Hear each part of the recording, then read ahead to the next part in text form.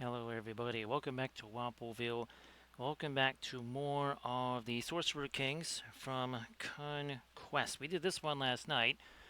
Very fiery, very toasty.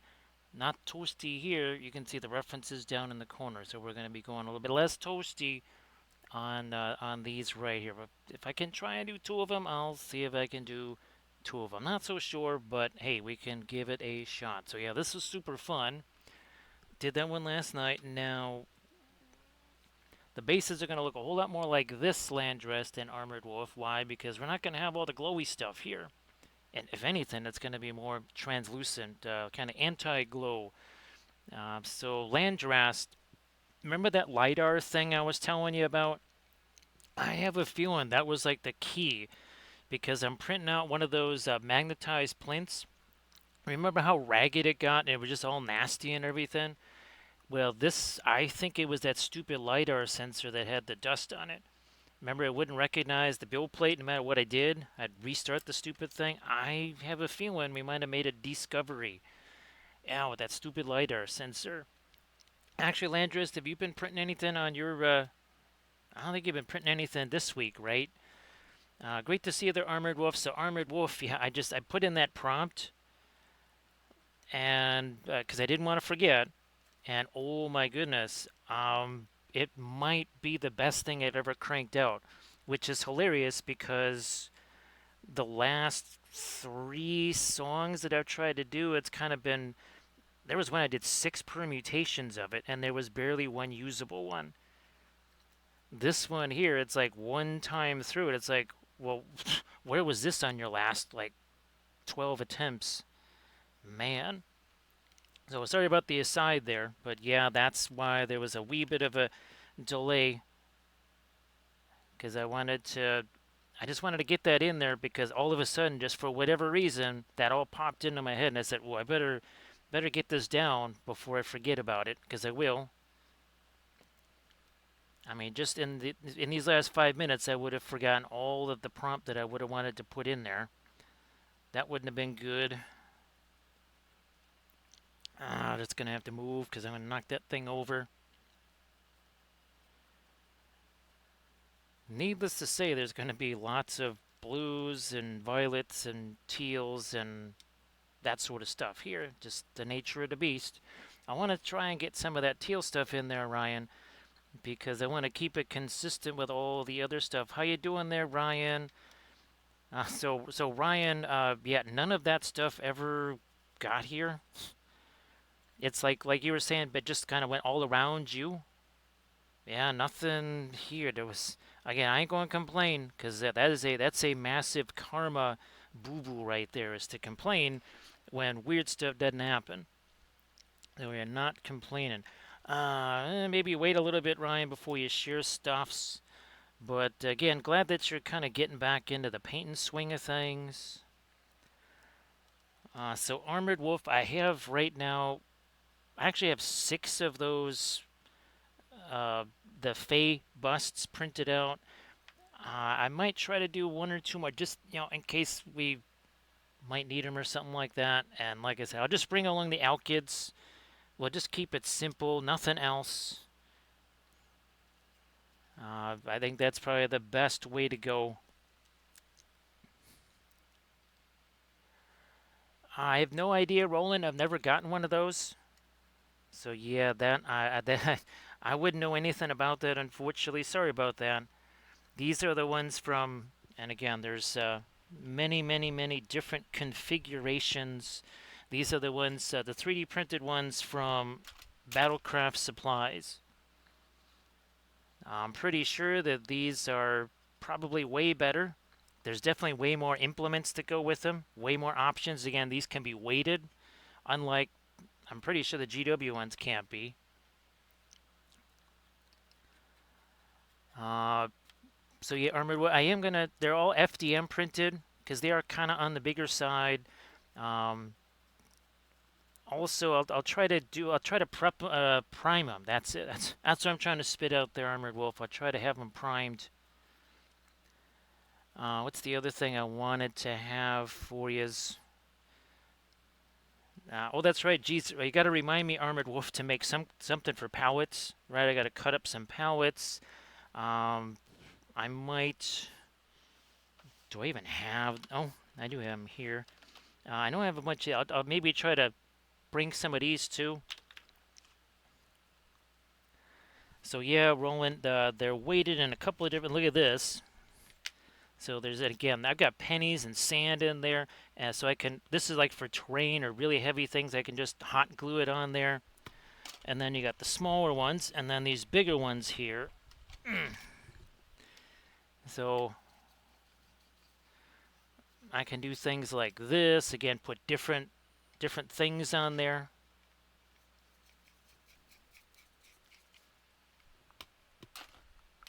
Because most of the time, Roland, they're just falling over, right? You're just literally they're getting knocked over, falling down. That's not terribly helpful, is it?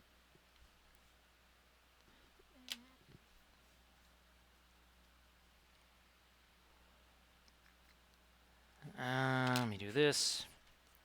I forgot all about this color. This is one of my favorites from the. Almost said Archvillain.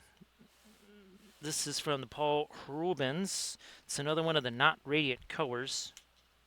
Yeah, I forgot all about this one here. Violet blue. That is a very nifty one. So Armored Wolf, I was figuring it would just be standard skin tones. I guess Armored Wolf, if it's just us at I almost said at the cabin because that's where Kathy's family is right now. They're at their cabin up north. Let me grab some of this, some of this. I'm gonna grab me some of this. Meckham, how you doing? Thank you so much, Meckham. So happy Saturday there, Meckham. Slash Sunday, because I know for some folks it's already Sunday.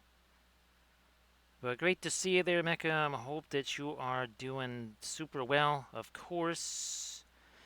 Meckham, well, if you got anything you've been painting there, Meckham, and you want to share, it, please go ahead.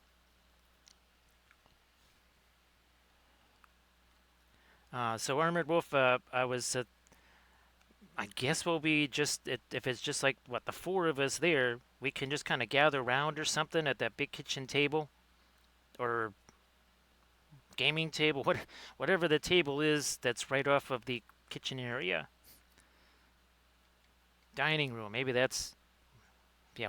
We don't have a dining room here, so that is not a room that I am familiar with.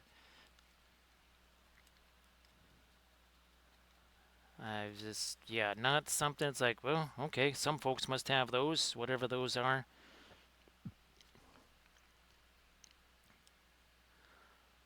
That sounds fantastic there, Meckham. Meckham, I hope that combo platter worked well because actually, Meckham, a bunch of my videos lately have been with various types of acrylic. I will also probably be filming some videos of me kind of doing some acrylic stuff over the top of the oils because, well, drying time. So I just figured, well, that would be. I know I've done them before, but it's been a while and long enough for people to forget. So I'm gonna be doing. It kind of fills a need. I got to get stuff done, but filming it also is helpful for folks. I think for sure.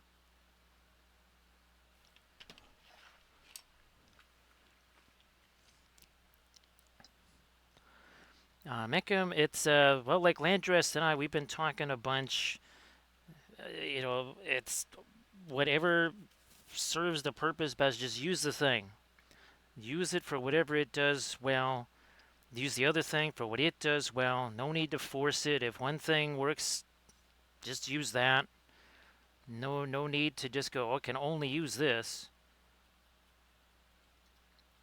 I mean, to me, even with this terrain stuff that I've been doing lately, the best solution has always been the combo of materials. I mean, hands down, like not even close. The combination of materials has been much better. than just kind of going, well, we can only use this one thing.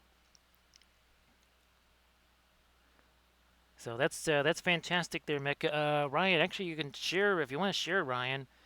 There's plenty of folks here in the chat, so you can share what you've been doing with the oils and such. Again, Ryan, glad that you've been kind of able now for to be able to do it enough to kind of feel back in the groove, or at least ish, getting in the groove. Maybe not 100%, but getting there. What? Oh, yeah, down here. So again, I'm hoping that I can do a couple of these. And now we might also do, these might also be part of that thing where I just kind of go, okay, they were done originally in oils. They are dry now. They have to go in the case to be taken somewhere like tomorrow or 2 days from or something. How's about we just do the rest with the acrylics?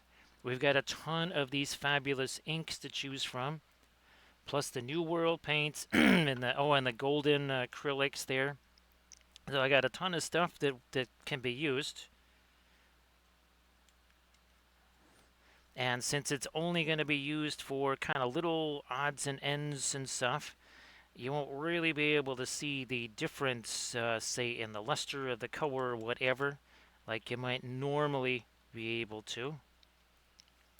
Everybody, check out that linky there that Ryan just shared.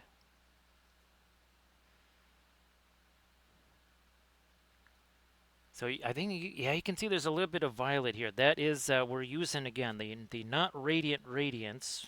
We've been using this right here, the pink purple. Also, this kind of a warm gray here. Been using that too, because reasons. Again, we're not going to be the glowy stuff here. Not doing the glowy stuff. We did that on our, what were those guys? Oh, Ifrits. Yes, these are the Djinn. Those are Ifrits. Uh, and of course, it's the agony of Defrits. There you go. So, there they are. Yeah, but that's very toasty compared to these already. Oh, and Mecca, here's the ones that I'm talking about. So, these right here, these would be for Gen Con. Still waiting on some of them to dry there, and they've been pinned weeks ago in some cases, which is crazy. So again, everybody check out that linky there that Ryan shared. Yeah, fine, whatever's. So Armored Wolf, I'm thinking that I can't remember if it's historicals or if it's scale model or if that's two separate ones or if that's kind of one thing.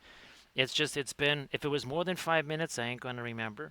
That's why I had to do that Dunlin song before I forgot all of the parameters that I wanted to throw in there. Darn good thing that I did, because man, it just, for whatever reason, it decided to go, oh, I'm actually going to give you something good this time, instead of a bunch of like, say what? That was not in my prompt. So is it probably Tuesday afternoon-ish or something like that when you're going to be coming through this way? Now, I wasn't sure if you needed to pass, well, uh, stop here for, shall we say, the pause that refreshes on your way down there. So just let me know. I'll try to be awake and aware on Tuesday if that is the case. It just occurred to me that, yeah, you might want to kind of take stock here. You could actually maybe grab some of the cases or something, or whatever's like the oil painting stuff, and take it down there, so it's just down there already. Hey, Solitaire, how you doing? So Solitaire, boy, you probably haven't seen this either, Meckham. Check this out.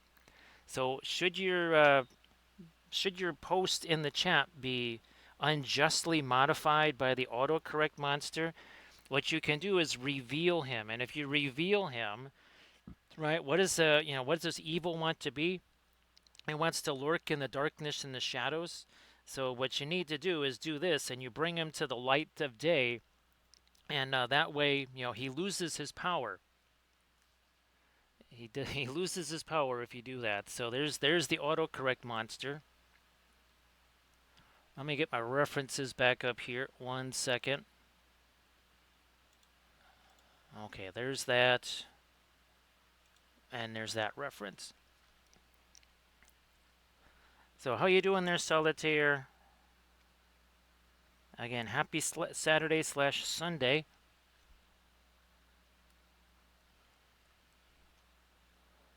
Let me get some of this latest stuffs on here.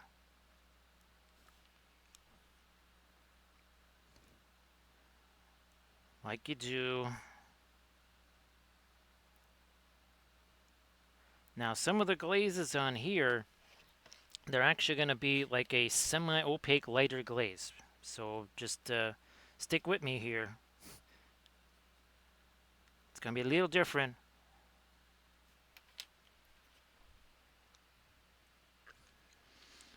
Well, Solitaire, hopefully we can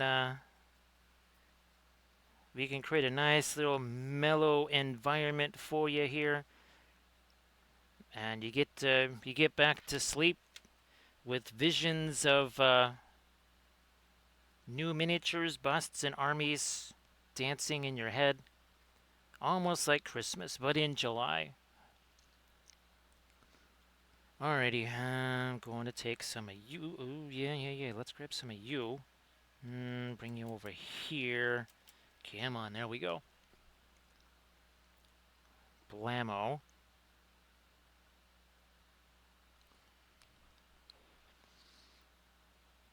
Now, yeah, Solitaire. It was toasty here for quite some time. It was on average probably between,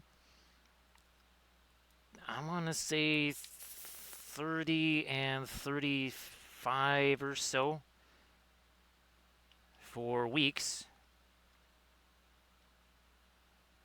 So hopefully that translates to like 90 to 96 in Celsius. I think it does, because I think if you're in the 40s, you're full on 100 degrees or so. At least I think so. Could be wrong. Don't quote me on that. Okay, so it's 28 degrees Celsius, so that's probably about 80 something degrees. Maybe about 86, 80, maybe about 87-ish. I think for weeks it almost never got below 80 degrees even at night. And that's gotta be somewhere in that 24-ish, 25-ish range.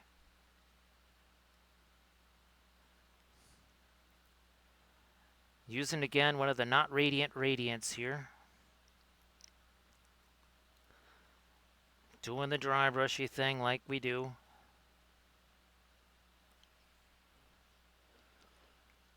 Hey Paint Hand, how you doing? Thanks for the raid. Paint Hand, why don't you share some stuffs in the chat?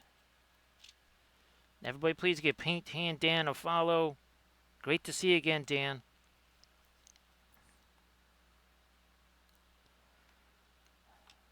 So yeah, Solitaire, that's kind of where that was like the low temperature at night here for quite some time.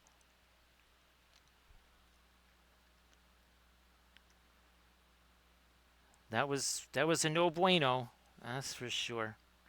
So Paint Hand, here we go. Here's our toasty little Ifrit right there.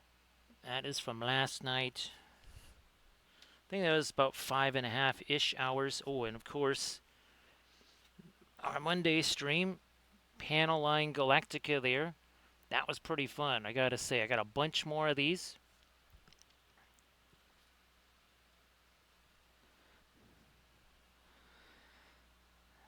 Well, Pain Hand, hopefully you can have a very productive lurk work session there. Yeah, a little bit of lurk work. Thanks, Armored Wolf, for posting the merch store link there.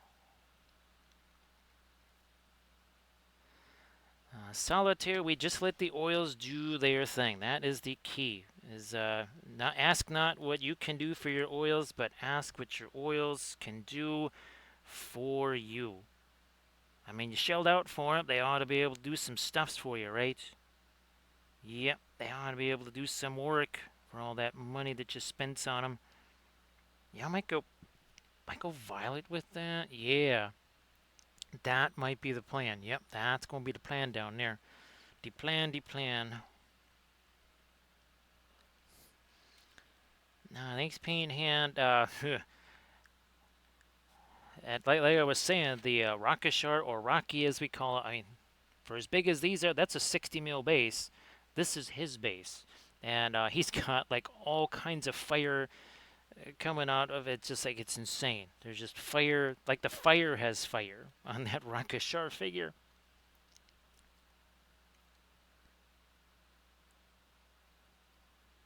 And of course, well,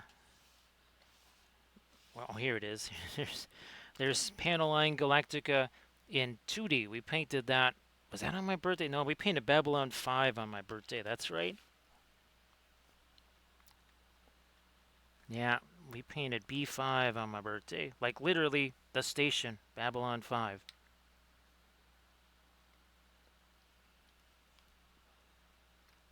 There was, well, paint hand. We were joking about that where the panel lines had panel lines. I mean, there was that many. There was that many panel lines. Yep, the panel lines also had panel lines. Let me get this going here. And then it was hilarious to do then the ship version of that. Now, where is our... Oh, there it is. There's B5. So there's the station. We did that one on my birthday, of course. We've been doing lots of spacescapes pretty much ever since Adepticon. And there are lots of spacescapes. Now, let's do this. Over here.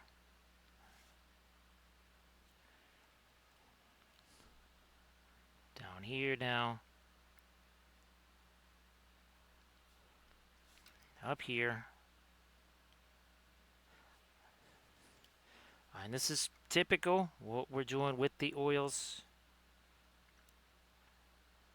A lot of it, the dry brushy stuff, then the glazy stuff.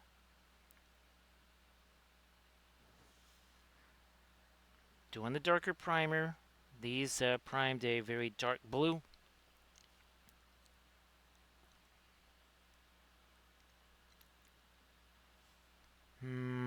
Yeah. Let's do that.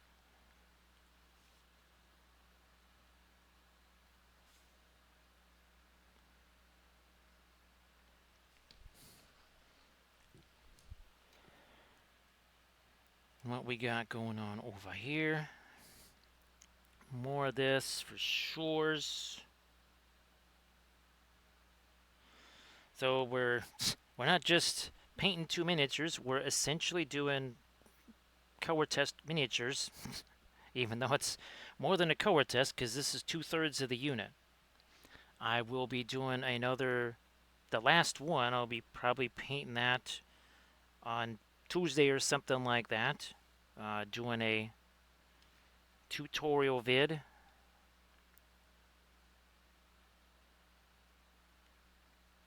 Let me work on a bit more of this up here. Oh, we've got 24 minutes in. Well, remember, we got 2 of these things. Plus the the base slash movement tray, whatever things there too.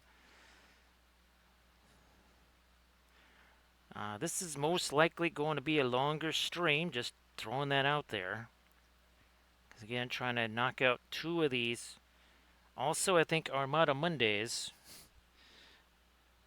I'm probably going to do the other Ifrit because I want to have that unit done. So I think Monday, because I will miss the Friday, Saturday streams this coming week, so I won't have a chance to do those. So yeah, Armada Monday is going to be a little bit different than it has been, even though I have a ton of BSG ships printed out. I mean, like a ton. I think I got something like 8 of them printed out or whatever.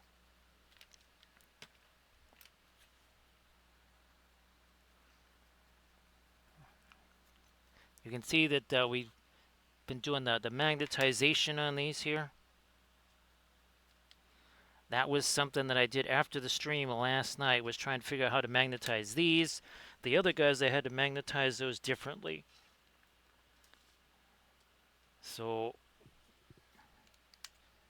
we did this here because these bases are so shallow. I mean, they're really, really, really shallow. So now we've got, again, we got our magnets there, and then we have our magnet here to keep it in the case.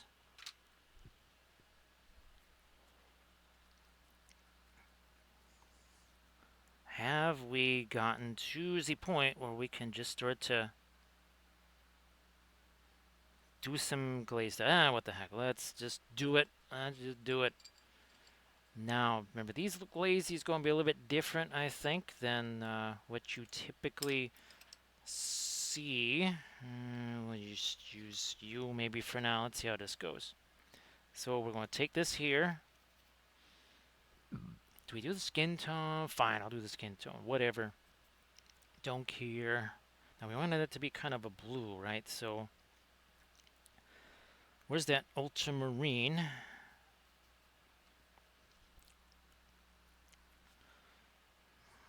More ultramarine. Oh, it would have been nifty to do cobalt blue. Minor detail, though, the cobalt blue would probably take a little bit of time there for that to dry. So, I mean, I might be tempted to throw a little bit out there, like as a decor glaze or something like that afterwards.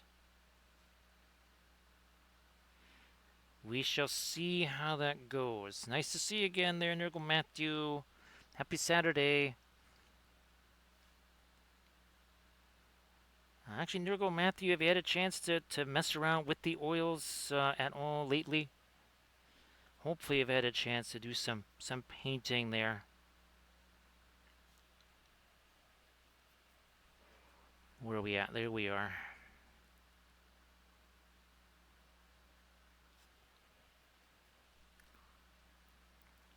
Hand. So some of the ultramarine and some of that violet blue or blue violet, whatever the heck it's called. Don't know. Doesn't matter.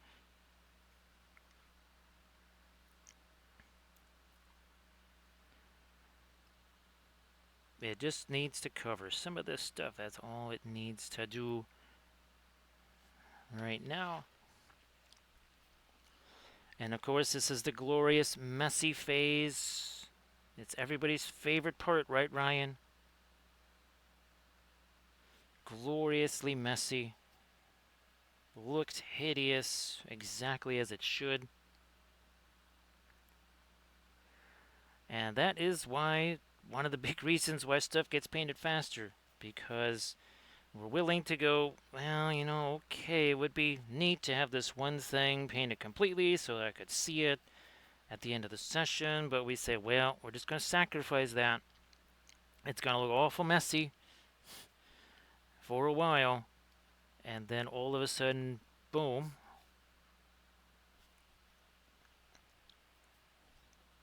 Where are we at here?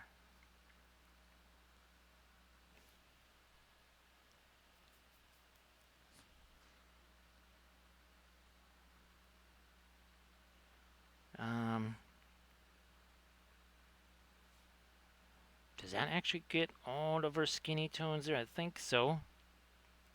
Now those, no, no, no, no, all over here. Gonna get this.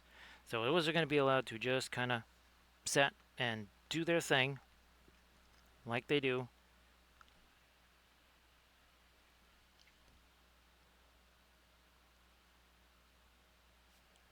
Oh, oh no, no problem there, Ryan.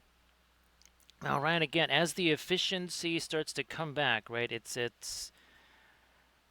I really do hope that with the return of the efficiency and everything, it kind of builds right on itself to a little crescendo of painting.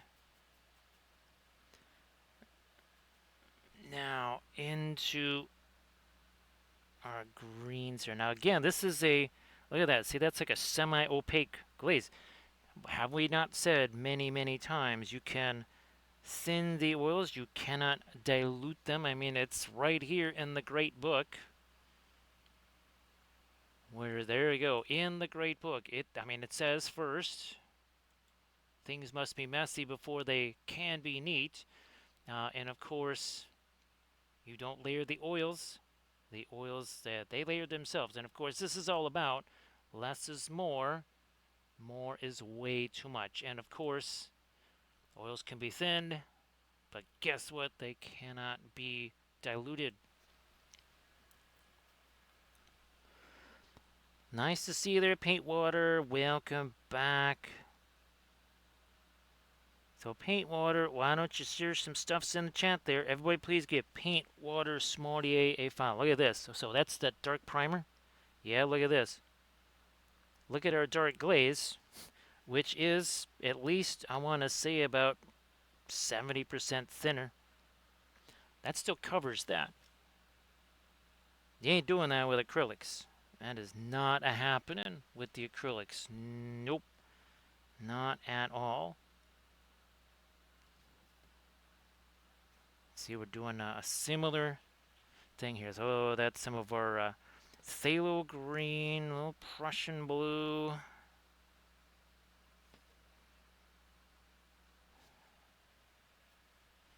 And some of our not radiant green.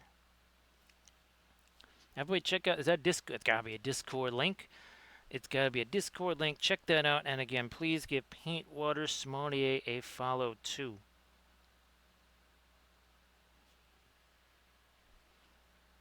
So happy Sunday there, Paintwater.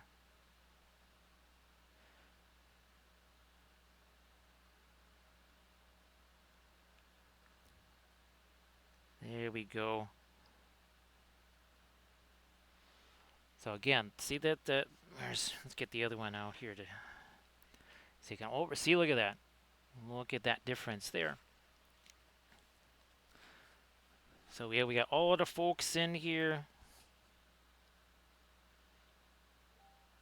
All the folks.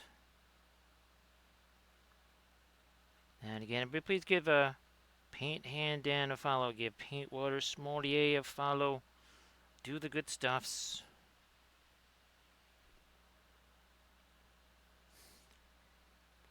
There's some of it down here. Yep. Almost forgot about you.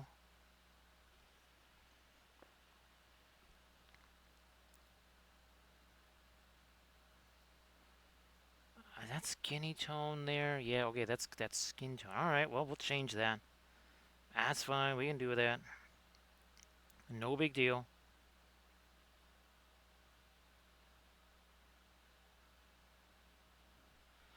Again, gotta be willing to put up with the messy phase. Thank you so much. Appreciate that theme. So, Theme Cheese, I hope that you're having yourself a lot of fun. Here's what we were painting last night. Speaking of Sorcerer Kings. So, we did this Ifrit last night. Again, it was about a 5.5-ish hour stream or so. And I think we're going to be painting up another one of those. So, like I said, Monday, I do believe we're going to be painting up another one of our Ifrits. So, a little pause in Armada Mondays.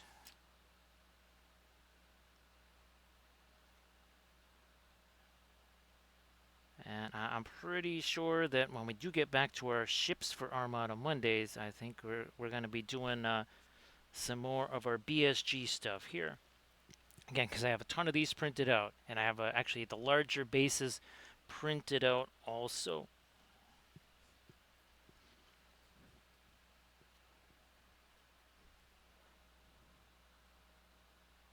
Ah, yep, up here too. Let's get this. Whoops, not over there. Not where that's supposed to go. All right, let me get a little bit more of the Prussian blue, a little bit more of the phthalo green. Then some of our, oh yeah, look at that. So it is a, yes, it is a darker glaze. However, it is also opaque because it's got that little bit of the not radiant green.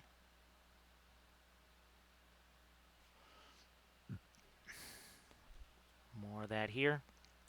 Let me see. So 36 minutes ago, both of these were devoid of all things called paint. They just had primer on them.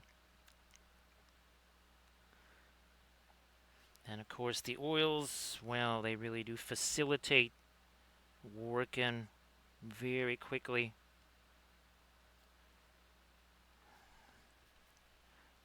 Get some of you back here.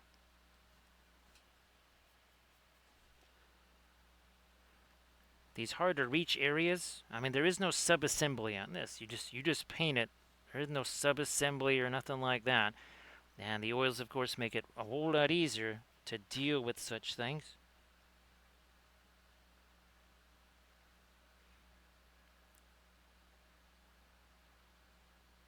I think we've got you pretty well set for what is supposed to be our teal here, I guess. Mostly, kind of, sorta. Where's my Prussian blue? Some of that phthalo green.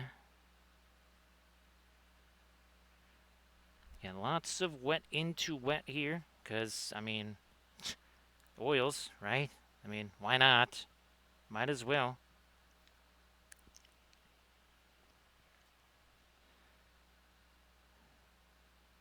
If we're going to be using them, let's really use them. So that is our, you know, I'm going to do that over here. And you'll see, well, a lot of folks, well, how do I know when the paint is set where I can kind of go back in there and play around with it some more? That's when it's less shiny. It won't be dry, but it will be, like even here. See, I can go back in here and do more stuff in there because paint's already less shiny there. Now we are working with the alkyds, of course, which means we're going to reach that point sooner than you might otherwise.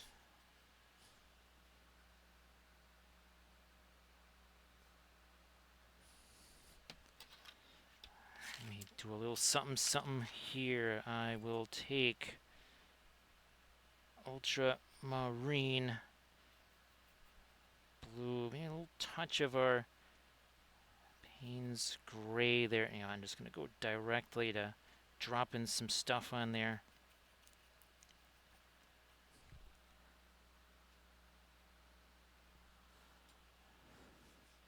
So again, we're trying to match our Rakashar base here.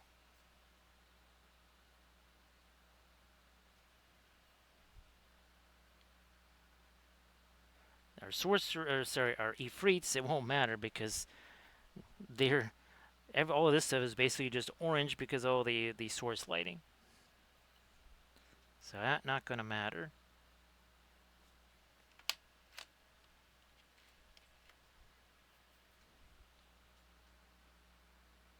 Doing the same here.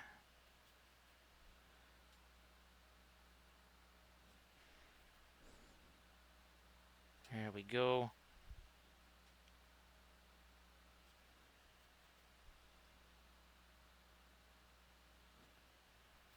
Almost there? Yeah. Okay, we'll do this.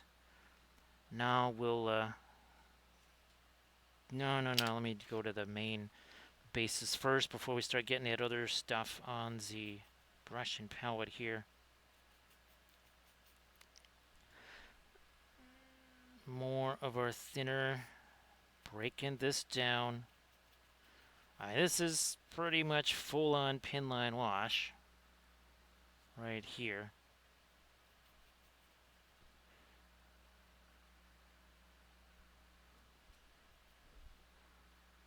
Get that down in there.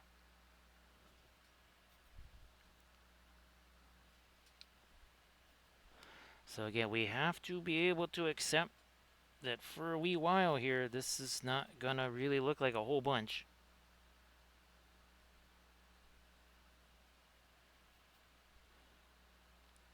Once those lighter midtones start hitting it, that already begins to change, and then especially when our much later colors hit, then it's boom. It's like all of a sudden, whoa, what happened?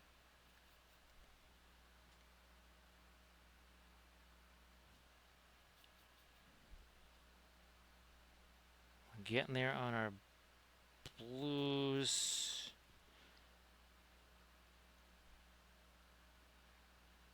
Is there some down? Yeah, there is some down here.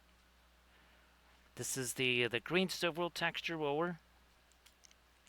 The Rankashar base, that was episode 1 of that series. I think I've already done 3 episodes on that. I'll probably be filming episode 4 this week.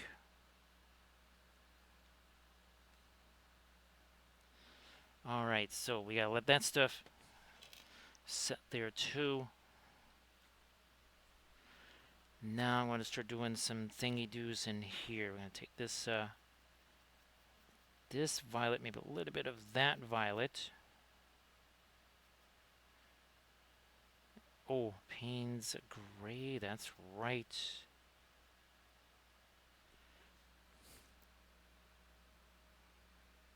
And again, this is a basically an opaque glaze. It's actually making it lighter. Yes, sir. Our darker glaze is not to make the shadow areas darker, but to actually turn it around and make them lighter.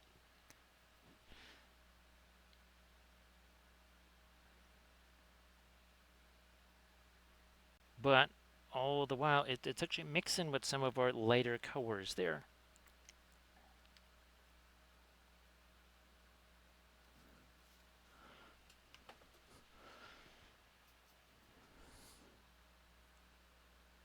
Now that's going to be dark because there's nothing there. It's like one of those chocolate Easter bunnies. It's hollow on the inside, and there's just a big old hole there for whatever reason. Not sure why they did that. They just did. Same thing there again. There's a hole there, so that's going to be darker.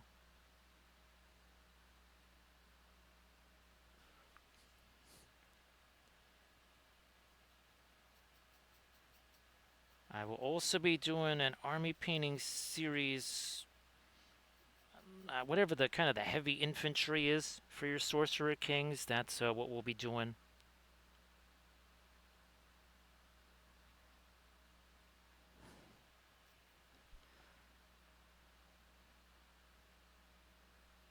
I think on Wednesday, going to try and film the last episode of the Trench Crusade army painting series.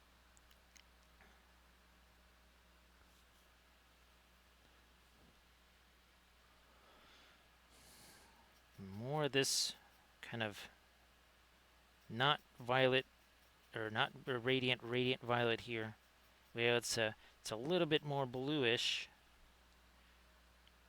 and a little bit darker than the regular Gamlin radiant violet. So Landris, you'll have to let me know when you first use the Perline Crimson there. The fabulous Perline Crimson.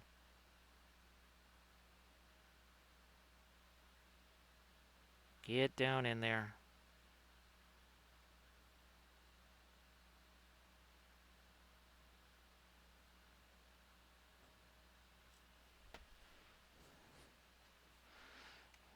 So you see the difference again, all that really dark stuff there, but here the so-called darks, not quite so dark.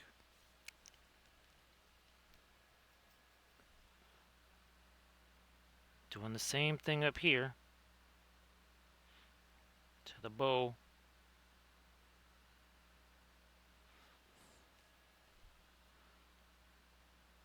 Eventually, that's going to be a whole lot later, which is why I'm kind of bringing the darks up a little bit later to essentially like a mid-tone, maybe a darker middle tone, I guess. Thank you so much, Tara. Appreciate that. Everybody, please give Tara from Terra a follow. So, Tara, if you want to share anything in the chat, I know you just finished your stream, but if you'd like to share stuff, Discord, Insta, whatever, please go ahead and do that. Thank you so much for that raid. That is appreciated. So we are painting up a couple of Sorcerer Kings Djinn. We painted an Ifrit last night on stream. So we did this one again. It was about a 5.5 hour-ish stream. We're doing this all with the oil paints. So you can kind of see here. These are in the opening phase. We've been doing this 45 minutes or so on these two figures. The bases that they're standing on are going to look a little bit more like this right here, with that kind of blue-ish type of thing going on. Hey there, Hoodie. Nice to see you. We've also been painting, well, some other things with some even crazier colors on them. These are from 3D printed from Archvillain. I believe they're called Zygomores. We just call them the Truffleites because, well, they're kind of like fungus people. So we've been painting up a bunch of those this Monday. A little bit of a different subject right here. So we call that Paneline Galactica there. So that was our Monday stream. And again, we are working with the oil paints here. Again, we're kind of in the opening phases of this. We're kind of getting rid of some of these super dark darks right here. That's basically just a primer that we're looking at. And then we're going to be swinging back around, adding some lights and such. So yeah, there was, what, 4 of those things? Yeah, there was 4 of them. It was very interesting. We got, here's another one right here. Let me move this over. This was actually the first one we did. That was the first one that we did. And again, we tried to vary the colors as much as possible. Now, typically, oh, and also too, well, we didn't get to do our Flat Thursdays this week, but I mean, here's some of this stuff that we have painted here on our Flat Thursday streams. Very recently was this right here, Paneline Galactica. So, oh, and of course, Space Sauron. There he is, always looking at you, even from space.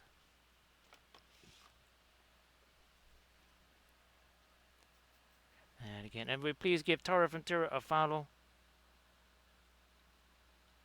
Appreciate the raid. So we did a whole series. Oh, where's our? Oh, here he is. So for the 4th of July.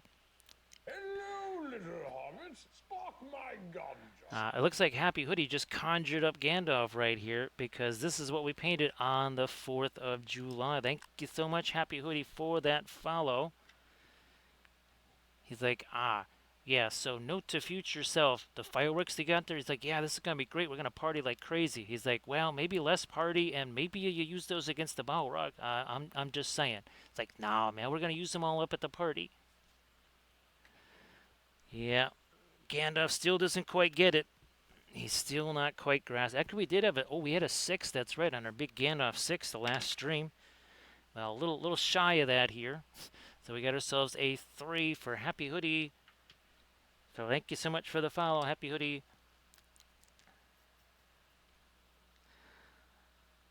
Yeah, that's so we've been trying to convince Gandalf that maybe fireworks are fun. Yep, they're great at parties and all that kind of stuff. But when there's 10,000 orcs coming after you, maybe just chuck a couple of those fireworks in amongst them there and see what happens. See how much they like that. I mean, they are literally, they are projected. They are missiles. And not once did it occur to anybody. It's like, you know what? What if we, instead of pointing these at like other hobbits, what if we pointed them at the orcs? It's a novel concept, I know. What was oh yeah, like to have the eagles take the ring to Mordor. It's like, well, how about you use the fireworks? I mean, maybe you just take the fireworks to Mordor. I'm just saying. Maybe make things go boom over there. I think we've got, yeah, okay, that's our lighter. Oh, wait. Almost forgot the bow here. Holy smokes. All right. So that's some of our lighter opaque violet. Some of the pain's great. It's going to go in here. That is going to go in there. Now look at this. See how that's not so shiny anymore? That's what we're talking about, where you say, okay, how do I know whether this is set or whether it's just too wet to be fooling around with? That's when you know. See, it's all shiny there, not shiny here. That means we can, if we want to, get in there, work with that, if we want to. Nice to see you there, Camda. So Camda, I actually still got more pictures to get you of the wooden cases and of the other of the stackable cases. So actually, Camda, those really weren't the ones I was talking about on stream. That those larger transparent stackable cases, believe it or not, those aren't the actual ones. Camda, if you want to share some of your oil painted stuff in the chat, please go ahead and do that. As I see, that is also some skinny tone there. I'm gonna get some skinny tone on that. Oh, this too. That too. Okay. I mean, no great shakes, no big deal there. Now we gotta start thinking about this stove over here. That's actually gonna be more of a gold, whatever. That probably is going to be something like our Indian yellow Van Dyke brown mix with a little bit of our violet. There's a nice little amber. Nice amber color right there. It's got a little bit of translucency to it.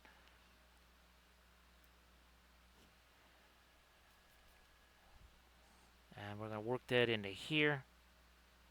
If I had tried doing this a few seconds ago, that wouldn't have gone so well. But it's okay now. And if it gets tinted a little bit towards the green by all of this seafoam stuff, whatever. I mean, it's got to have a greenish tint anyways. So not a problem.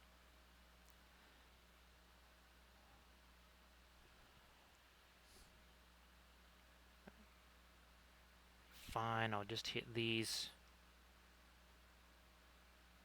like this. Also, yeah, this thing here. Let me just whack that. Be done with it. Oh yeah, these things here too. Just get something darker on those. Whatever. Not a big deal right now.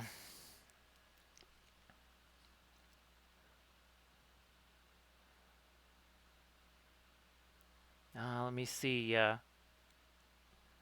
So again, should anything that you type in the chat go awry or be modified unjustly by the terrifying creature known as the autocorrect monster, you can reveal him. Because again, evil lurks in darkness and shadows. If you bring him to the light, then of course, well, he loses his power, does he not? So yes, do your part. Do your part. Expose the autocorrect monster and all of his evil ways.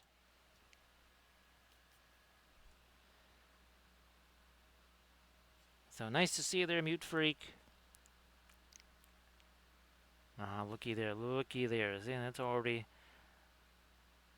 starts to change some of this here. Again, that's our kind of an amber color that we made.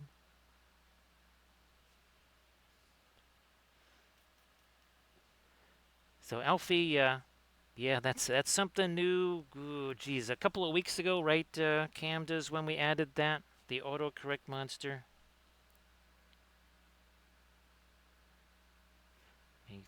Get some dark in there. Over here.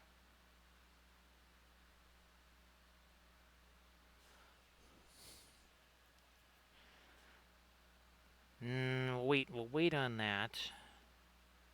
Man, we got these to do anyways.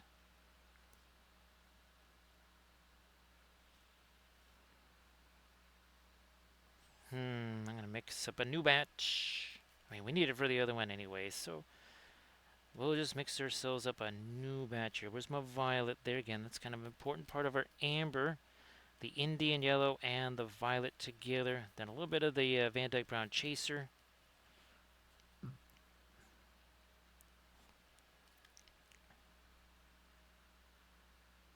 Start getting to these. Oh, so it's not quite been 1 hour yet. So we've been working on these for 56 minutes. That's it. And these are not small figures. These are 60 mil bases.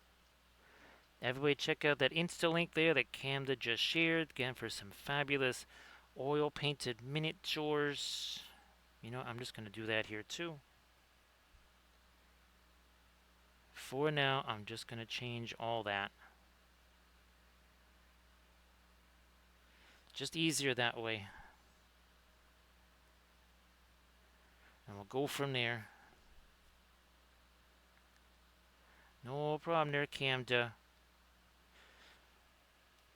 So again, it would have been a little bit earlier, maybe about 10 minutes earlier, but I all of a sudden, just out of nowhere, a prompt for my Dunlin theme song popped into my head. I'm like, I gotta get this into Skynet before I forget.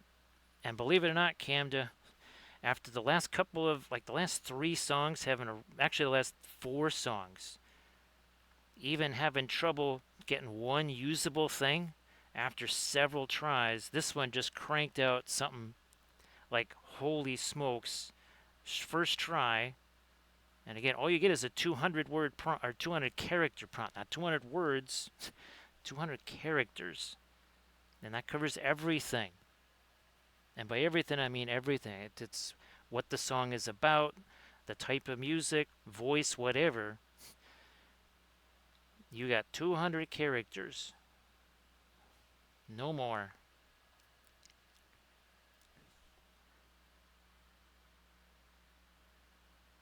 Now this here is a little bit less glazy. And fine, I'm actually gonna. Ooh, okay. I forgot. I just added some coal black to that Camda, and well, it did what coal black does. Yes, indeed.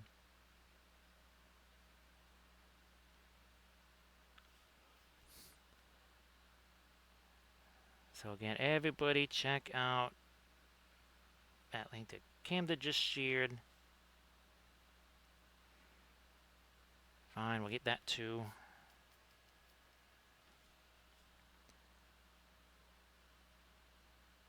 I mean, none of this has to be exact because we got all of the lighter cloth that we're going to be painting anyways. And again, I'm working on not one but two of these simultaneously.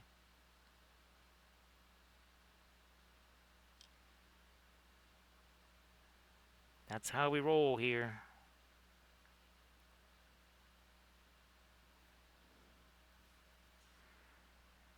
Might as well just whack that too.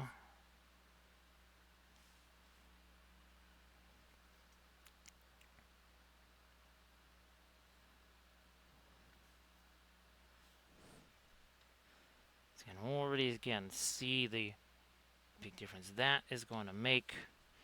Then we can start to, after we get through with this stage, then we can start thinking about some of the other stuff that we would want to throw in there. Some mid-tones, maybe some lighter mid-tones at that.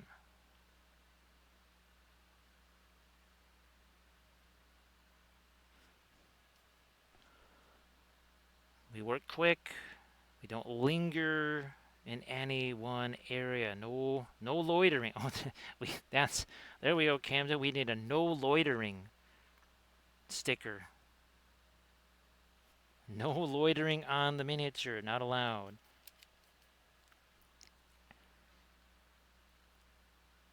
Loitering, loitering is strictly illegal in Wampleville, right, Camden?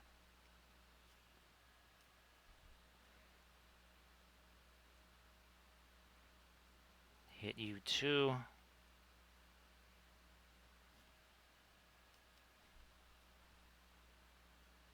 Just that whole thing. Whatever. Don't care. I have no idea why that popped up, and I guess it's the night for things just popping up into my head, right, Camda? Again, first it was, believe I was not thinking about the Dunlin Pro. The only reason I even thought about it is because one of my other songs was kind of bouncing around in my head, and I just wanted to have a different song in my head. And I went, wait a minute, I never did my Dunland song.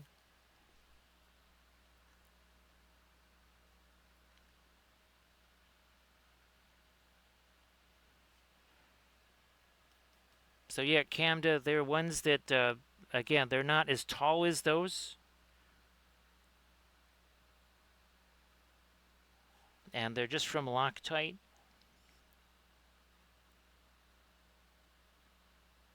Those other ones there, those are the ones that well, the shoebox ones, right? That's the ones that I think you had, right, Camda?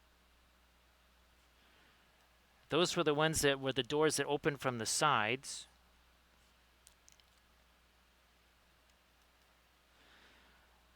Camda definitely really not much in the way of sleep because, well, yeah, now Prime days are over, but I did want to take advantage of the last bit of Prime Day where the black matte filament was still at $42 instead of 49. But yeah, sadly, no such thing. Hashtag no sleep in Wampleville, right, Armored Wolf?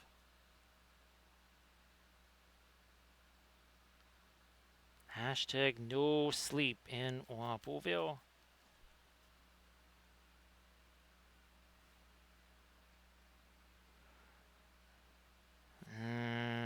More of that Indian yellow, maybe.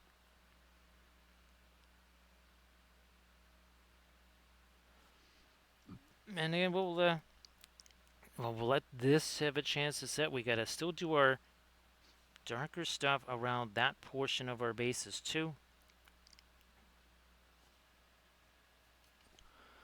And you have to allow for a certain amount of time where things may not look super glorious.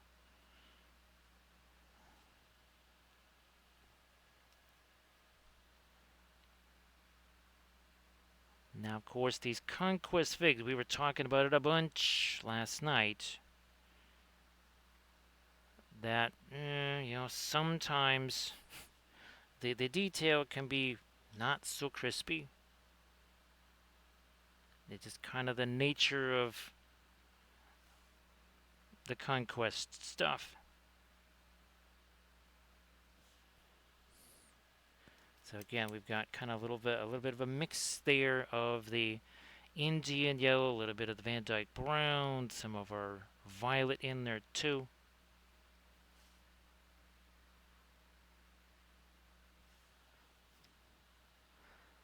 Oh, I like that one, Armored Wolf. I like that one. No complaining. No complaining, just doing. No sense barking about stuff. When if you just start doing some things, you'll already be changing the scales in your favor just by doing that. Hey there, AD. Everybody, please give AD Creations a follow. So AD, I'm sure it's still quite the project, but hopefully the project goes well. I'm pretty sure you won't be streaming tomorrow, right, AD? But everybody, please give AD of course, AD, if you want to post some stuff in the chat, please go ahead. Nice to see you there, Valfera. Valfera, it was. I have to say, it was kind of a productive Saturday. Oh, now Valfera, um, I wasn't able to find just like straight up like the cherry stuff in the cans, like I was able to find the peach stuff. I'll send you what I've got. I'm actually even going to put a little bit of the cherry pie filling in there. I know that Kathy's sister said don't put that in there, but it's all about creation, so I'm going to be doing that.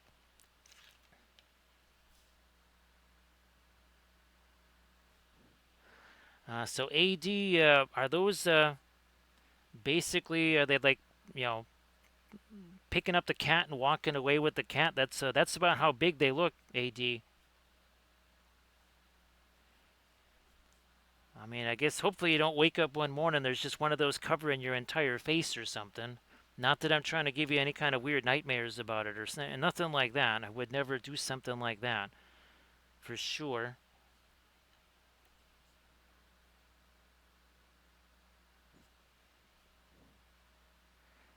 Well, I already have the red velvet cake mix, right? We know that, Valfair. We already got that. I'm just going to give a try with what I've got, and we'll see how that works.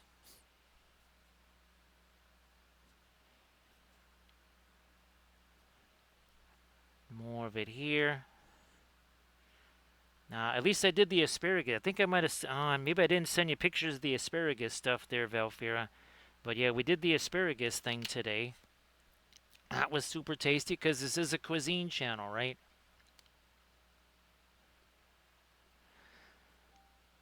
So AD's got all kinds of insects going on. She has the spiders, and then also says that streaming in the near future is not really a possibility. It might still be a moth.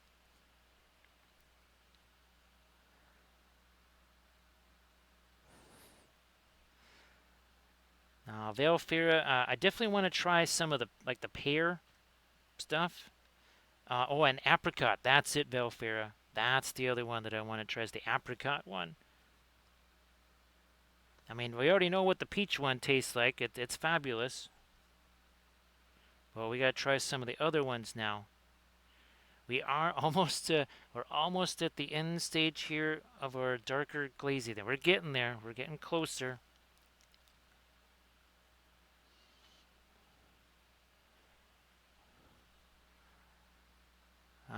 It's weird, AD, that you would have them there, but did you have those at the other place?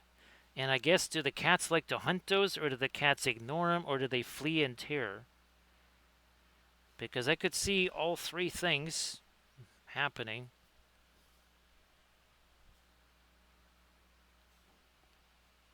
I could see all that stuff happening with them.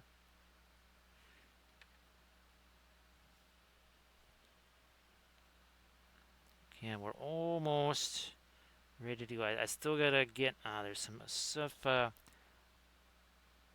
might go back to my amber mix, I think, and a couple of things here. That sounds fantastic, Velfira. Actually, Velfira, hopefully things haven't been too mischievous on the weather side of things.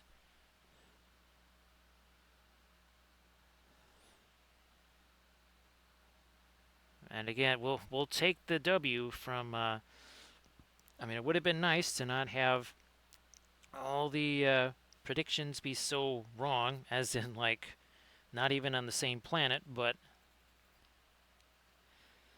taking the W there. Now, I'll utilize this. Let me see if I can here. So some of our Indian yellow, some of the violet. Nope, that is too much of a glazy thing right there. We don't need that much of a glazy thing. Where are we at here? These crazy things up here.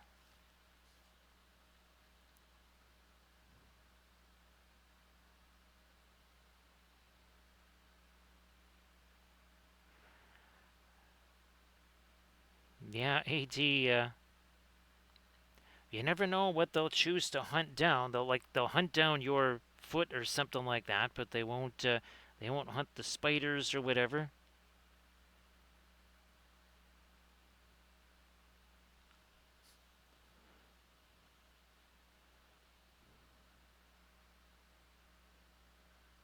And of course, Valfira is also hoping that there's been no gravitational challenges and no more automotive challenges either.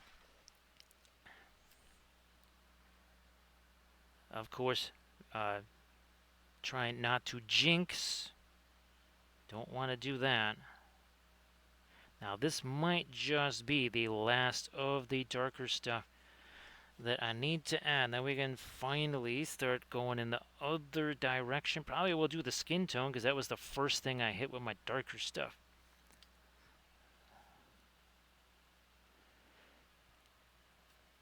So Velfira, I don't know if I'll go with the cinnamon. I'll probably still stick with the nutmeg as the dry spice that goes in there. I know that cardamom was suggested last night. And actually, Kathy's sisters also suggested cardamom for some of these too.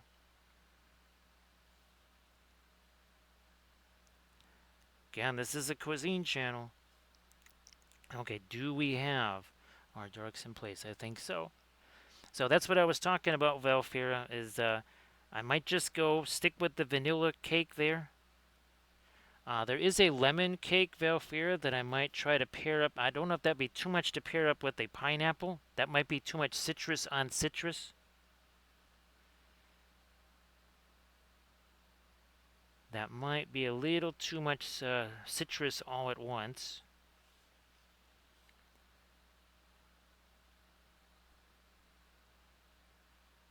I was thinking of definitely going with a cinnamon with the pear. There's just gonna be straight up pear type of cake thing there. All right, now this I'm gonna change that around. Okay, so we're gonna change this because where you hiding?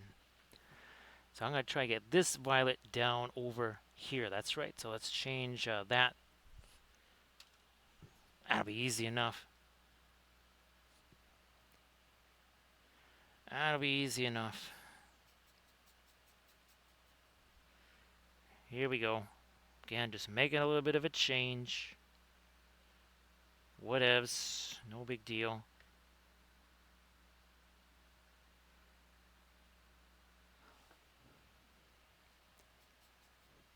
So again, if you are unjustly wronged by the autocorrect monster, before you were absolutely defenseless against him. He held sway. It was like a reign of terror, right, Velfera?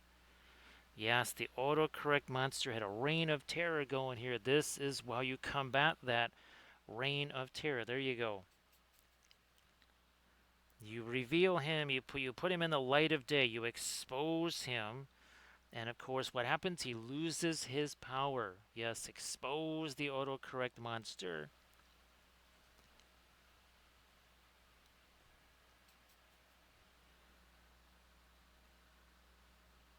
Sorry, I didn't get a chance, Camda, to put the oh gosh, the that new linseed pyramid graphic. There's a little bit too much going. Again, I was trying to magnetize all these things, so here you can see what we did with this one here. So this magnetizes it to the carrying tray, and then inside we've got these magnets. So yeah, we've that was something I spent probably a good 2 hours trying to magnetize all these things. Uh, it normally is a much quicker process, except these conquest things, these bases are so shallow. Everything is super shallow, so it makes it very, very difficult to try and do anything with those.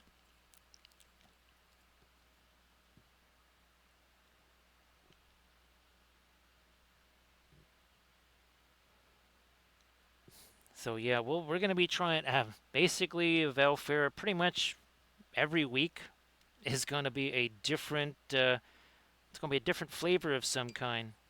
Flavor of the week there, Valfera. Nope, nope, nope. This way. Start breaking this down again. We're gonna get into our skin tones, I think, here, because again, that was the first thing that we kind of darkened down. So now we're gonna go a little bit in the opposite direction here. Let's see what we got here.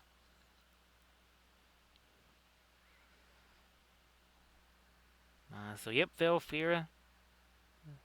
They're just plastic miniatures, and these are hollow.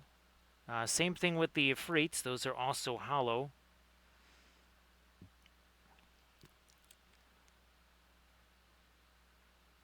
And of course, those magnets are huge, right? Because remember, that's a 60 millimeter base, and it's the same magnet sheets that we used for our ships there. Yeah, Velfira. Ironically enough, I think I saw like a caramel cake mix there at the store. Also, too, Valfira, there's nothing that says you couldn't put like a little bit of the like confectioner's caramel or something like that on there too. Maybe even after the fact a little bit.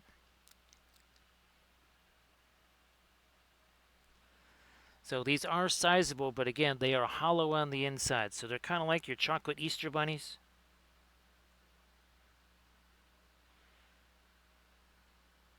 Let's put it this way: there's probably just as much weight in the base itself as there is in the figure.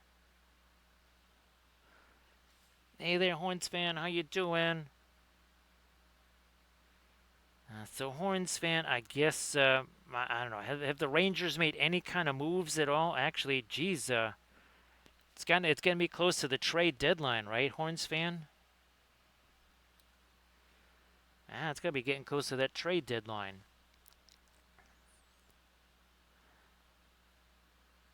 So Velfira, instead of like, well, in addition to all the butter and stuff, those cubes of butter that it calls for, yeah, you chuck in some cubes of was that Werther's caramel or something like that? I don't know.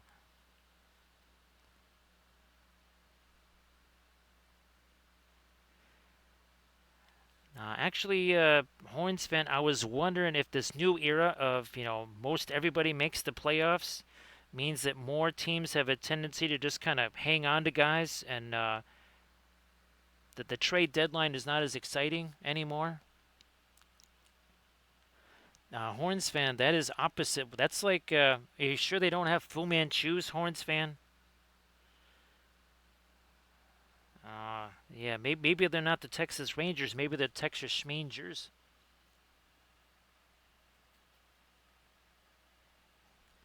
Because that has been the case, well, never, right, Horns fan? But of course, Horns fan, we're all just trying to get through this time of great darkness until September, of course. And then the light of college football shines and illuminates the world.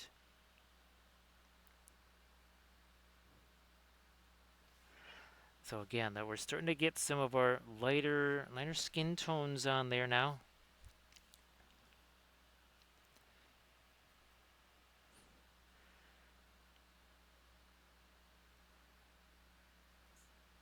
So yeah, Vilfira, it's there's obviously way more cake types than there are just fruit types to use. So I thought by changing up those combos, right? Trying, this fruit with this flavor cake should yield very different results, right? Yeah, unfortunately, Horns fan, this weekend's results have gone as bad as they possibly could for the doggies because they lost to a team that was above them on the ladder. All the teams below them won, so I'm not even sure they're still in the top eight. They may not even be in the top eight anymore. And of course, they were playing in Marvel Stadium. Like, that's literally their favorite place to play. And while they kept it close enough to not be a percentage busting loss, it was a loss nevertheless, which means they are probably not in the 8 anymore. Because breakup Gold Coast, they actually beat Geelong, which I wasn't expecting that, so I figured that was going to at least keep the doggies in the top 8 just by the virtue of a Gold Coast loss. That was not meant to be, though.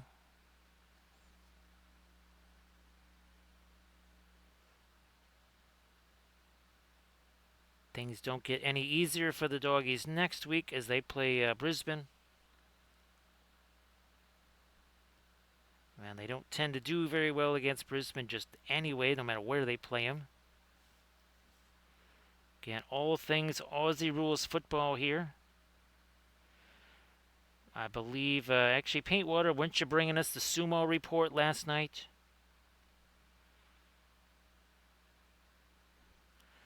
Again, we cover all sports here on the Wampelville Sports Network, where we report the news before it is news.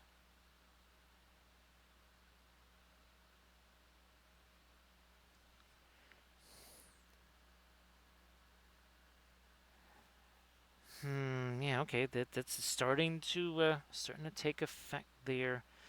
Now we gotta get away from that. Now we gotta start going to our teal here. Gotta start going to that. And we are not just matching Rankashar, but we're gonna try to match again the teal that we have on this Ifrit that we painted last night. Ah, Velfir, that is, I think I first heard about that when I was a teenager. That was something that I always wanted to do.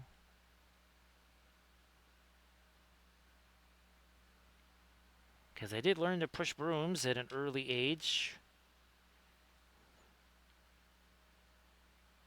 Now here again, this is where we're going to use the oils as we should, right? Just going to chuck that paint on there and start pushing it around.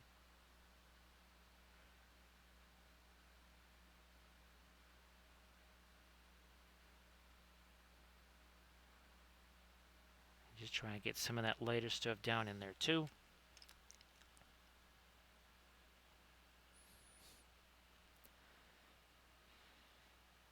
Yep, Velfair, since these need to be dry, well, in a matter of days, it is 100% alkyds.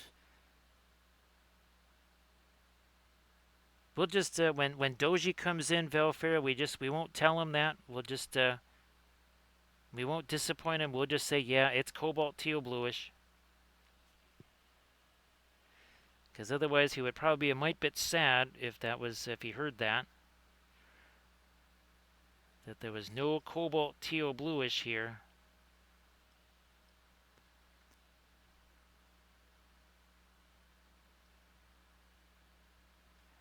See if I can get that right over there.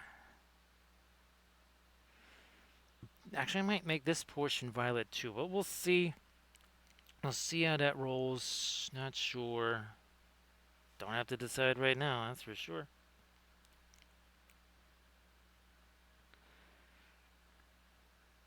Again, just letting that doing some of the mixing there, doing whatever.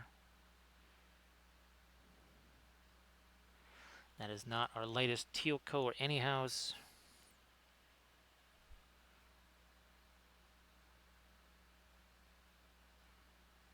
That needs to be a little lighter, I think, with our teal.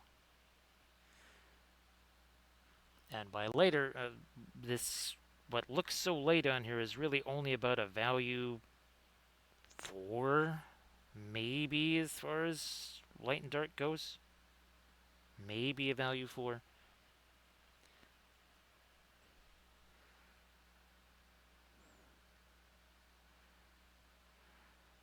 Horns fan. Lots of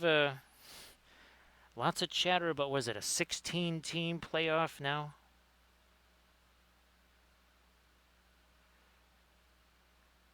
And of course, lots of arguments over how to divvy that up.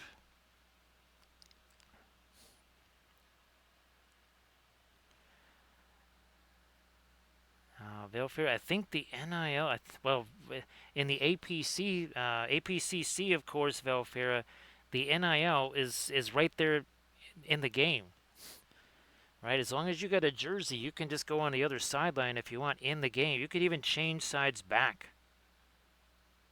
So you might be playing the first quarter on one team, then maybe by the third quarter you're playing for the other team, and maybe the fourth quarter you switch back again. It's just as fast as you can change that jersey and that helmet. So yeah, you can already see the difference there again. That somewhat lighter green is going to make.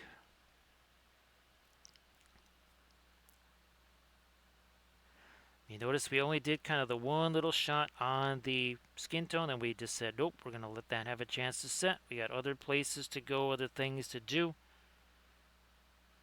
We're going to do the same thing here. We're going to do this, then we move on. We're probably going to fool around with some stuffs down there. Still going to let the gold-ish stuff also have a chance to set for a little bit, because that was the last thing we did as far as all of our glazy stuff goes.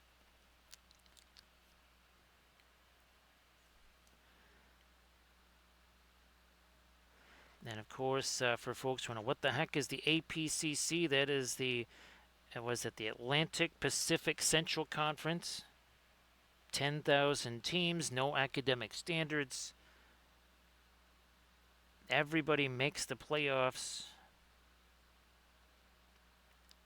And the portal is always open. Like we were just saying, if you got a jersey and a helmet, you want to switch teams during the game, go on it. You can switch during a play. That just adds a little extra flavor, right, Horns fan? If you can switch during the play.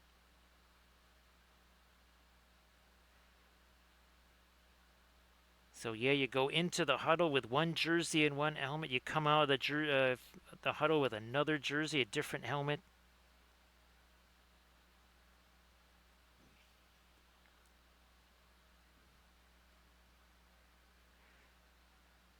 I mean, what's the big deal? They all communicate with the quarterback via a microphone, anyways, in his helmet. So it's not like they're giving away signals like the old days.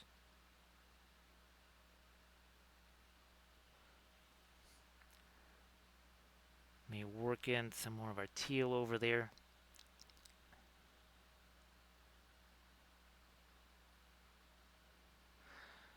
Valfear, I do believe that's how they work with it in the next division down, right? It's a 16-team playoff. It always has been.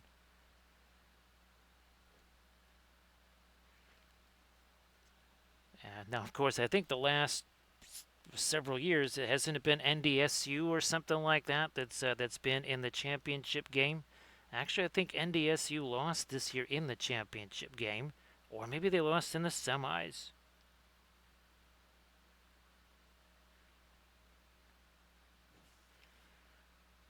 That would be North Dakota State University for folks that are like, what the heck is that?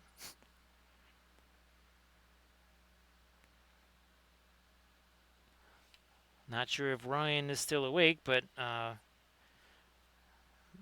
don't really know. I got to find out what the prospects for Iowa State are.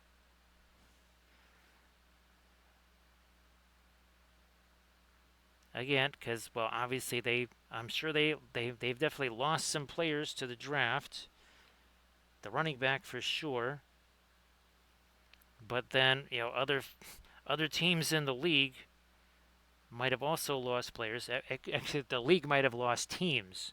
Yeah, so Valfair, it's a little bit different now in college football. It's not just losing players; you can lose teams. Just ask the Big Three. Actually, are there still three teams in the Big Ten, or no, the Pac-12, or is it the Pac-10? I think it's the Pac 1.5 now. I think actually. I don't even know if they may not even have one team left. It's just like an imaginary conference where nobody plays. All right, so we've done that. Now let's start to think about some lighter things in here. Let's see what happens with some of this. Where's my Payne's Gray? Not a full-on pinline wash by any stretch of the imagination, but we're going to start maybe doing some lighter stuff here, like you do. Using our little crafty brush here, just something soft. Sort of a dry brush, really more of a feathered type of a brush stroke.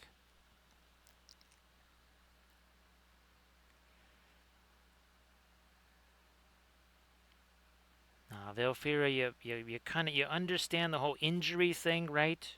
You know, before you get injured, you might as well just leave and get the money. However, the folks that tend to stay longer, they're more developed, right, Velfira, and they're better adapted for being in the league if they've actually been around for a while.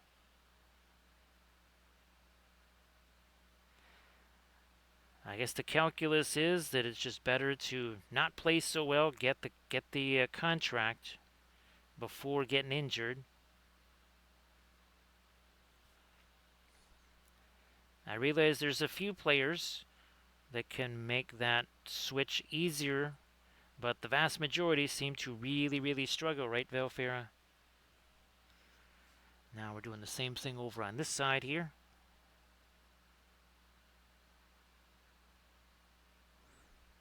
Again, this is not white. This is still value 3-ish. I don't even think it's a value 2 yet. I think it's still just a value 3.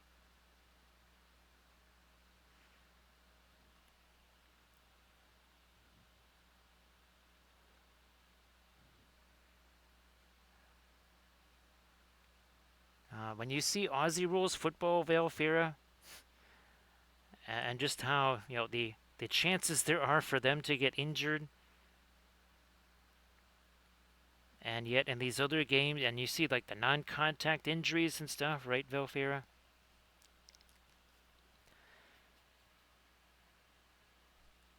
Camden, they usually are, because, well, you also have to consider that you sometimes have somebody who's like a very high level draft prospect who's going up against somebody who's a fourth string walk on or something like that. So there are times where someone looks really, really, really, really good and they rack up all kinds of numbers until they go up against good competition.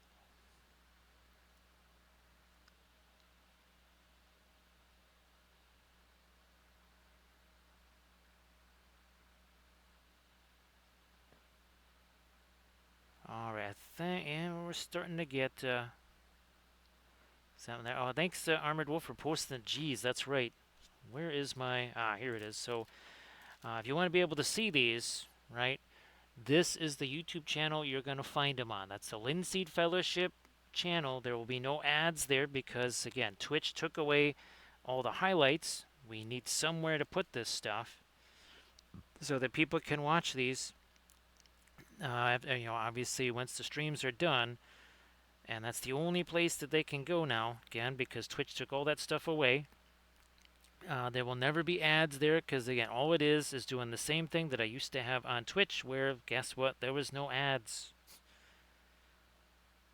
There was no ads to watch the highlights, so there will be no ads to watch the highlights on that YouTube channel.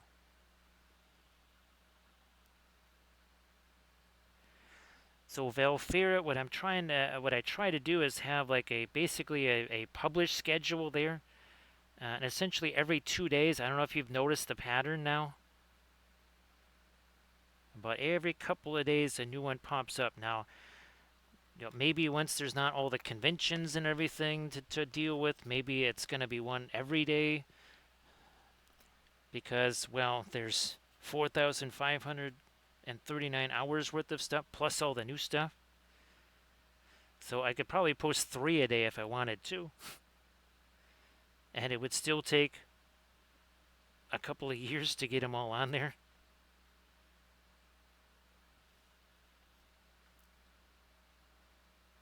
And I try to kind of go back and forth with newer ones and older ones. Some of them will be on the other YouTube channel as well.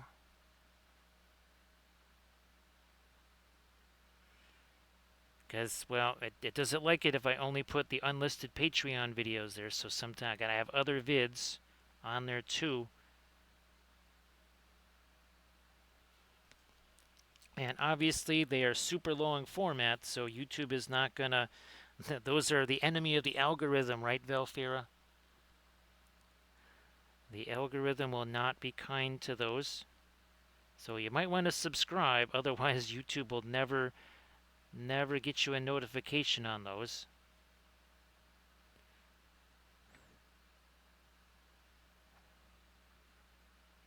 Come on.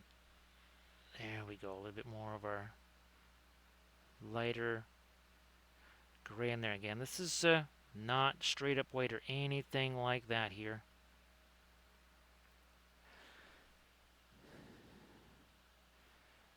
Now, Camda, I think part of it is, of course, you don't have people that are 6'9", 325, bench press 700 pounds and run, a 440 or something like that. So the collisions just aren't the same.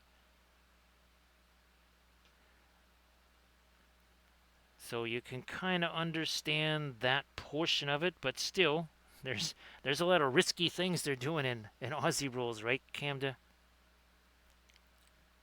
Some of those marking contests look downright dangerous.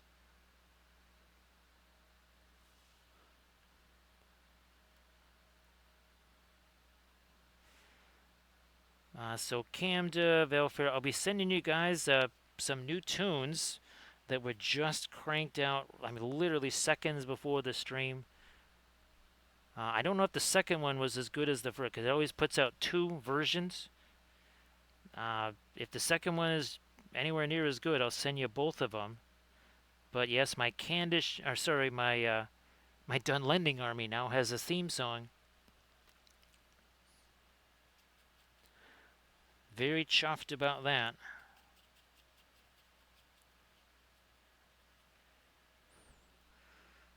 Come on, give me a little more again. Then eventually we will again get some almost white into this.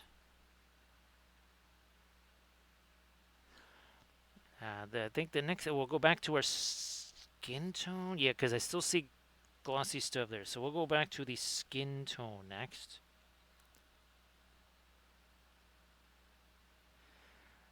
That was I think it was last week, Velfira. Because I guess they didn't. It wasn't like the last session. It was the MRI after the last session, so I guess it was a week delayed or something like that, Velfira.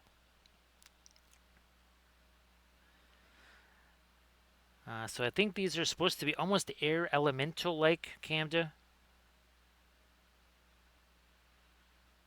Yes, almost air elemental ish. I don't really know the story behind the Sorcerer Kings. I think actually on the Parabellum website they do kind of talk about the, what you call it, the background story of the units and the armies themselves. Since I don't think there's actual army books. I don't think there's actual army books. Not in the way that GW and such does that stuff.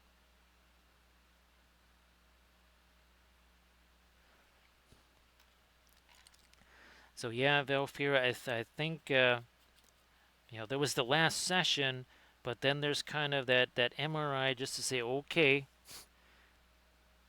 are things clear? And things did seem to be clear. So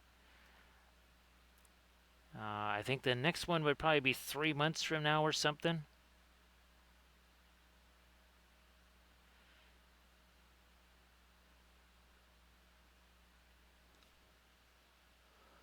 So these are Djinn. The other guys are Ifrits. I'm just going with the air elemental just because of how, they got this kind of almost sort of like cloudy type stuff. The way they did the box art, right? You can see it there in the lower right and left hand corners. And just the way this is kind of sculpted here, I just kind of get the sense that this is supposed to be some kind of air-ish elemental type thing going on. Definitely not fiery like the Ifrits. And again, last night it was all about the agony of the Ifrits right there.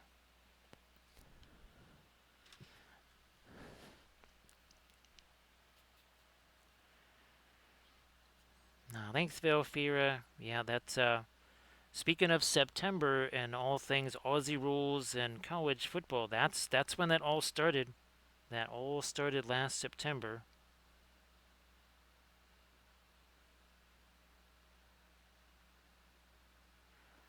Uh, yeah, we'll lighten you up a little. Oh, this down here. Never really got anything there. Again, we're still just using little craft brushes right here for right now. Eventually, we'll be breaking out our fabulous liner brushes, but we need these really soft ones here because effectively that almost does its own little. It's like a loaded blending brush. It's painting and blending simultaneously just because it is so much softer.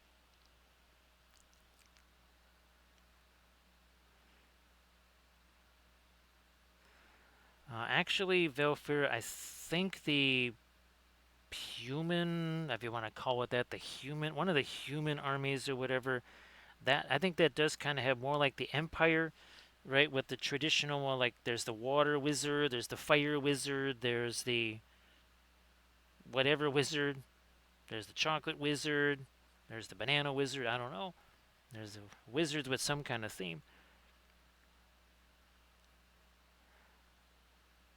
Let me work it out a little bit more of that here.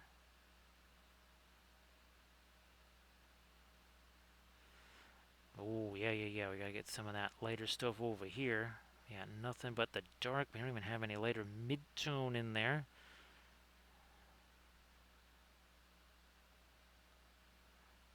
No probs. We'll do that. This piece, for people trying to put this thing together, I recommend that you put this little weird cowling thing together, then try to put it on there instead of trying to put the two pieces on while attaching it to the face. That didn't go so well. There might have been one or two spicy metaphors mentioned in that process.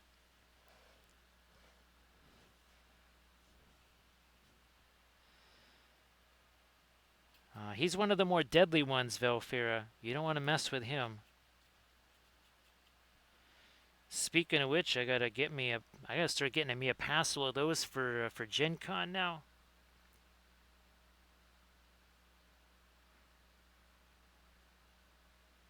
You'll know that I brought too many if you see a sudden diaspora from Indianapolis. If they're evacuating the city or something like that, you'll know maybe I brought too many with me.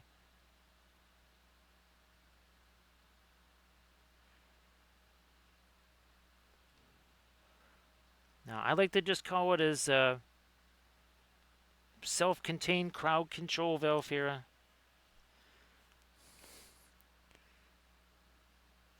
If I feel like there's too many people in my immediate vicinity, we just have a little bit of a microburst, and that should be enough to disperse the crowd. Did I do this on the other one? I don't think so. Now, maybe I did. Actually, I did. Yeah. I already did that over here. Okay.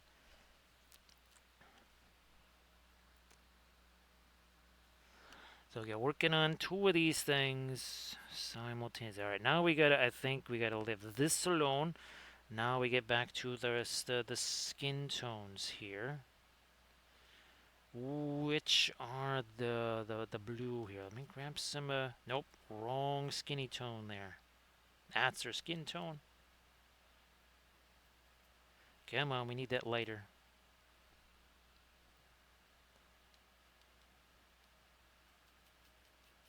There we go. So I like to think of it as a good public service there again. You see too many people in one area, it's a good way to clear them out fast.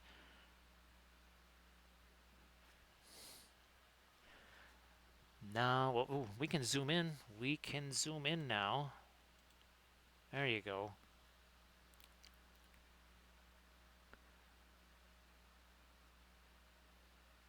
You know what? Maybe a little bit more of the light extended over there too.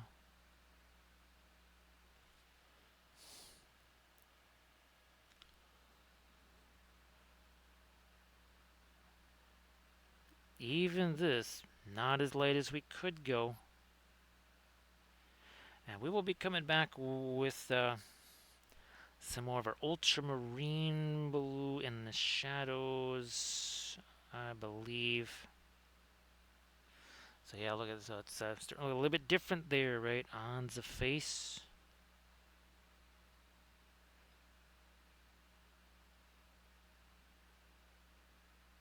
Blending brush. This one, maybe. Okay, well, there's some stuff on there. Don't really care. Just going to use it anyway.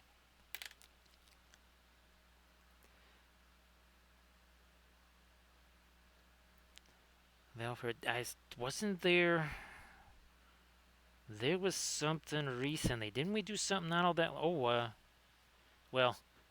Oh, I know. It was the Avatar figure, right, Valfira? That's it. I'm like, wait a minute. That was not that long ago. See what I was saying about forgetting stuff? If it was more than 5 minutes ago, did I not say that? I don't know. I can't remember. But yeah, that was that Avatar figure, Valfira. Well, that and the bust. Now, this I have to say is well, believe it or not, it's a different blue skin tone. That one was, well, much more of a teal.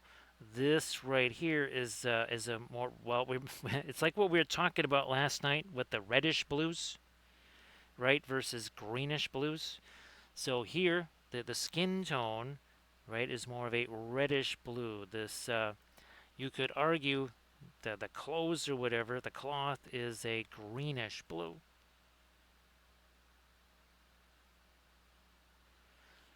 So again, a kind of juxtapose of the different types of blue.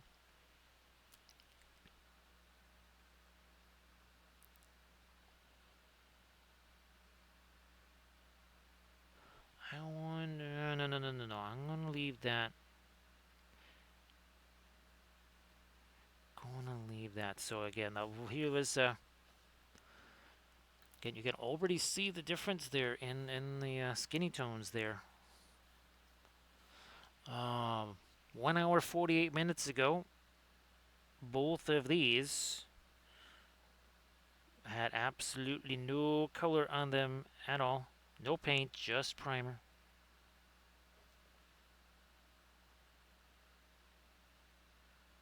That's how we roll here.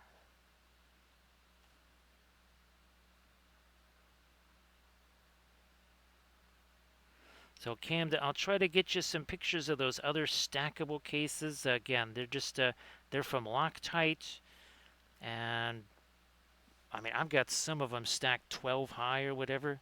Now the downside is they're not super movable, but what you can do is you can kind of just grab one of them out of the stack and then kind of take that wherever you need it to go. We'll have to do the other one too in our film noir here, Valfera. But this should be interesting. I have no clue what this is going to reveal here. Now again, but we don't have we like in our teal there. That's the one place we don't really have too much in the way of our additional shading. Wow, that got lighter down here, didn't it, Valfera? That got significantly lighter. Let me do this. Yeah, it actually gets darker as you do that, and then way lighter in just our film noir. Now let's grab the Ifrit from last night. Let's see what happens here. I mean, that still looks light, the fire. But again, we do not have, which is the best, well, either one of these is a good angle. We'll do it on both angles. Here's there, again, look at this. Look at that, again, that cooler teal, the dingy, warmer tones on the skin tone, right? Versus the fire. Now let's do this. Now let's do this. So again, he just looks like darker than the flames. He does not have multiple types of contrast here. Again, the skin tone is kind of it's a warmer tone, but it's kind of dingy. Then you got these cooler purple, turquoise, all that sort of stuff going on. So again, those are your different types of contrast.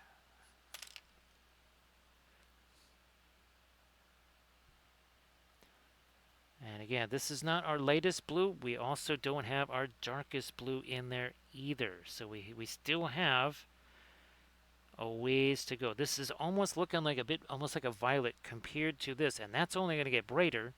Also, we are going to be getting some of our darker teal in there. Yep, darker teal is coming next in the cloth portions. So yeah, Velfira, the that film noir, that's got to be. I just wish that was a teaching tool that I had available years and years and years ago,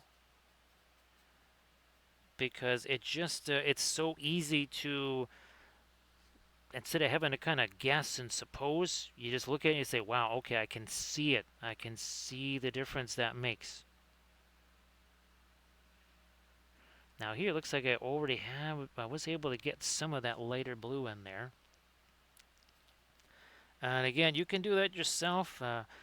You take your phone, you take pictures of your fig. Every phone's got some kind of little app, simple app on there. All you got to do is just take away the color, and you too will be able to see that same difference on your figures. And then you can maybe make some assessments. Okay, I might want to do something here based on what I see in the black and white, essentially.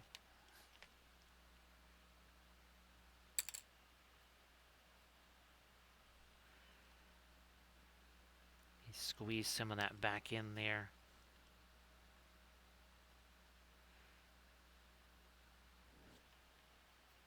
Break that down a little more.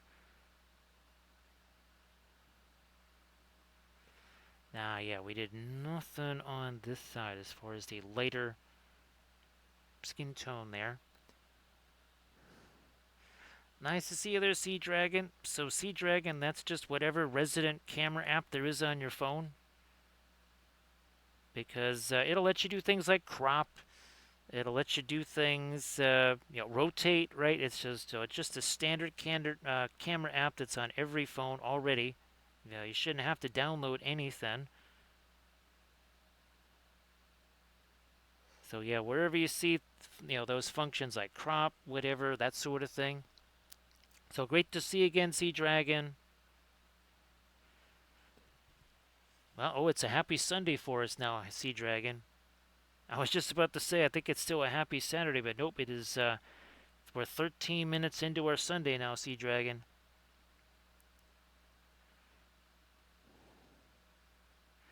Now, Sea Dragon, there are, what would you say? There's fancier ones. There are separate apps that you could get on your phone, for sure, and they would probably do a whole bunch more. But yeah, just taking away the saturation, that's something that every basic camera or phone type of thing should already have on it.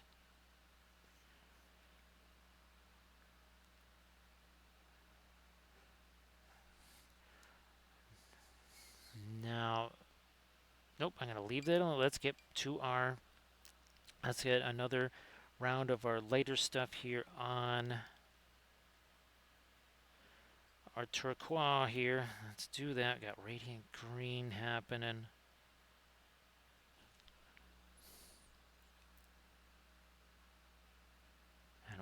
a sudden now those darks that we put in there, now those start to take effect.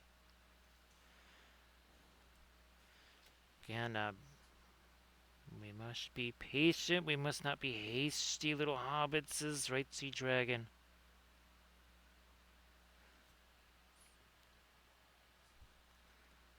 Don't be hasty.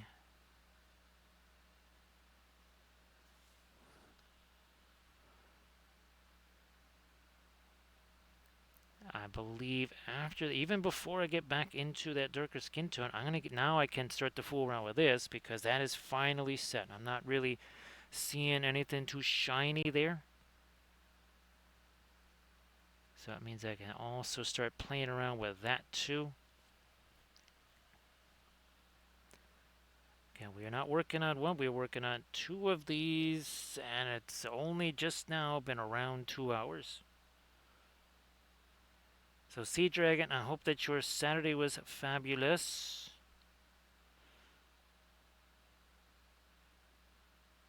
Oh, and we haven't had a garden channel update here today yet. So the tomato plants that I put out there, they seem to have survived that being put out there, and actually the container that I took them out of is like growing new seedlings. It's like some kind of weird um, like magic beanstalk thing or something like that. I took all of the tomato plants out of there. Now there's new tiny little tomato sprouts coming up out of that thing.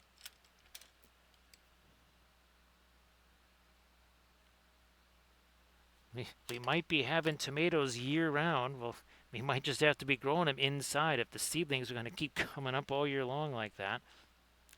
Just magically out of there. That was not something I was expecting.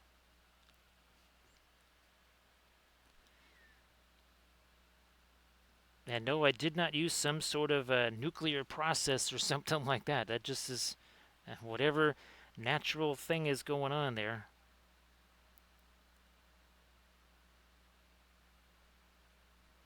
So again, there is some of our lighter turquoise. Now, again, this is nowhere near the lightest turquoise. We will be going lighter than this. Tomorrow, actually, I will be putting in another. That will be I think the yellow tomatoes. That's going to be going in. So the ones that are growing now, those are the purple heirloom tomatoes.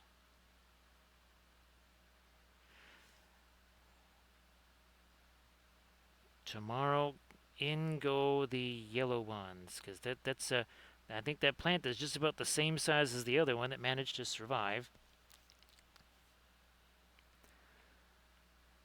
And I put the other one out there when it was 94 degrees. So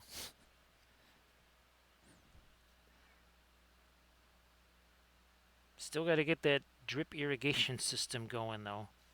So again, you can see the difference now, right, with our kind of mid-tone-ish greens here. So I'll get some programming notes for next week. It's going to be a little bit different than the usual cycle of streams. Monday, I'm going to be painting another one of the Ifrits. So we're going to be painting another one of these on Monday. And, well, then the Friday, Saturday streams, obviously I'm going to be in Peoria, so won't be able to do those if I don't think I'll be able to. Well, I won't be able to do a substitute Saturday on Sunday, but I'm pretty sure the next Monday after that would just be a more standard Armada Monday. Because again, I sort of have ships prepped. It would not be our BSG stuff. It would just be some of our 1800 scale ships, because those are literally primed, ready to go.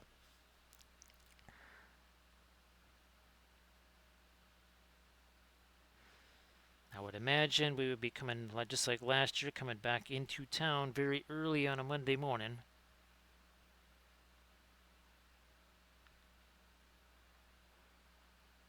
Come on, a little lighter. There we go. So where's our other one here so you can see. See the difference that is making our, and again, that is not our lightest of light colors either.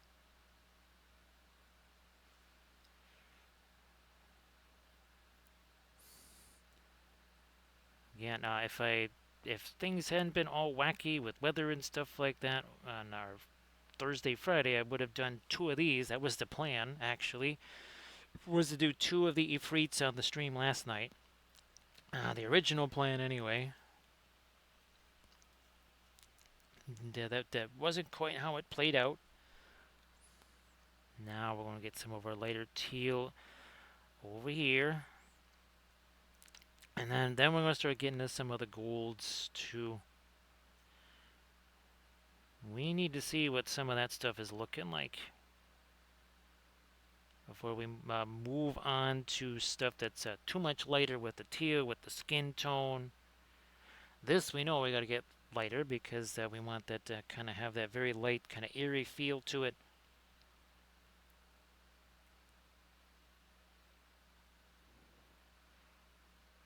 There we are.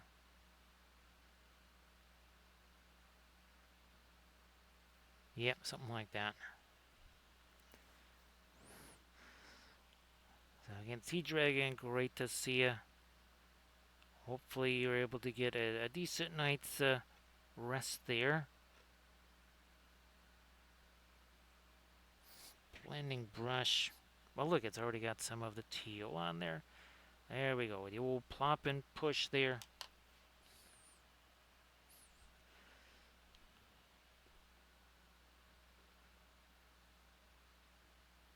Come on. There we are.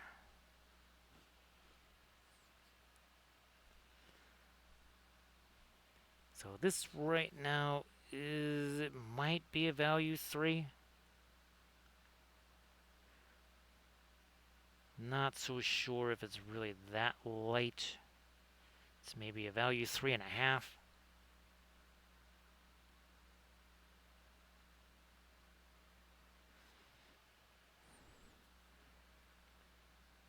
This should catch some light down here. It's facing up towards the, well, sky, whatever, light source.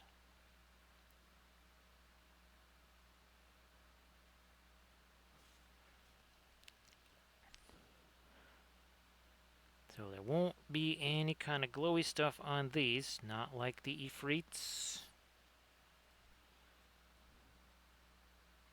So that I was thinking about, yeah, we're going to change that to our violet there.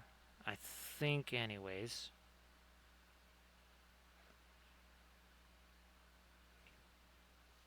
Blending brush, where you hiding?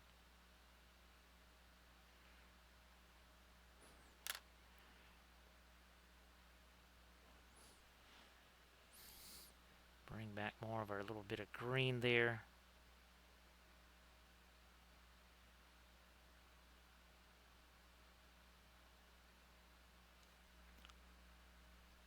Ah, didn't do nothing over there with that green.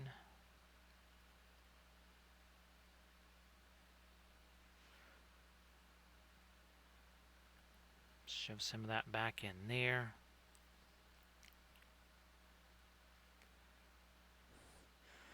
Okay.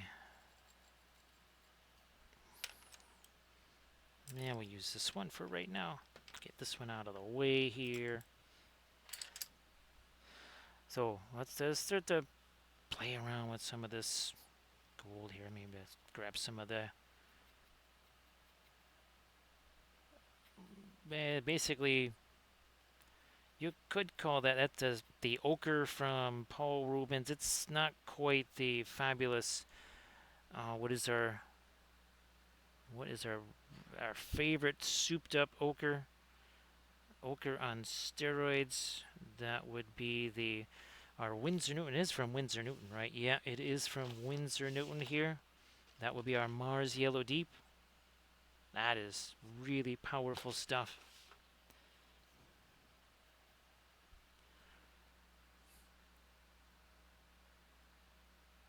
So are these crazy little coins here, whatever. We got to get some kind of other color on them so that I know what I'm doing with my my greens over there. Happy Sunday there, Inganes. Everybody please give Inganes a follow. And of course, Inganes, why don't you share some of your fabulous oil-painted stuff? Again, everybody please give Inganes a follow if you could. That'd be great.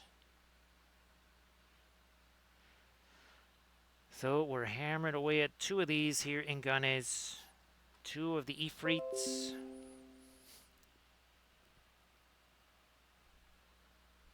Let me do this right here.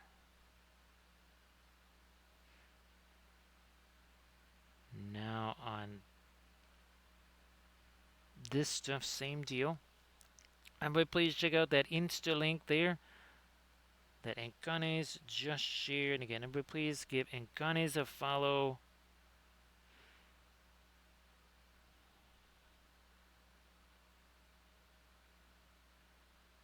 Now, see, that's already going to look different against the skin tones there too, I think. Because the lighter that is, the darker the skin tones will look. And again, this is still maybe a value 3 at the lightest here. Like at the very lightest. Got some of these crazy little coins going on up here too.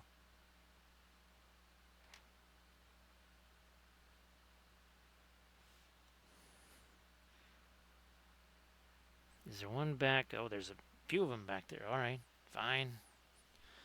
Fine. So again, everybody check out that Instagram link there. And please give Enganes a follow. So Enganes, if you want to let folks know when you might be streaming next.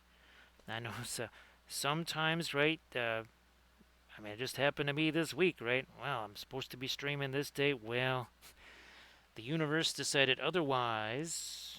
So we didn't stream when we usually would. So sometimes streams, again, don't quite work out in the normal time frame.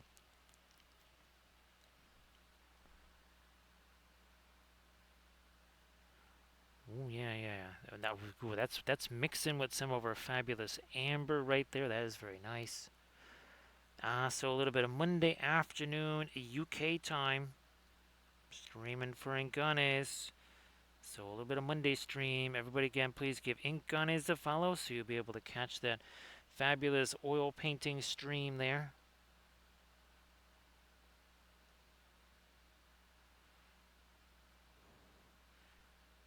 So now already this little bit that we are doing here with these golds, whatever, that already is kind of making a bit of a difference. You can see here we just did, well, just generally just did a darker thing here. Probably will still hit that some more with maybe like a Payne's Gray Van Dyke Brown mix or something in the darker areas.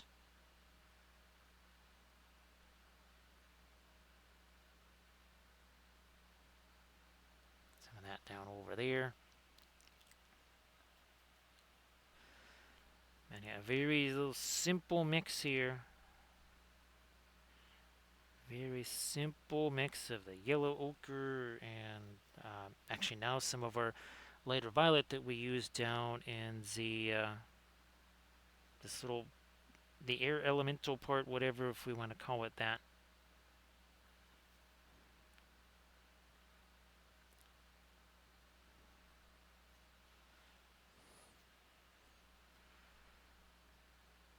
That's got a little too much of the thinner in there. We're going to just hit some of these other areas first, get rid of some of that, then maybe come back with this here.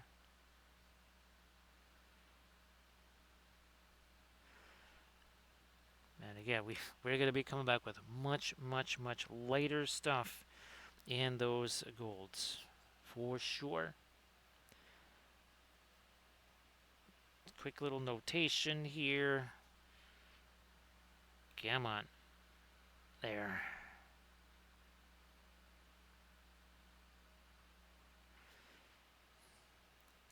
Some of that violet, some of the... oh, look, it's almost ultramarine violet. That's going to go around the eyes here. You know what? I think I might even just darken the hair like that instead of lighter.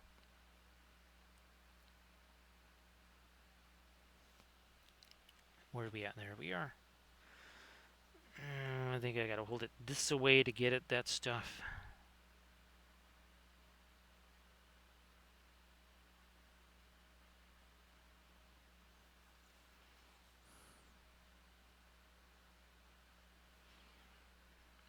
Darken the lips there too.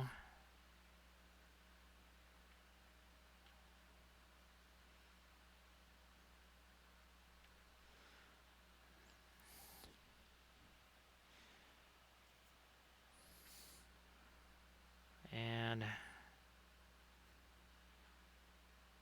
couple of, we need those to probably be darker, get some separation. Yeah.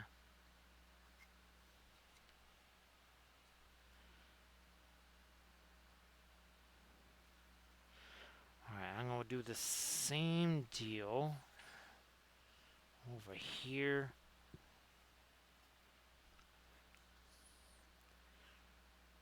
So great to see you again there, Ingones.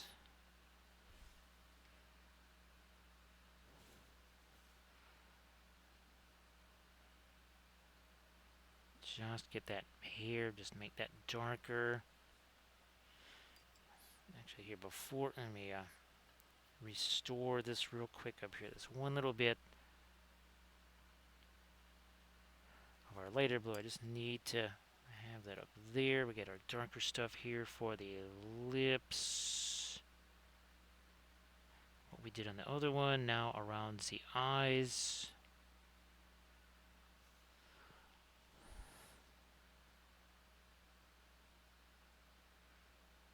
Wanted to do that. So that had a chance to set, and then we can come back, play with that later. Alright.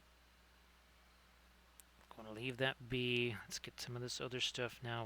We know we need some darks in there anyhow. So, violet, where's our ultramarine blue? So there you go. There's ultramarine violet.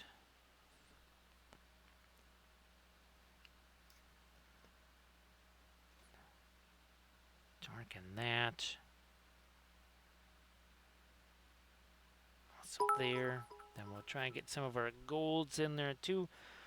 Thank you so much, Inganes. Appreciate that. Thank you so much.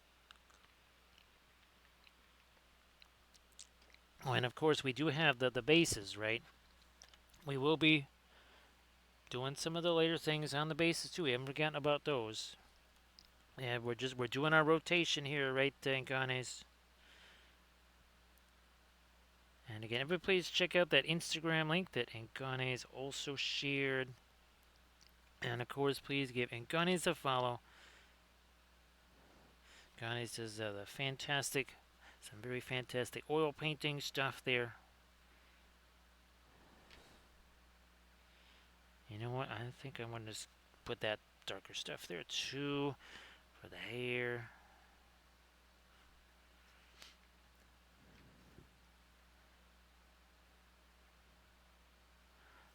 Some darker stuff around the fingers there.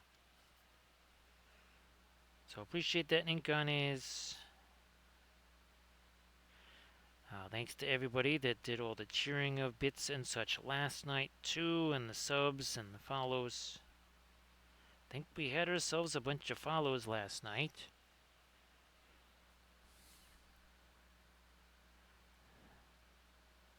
I think there were actually a bunch, oh that's right, during our Gandalf stream. Which was hilarious because there was a lot of Gandalf versus Gandalf there.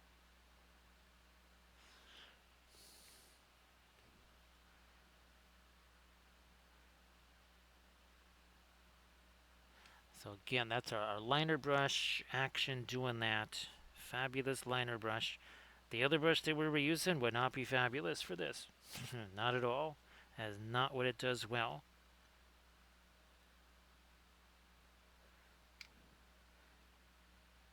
this is really where the liner brush really excels.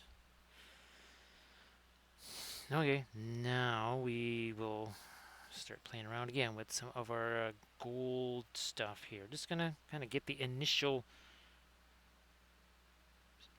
start working some of this in here. Nowhere near our lightest light when it comes to the gold. Not even close. We're just gonna moving it along. Oh, and then all the crazy little coins here. We got a bunch of those we got to deal with here. Whatever these things are. I think even the Rakashar has a few of those. So the reason why this looks light is not because this color is terribly light. It's because the first thing we did here, remember we took our kind of Van Dyke Brown amber-ish mix and put that down first.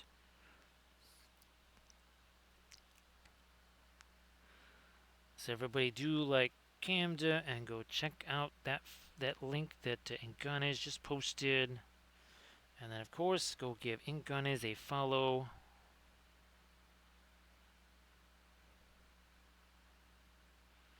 That might change to a violet, I'm not sure. Not so sure yet. That's the fabulous thing about the oils. It's very easy to make those kinds of adjustments if it's needed.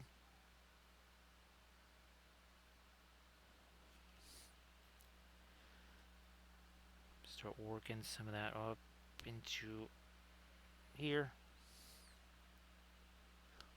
Let me see, 2 hours, 17 minutes ago, our two figures, how much paint did they have on them besides none? They had none at all, both of these.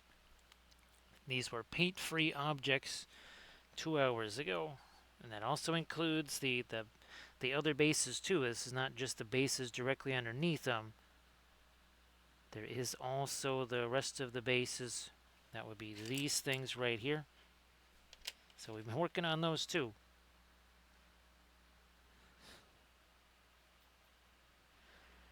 And again, you can start to see some of the structure that's starting to build here.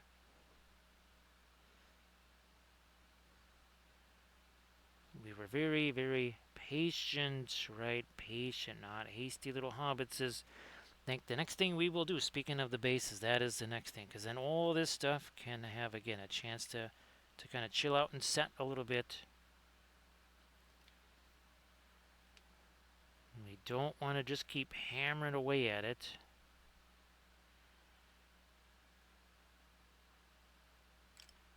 Less is more. More is way too much. So it says in the book,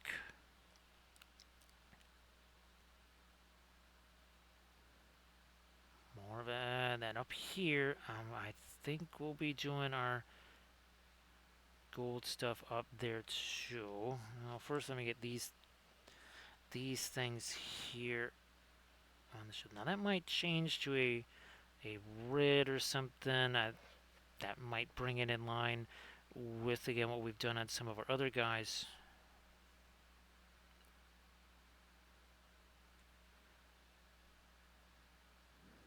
Nah, not there.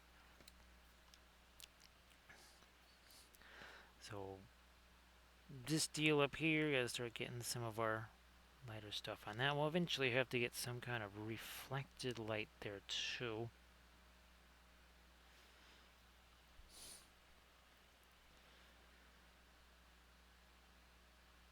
Still debating an eye color. Now, of course, they kind of give them the, what would you say, the cover art or whatever, that kind of with the yellowish orangey eyes. That would certainly stand out very nicely with all the blue skin tones and the teal and everything. Now, we shall leave that. Let's see what we're doing down here on the base. Our blue.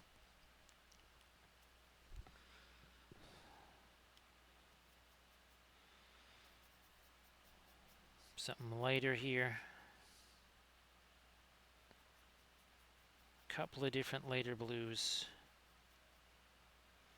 Break that down. That's what we're doing up here. Probably can't see it. It might be off the out of the view of the camera. Just trying to mix this up here.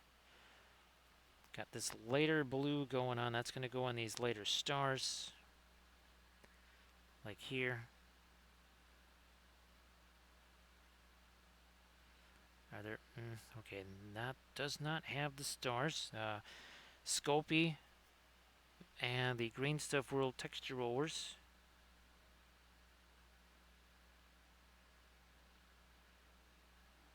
Oh, there's another star right there. I was like, there's another one of these stars here.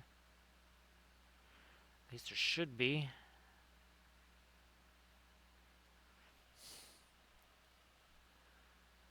More stars over here. Yep. Another one there.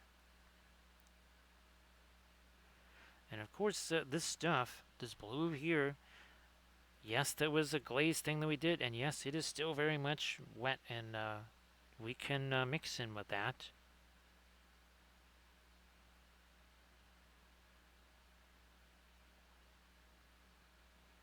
Like we're doing here, you can see that's all mixing with that.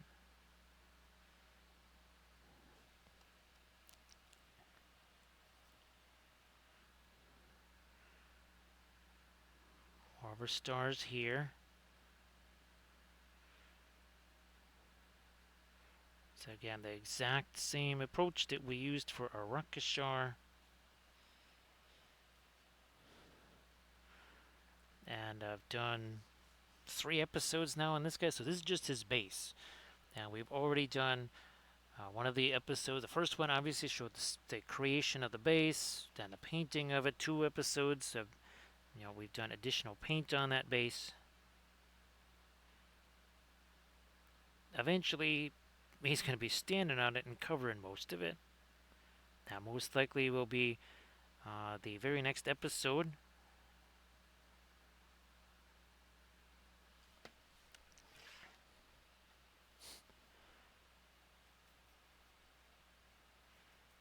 Let's work this in here.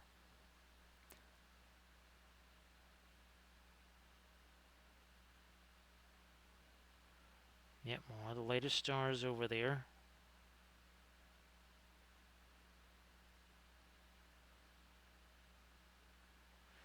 We might even come back with some much darker blues here too, but I just want to make sure I get these lighter stars in here.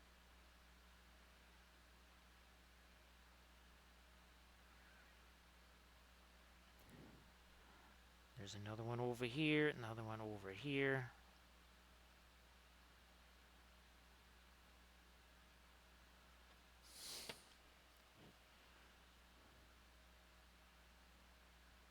That one also, here, it's some more of the later stuff around this perimeter. I think you can see it if I angle it that way, maybe.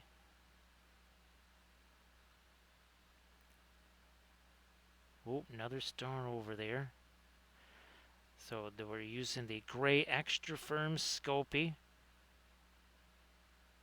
You can see here's some chunks of it here. There's our little stars right there. So again, that is what we used to create these bases here, along with the bulletin board cork. So very excited, Velfira, that there is more of the fabulous reindeer moss coming. I think there's that, and then a whole bunch of other stuff that I'm going to use for the flowering trees and the leaves and all that. So I think after the Adepticon meeting, there will be another massive terrain tutorial. Again, for the Patreon page. Just a bunch of stuff I got on Amazon.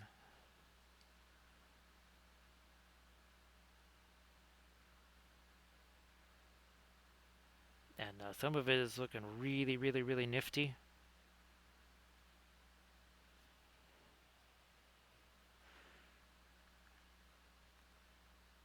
It seems to be easier and easier and easier to get miniature related stuff on Amazon now.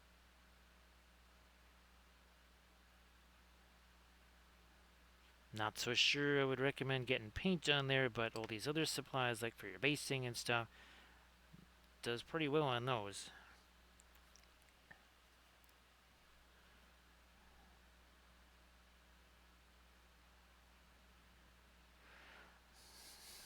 Now let me just quickly grab these,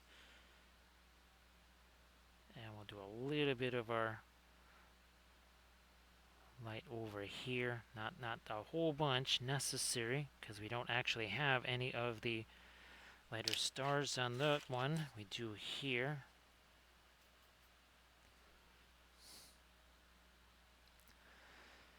Well, Inganes, wish you luck there. I don't want to jinx you, but that's definitely going to be a task.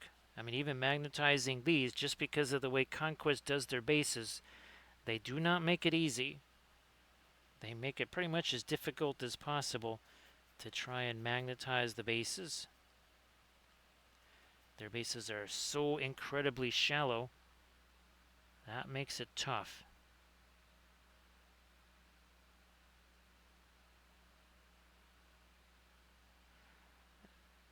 Now, let's do this. That should be later.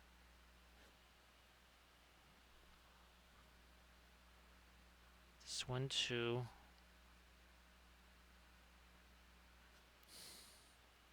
Yeah, these are gonna be later eventually. Right now, just kind of changing them from the much darker glaze stuff that we put on there a couple hours ago, maybe now.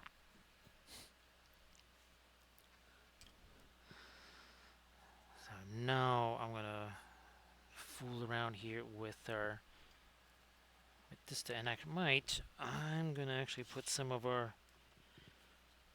this out there, some of the Gamut Fast Matte White.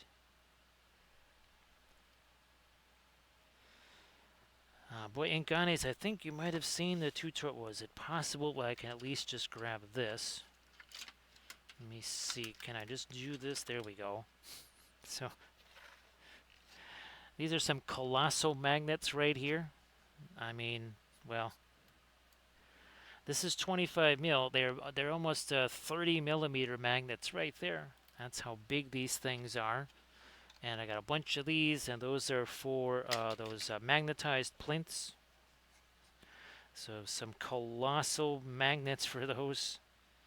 Here's hoping they have a colossal amount of hold. I mean, I'm hoping they rip the iron out of nearby blood cells. That's how strong I hope they are.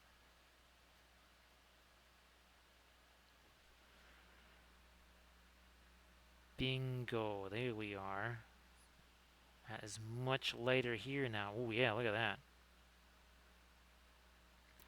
But I could not do this with that previous brush. I needed the liner brush to be able to do that. Yeah, and Ganes, I mean, I have so many different types of magnets between the Song of Ice and Fire stuff, where certain magnets work well with that. With the other ones, I actually had to use. Do I even have any of those? Yeah, I've got at least 20 or 30 different sizes of magnets, different widths, different thicknesses.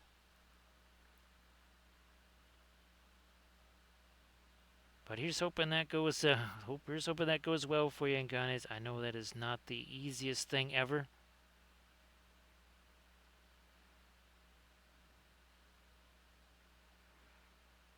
Come on, there we go. Lighten up that more. So those are designed for those plinths, and actually got one printing right now. Those massive FDM plinths that are designed well for, like, all the Zygomors is going to go on one of those. What was it? Those Dark Angel guys that we did, that went on one of those. I actually have a Vehicles Workshop series with one of those plinths. I think, well, probably some of the printing workshop videos are the best place to see the process of developing that. So again, look at how much lighter that is now versus, say, that side. Big difference there.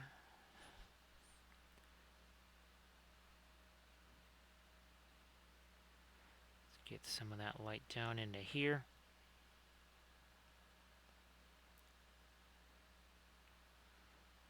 All the way down in there.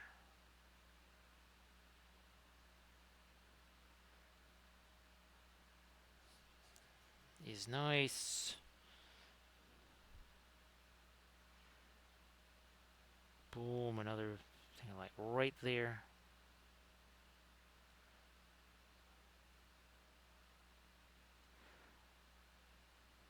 Another little batch of our light up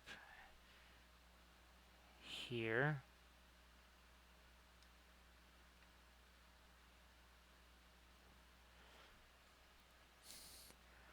This needs to certainly catch more light over here.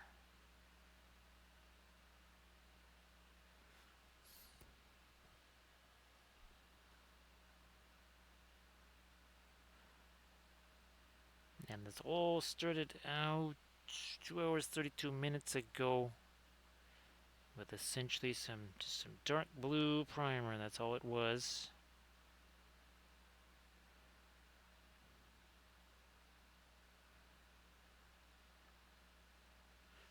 And remember, we're working on 2 of them at once here, which actually does make things easier as far as, okay, we work on an area, we want to let that color have a chance to set. Well, we can just grab the other one.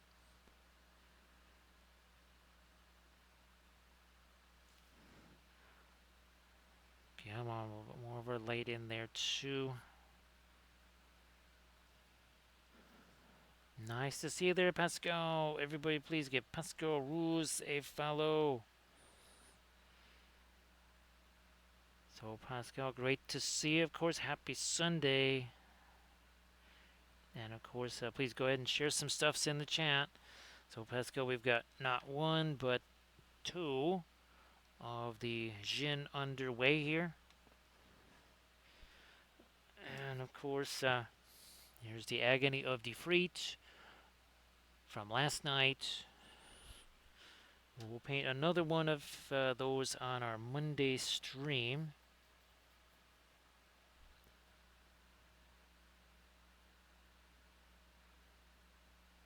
We'll work that around there too, yep. Hey, Bearded Celt, how you doing? So Bearded Celt, I couldn't quite see what you were working on. I was really rushing around trying to get ready for this stream here. But great to see ya. So Bearded Celt, if you want to post some stuff in the chat, like always, please go ahead and do that. And everybody, please give Bearded Celt a follow.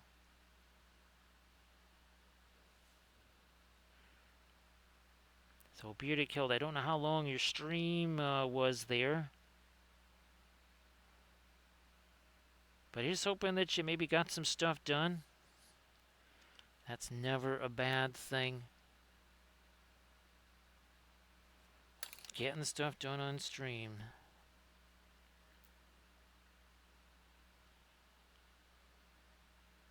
Appreciate that, Bearded Celt.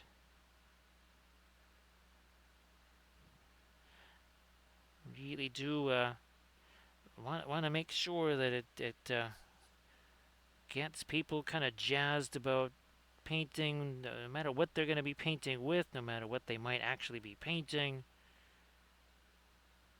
Just want to make sure that folks are also having fun, enjoying their painting.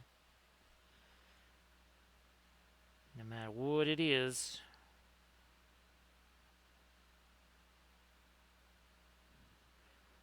whether it's something like these conquest Sorcerer Kings figs or busts. Were you working on a large scale fig there, Bearded Celt, or was it a full on bust?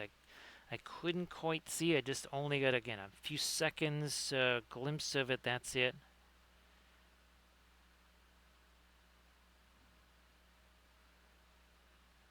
Yeah, we're getting a little bit more of this down in here again. Some of our light there. So again, everybody please give Bearded Celt a follow.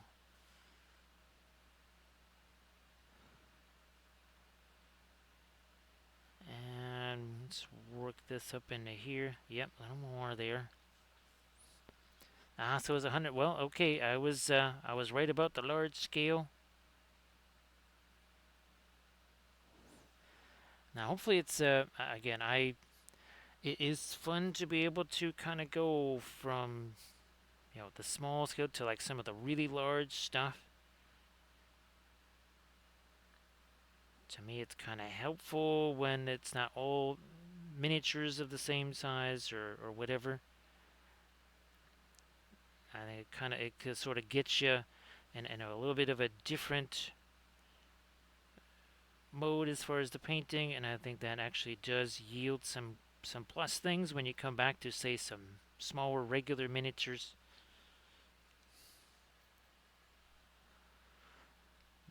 Well, you can see the difference again between the lighter stuff out here and what we haven't hit yet over here. And again, that is mixing with what's already on the figure, right? Hashtag no layers. Layers unnecessary with the oil paints, at least in the traditional sense.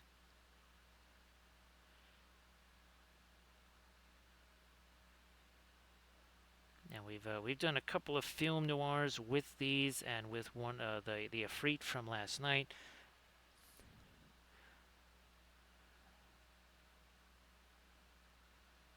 Oh yeah, we got to get something lighter. Oh yeah, we definitely got to get something lighter down over here. Again, you can see that is significantly lighter, not slightly lighter. Because again, all that is mixing. Look at this. We're mixing stuff together here. No need to burden yourself, slow yourself down with layers. Don't have to do that.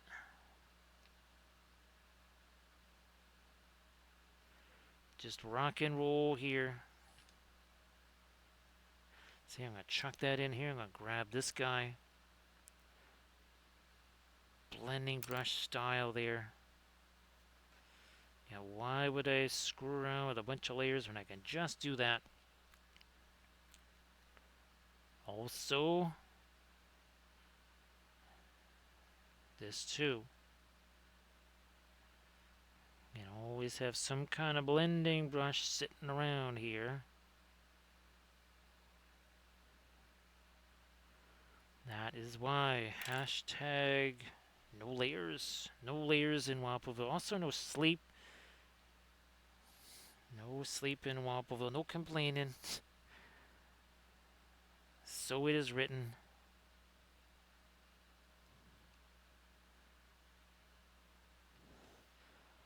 Ah, the bow. How's that?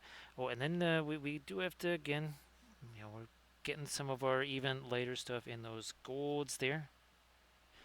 Yeah, we're 2.5 hours in on our two figures. To give you an idea of the size of these things, they are on 60 mil bases. Yeah, that's not a 40 mil base, that's a 60. Now, Bearded Celt, just to give yourself the time, kind of, and a little bit of the space to just kind of absorb things. Because believe me, when we first started painting the miniatures years ago, we had absolutely no idea what we were supposed to do. We were very fortunate that there was that thing, cool mini or not, at the time, and lots of folks were willing to. Obviously, there really wasn't YouTube or videos then, but people were willing to uh, do things like blog posts and put out step-by-step tutorials. And we certainly found those very helpful. And that's why I do the tutorials now, because hopefully people see those, and it maybe there's hard lessons they won't have to learn themselves. Right, surface tension. How you doing there, surface tension? Of course, well, like always, wants to share stuff in the chat. Please do that. Great to see you again there, surface tension.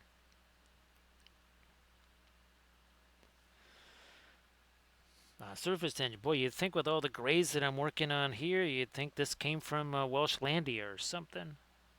You would think it was from Welshlandia with this amount of gray.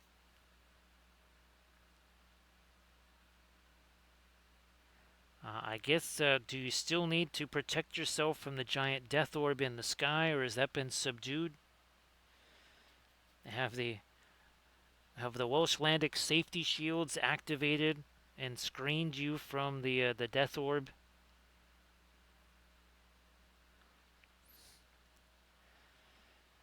So still in the potential 90s there. So looks like you have what we had for quite some. Well, actually, no, we were warmer than that. We were getting closer to 40.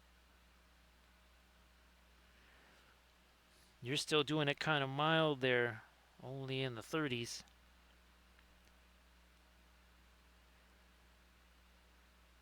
But for Welshlandia, that is a bit toasty. Well, all of a sudden, surface tension, if all the Welshlanders start walking around like this, then you know there's either been too much chocolate covered raisins or the death orb is too active.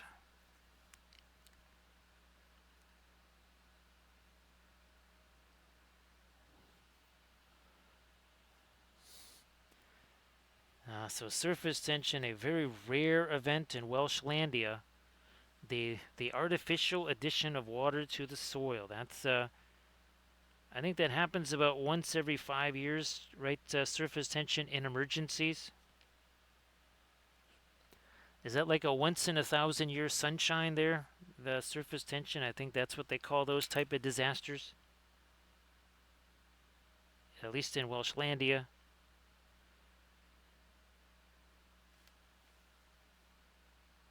Let me see if I can't somehow sneak some of the. Okay, there we go. Getting some of the light on the other side of that bow. Oh yeah, here you can see the. Yeah, look at the difference between that and this one here, and even in the bows. Might. Nah, I think it's so safer over there.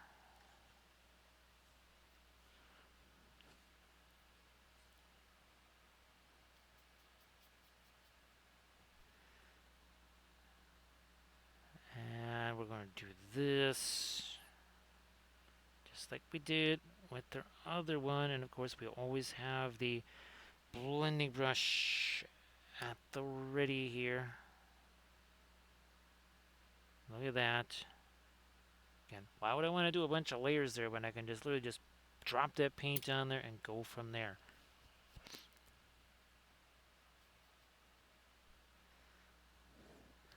Actually, Sea Dragon at the store today, the fabulous blueberry version of mini wheats, that was 2 for $3 instead of 1 for like $18.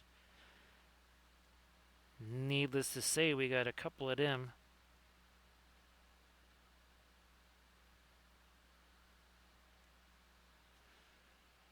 Everybody check out that link that Surface Tension just posted. Everyone please give a little look-see on those fabulous oil-painted miniatures that Surface Tension has done. Again, a little bit of blending brush action there. So look at the difference. You can see very clearly. You thought this was pretty light there, didn't you?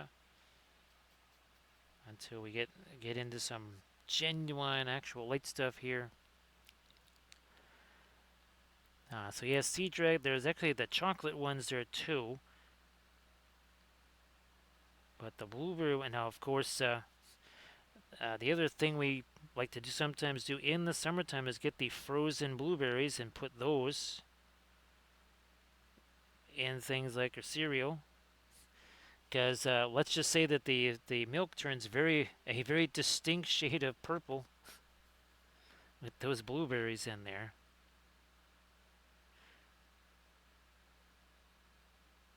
It's a little bit more of a natural way to kind of get the milk to be a different color. Now that's fantastic. There's surface tension.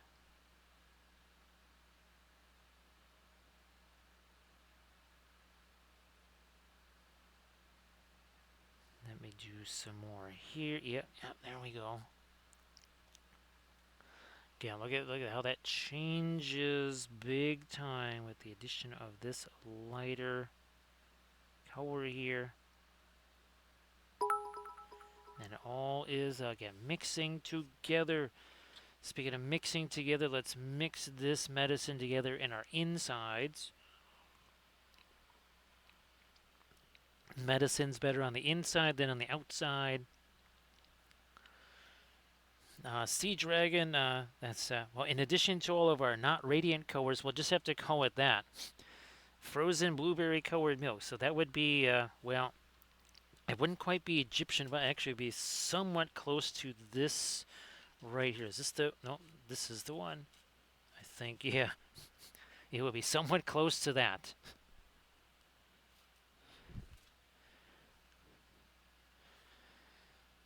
So bearded kelp, the oils allow for a exponential speed increase, as in I can paint stuff with the oils 70% faster than I can with the acrylics.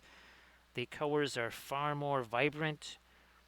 Ultimately, it's a cost savings because you're only using, I mean, I maybe have 13 colors on the palette here. That's pretty typical for anything because you just let the oils do all the mixing for you.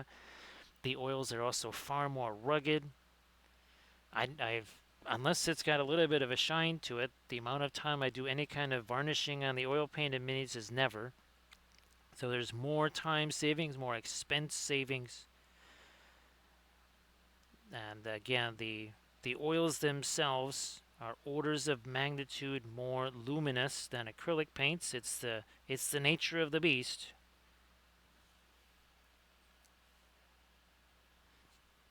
And again, that's why, when we're using our heavy duty oil paint, that's what we get. That's genuine cobalt blue right there. And that is not something that you get with acrylics. You get almost like Welshlandic cobalt gray, right? Surface tension by comparison. Now, Welshlandic cobalt gray is still a very expensive color, and it's at the export outside of Welshlandia is also still forbidden, right? Surface tension. So there are several of them. Now, of course, with the alkyds that we're using, you kind of have your not as many choices. That's why we're using the Winsor Newton. This is the Griffin series. So these are the alkyd colors here. Also, you've got the Paul Rubens. I just showed one of those.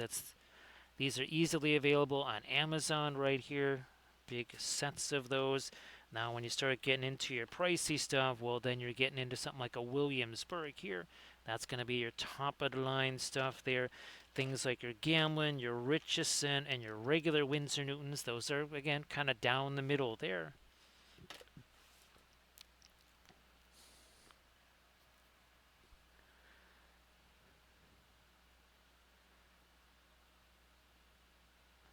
Oh yeah, Camden. Well, that's again Gen Con. You've got upwards of 90,000 people there, and sometimes they're all in the same place at the same time, right around you.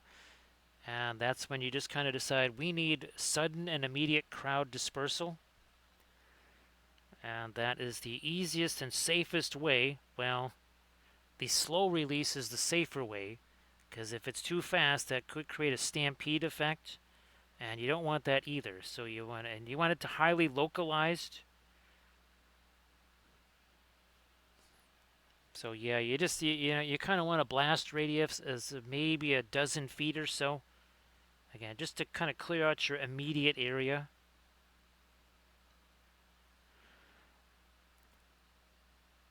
Bearded Kelp, believe me, well, let's see, how long have I been doing the oils on miniatures now? Probably since 2016.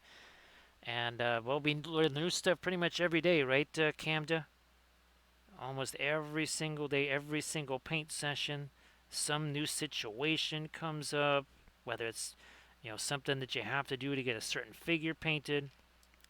There's almost always some new thing to learn, which is what keeps it from getting boring, because if there was nothing new to learn, and it was the same thing over and over again, you'd probably be prone to say, well, I kind of do this already at work. Why am I now turning my fun thing into a work thing?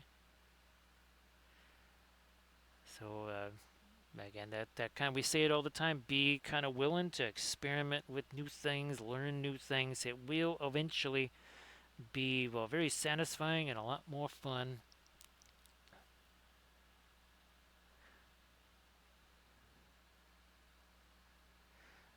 Camda, I'm pretty sure that I am well off on my 2,400 hours of videos. Now, again, look at this side versus that side, right? And essentially, that's just three, if you want to call them layers, that's three layers. There was the initial dry brush, then we kind of did the darker sort of glaze thing, which was actually the lighter opaque color, and then we stepped in now with this.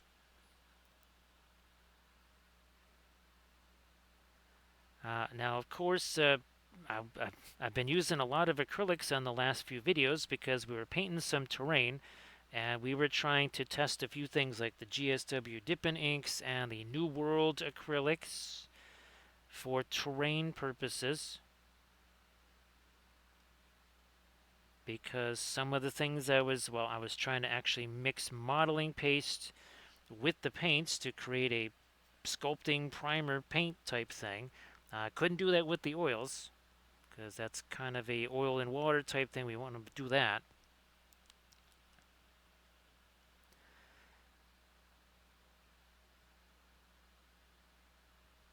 Now, I don't really have too much in the way of acrylic miniature paint. What I do have acrylic wise, again, are these, the GSW version of those. There's the golden heavy body acrylics, or whatever those are called. But I guess those would really be almost considered more artist paints than miniature paints. As far as acrylic miniature paint, there's not much of that sitting around here anymore.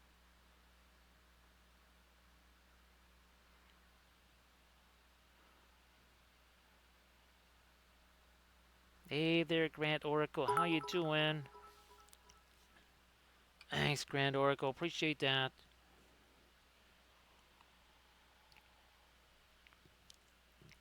Boy, Grand Oracle, I cannot wait for you to see all this amazing reindeer moss and some of these other things that are coming tomorrow. The only bummer is I can't mess around with any of it until after I get back from the Adepticon meeting. That's just gonna have to wait.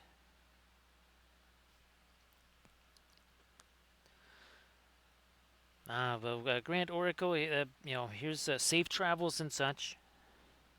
Safe travels.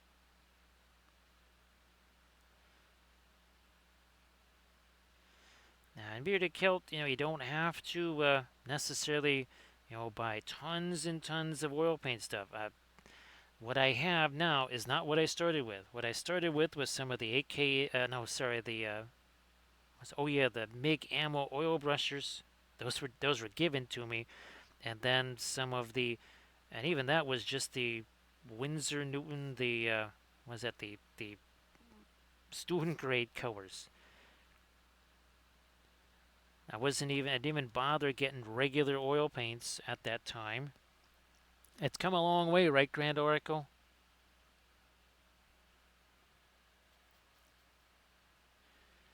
It is. There's been a lot of changes, and of course, the latest big change was the Paul Rubens stuff, right, Camda? That was another paradigm changer right there, especially the fluorescent alkyds there. That was a game changer.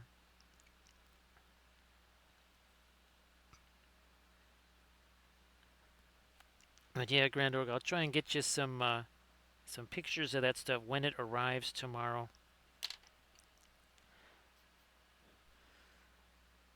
And I wish I could just go right into those basing tutorials, the terrain tutorials there, but gotta film a whole bunch of other stuff first.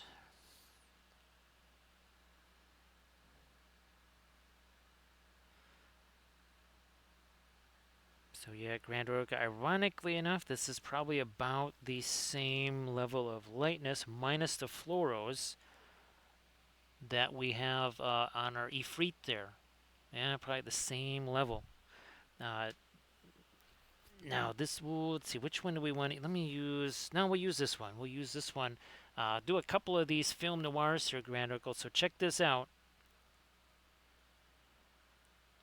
Yeah, Ngane's, and it's funny Ngane's because I kind of have to do that again, but for a whole different reason. Now look at this here, right? That all just turns flat, but there are distinct different colors there. There's 3 different colors, and you can see them start to come out now. Look at that. Again, that all just turned basically a flat gray. There's 2 distinctly different colors there, like the teal and then the blue. Now let's grab Mr. Ifrit here. And again, we'll look at him this way.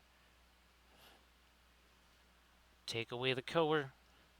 Sure, that's light, but what you don't see, again, is that multiple level of color contrast, right? Where you've got the color here that is a warmer color but dingy, or you've got a reasonably high chroma teal going on. Also that violet there. Here, let's bring back the color. Not that much. There you go. So again, there's a color contrast here, also a saturation contrast going on there. One second, let me bring this thing back up. There we go. That's where it's supposed to be. Now, of course, these turned out to be much better, right, Inganis? For our fluorescence, I mean, you can see, right, there's still a liquid in there. These are far more airtight. Yeah, surface tension, a lot of people. This guy has really been active tonight, surface tension. He has been on a rampage. I mean, really just hitting people over and over again. So that's the autocorrect monster. Again, should the autocorrect monster unjustly modify one of your chats there, please feel free to reveal him, expose him to everybody, because the dark, or let's see, the evil likes to reside in the dark corners, right?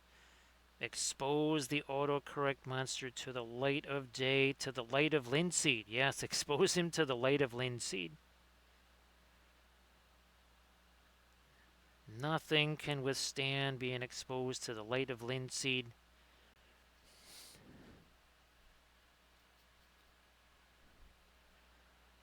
Still working in our lights here. And again, there's some other stuff we are going to do kind of in our mid-tones with this, to get a few extra little different colors in here too.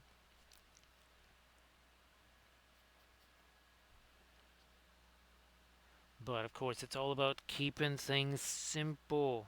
Simple, simple, simple. No need to complexify stuff. We like to decomplexify things here.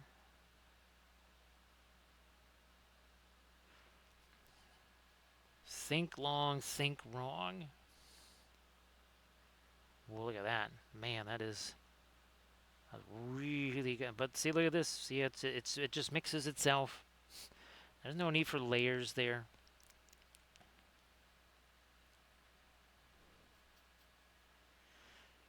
And again, I will be doing some videos. It might even involve these two as we get closer to Gen Con, but for sure with things like our Zygomores, I will actually be doing some tutorials where I take some of those the really high intensity inks there, and actually go in and do some cleanup stuff. Normally I would do that with the oil paints, however, because they're all of our cobalts and all the cadmiums and stuff, they are taking a long time to dry. So we'll have to wait till darn near Gen Con itself.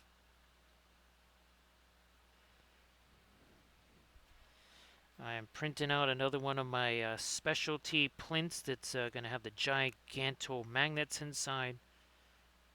I might go in and check on that actually at a certain point here.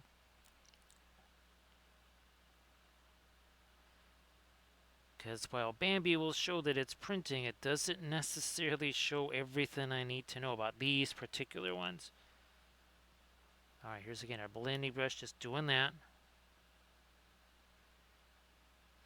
See that? It's lighter there, and then it fades as it goes down. So bearded kelp, you can after the oils are dry, and that's what we'll be doing in these tutorials. That's why we're waiting for the oils to dry. Once the oils are dry, you can do acrylics on top of them, whatever, no big deal. Yeah, just as long as they're dry, that's all that matters. And I already have several tutorials that already show that actually. Nice to see you there, Artemichael. Artemichael, if you want to share some stuff in the chat, please go ahead.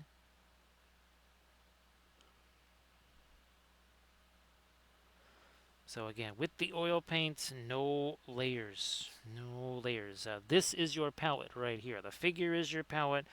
We call the palette merely called the color storage device. That's all that is. That's why you don't see a whole bunch of different colors mixed together here because, well, I want them to mix over here. That's where the action is, not on the palette. That's why the oil paints also are so much faster because I'm not painting a bunch of palette miniatures.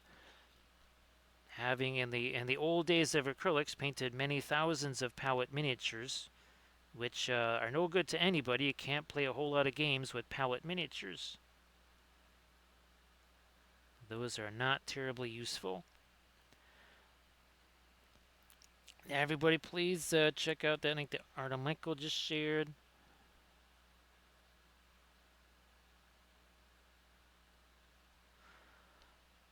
So yeah, like Grand Oracle says, you can, if you have something that has acrylics on it already, you can paint oils over the top of that.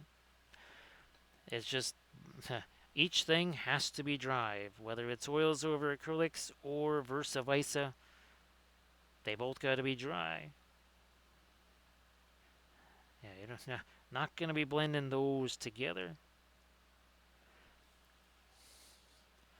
Again, that's a big old difference right there. Big old difference. Now, again, you can still look at the difference here from up here. So now we're gonna do the same deal again. This is not slightly lighter, that is significantly lighter. Why? Because it lets us do some of this fabulous little wet blending right here.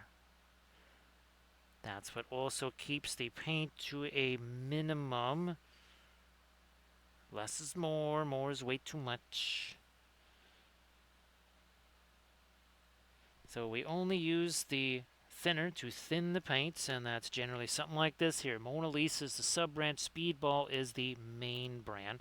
Okay, that's a high-quality odorless paint, odorless thinner, not the nasty stuff from the dime store. For cleaning the brushes, we use this. And oh look, it's for dried acrylic too. So acrylic oil, look at that, not hazardous, no vapors, except if you had chocolate-covered raisins and mini wheats. Otherwise, no vapors.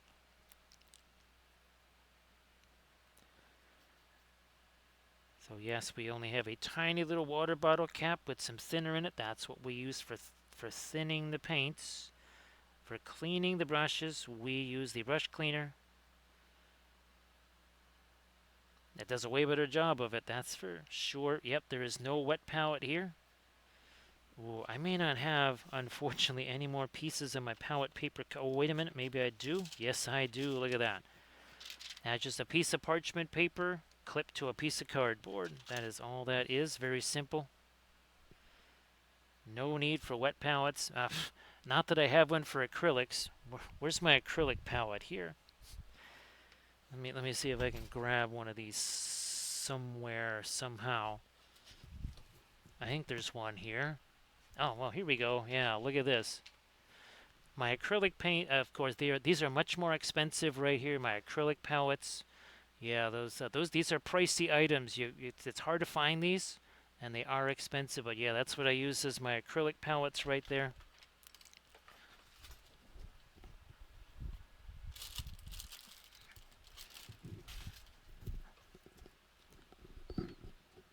Get this thing back here.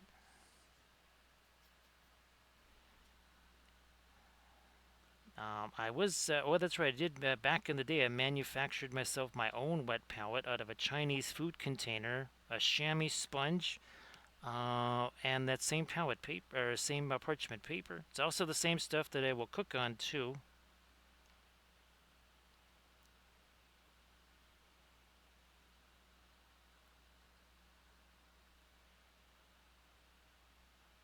So yeah, surface tension. That's the other advantage, right? Surface tension is that the oils are 1,000 times easier on your brushes because the paint does not have a chance to dry down inside the ferrule of the brush like the acrylics will. The instant the acrylics hit that brush, they are instantly starting to degrade and destroy your brush. Because all that soap stuff and ain't getting stuff out of the ferrule, that's for sure. Because that'll just get in there and dry long before you can get to it with any of that brush soap stuff, whatever's.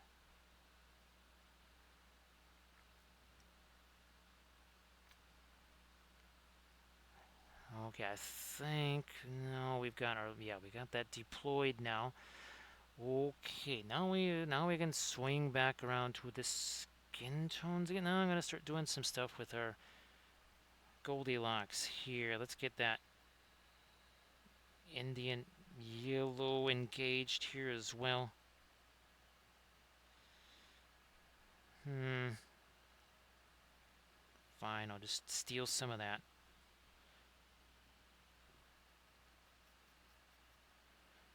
It is just so, and actually it's easier to get off it. Like the paint that's on me here, that's acrylic paint. That is not oil paints. That was oil paint. A minute and a half with some dish soap and warm water. That's gone. The acrylics, oh my gosh, trying to get that out of, well, getting out of your clothes. Good luck. That ain't gonna happen. That is not gonna happen. Now we'll start again fooling around with some of our lighter stuff here with our lighter golds and such. See, this is gonna work.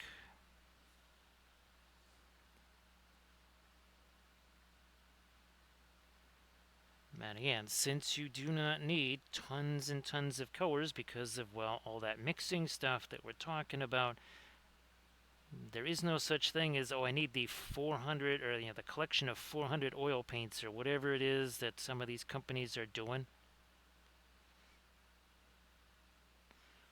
You really just need a couple of different reds, then kind of maybe a warmer opaque one, and then you kind of got your more of a darker translucent alizarin type. You're good to go on reds. You don't need 1,500 different reds.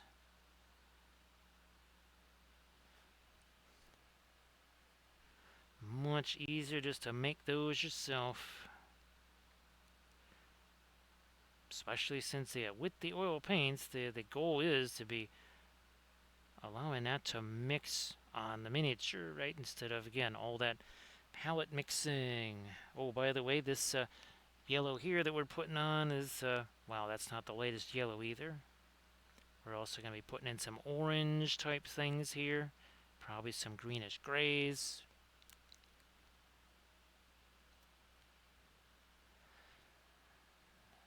Right, Grand Oracle, just unclip the thing and chuck it in the old garbage and you're good to go.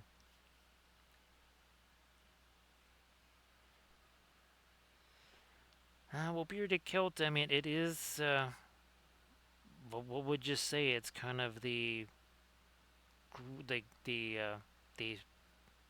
well, I hate to say the conventional wisdom, because conventional wisdom usually not terribly wise, right, Doji? How you doing there, Doji? So Doji, if you want to share some stuffs there in the chat, actually Doji, we've got some more gardening stuff going on. Looks like the tomato plants have officially taken hold, and we're going to be putting out some more tomorrow. Yes, more plants in the garden tomorrow there, Doji. Hopefully your one-to-one scale terrain project is still proceeding. So yeah, it's for sure, right? Right surface tension. So bearded kilt again. There's kind of a cottage industry around. Well, you gotta have this, you gotta have that.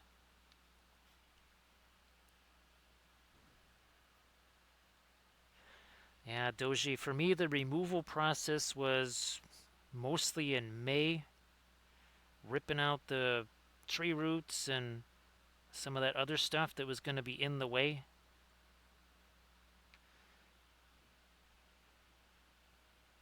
I have to say, Doji, that the soil now has been so well turned. It's no wonder why these plants are just like, holy smokes, this is some great soil. I mean, it is that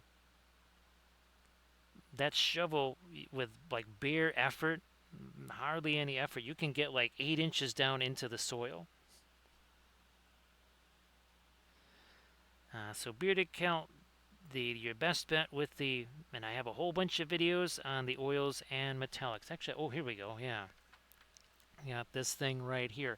So what you do with the oils, if you want to do metallics, let me get the dust off of there. That'd be easier to see. You take iridescent pearl white, which can either be a powder or a paint. There is iridescent pearl white paint, and you mix it. It's basically like a metal medium. It's the same stuff I did with acrylics. I never buy metallic acrylics either. You just, again, and the thing is, you can make very nice darks. So if you take indigo and you mix it with the iridescent pearl white, you have metallic indigo. If you take Indian yellow, which is a very translucent yellow, and you mix that with the iridescent pearl white, you've got a gold that is far more luminous than any metallic gold you could ever buy. Hey there, Sectorix. Sorry I didn't get the chance to shoot you a message there, Sectorix. I'll shoot you a message after the stream. Hopefully, Sectorix, you might be getting one of your little naps in by then, but I'll shoot you a message after the stream. I do hope that things are somewhat down to a low roar there, Sectorix. Hopefully, anyways. But great to see you there, Sectorix. Again, bearded kilt, you don't want to be too rough on yourself there. Because, well, remember when I first started doing the printing there, Grand Oracle? And that made me feel like, okay, yeah, I've only been doing this for, decades, but now I feel like I've never done anything. Then the FDM printer did the same thing again, right, Grand Oracle? Learning that. And then now it's the same thing with all the different AI iterations that I'm trying to learn all at once. Right, Sectorix? It makes you realize what you still got to learn quite frequently.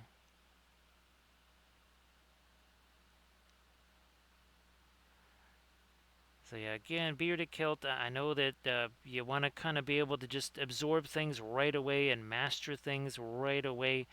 Uh, I'm not even sure that's how things should be. It maybe even shouldn't be like it. Maybe should it just be? It should be difficult there.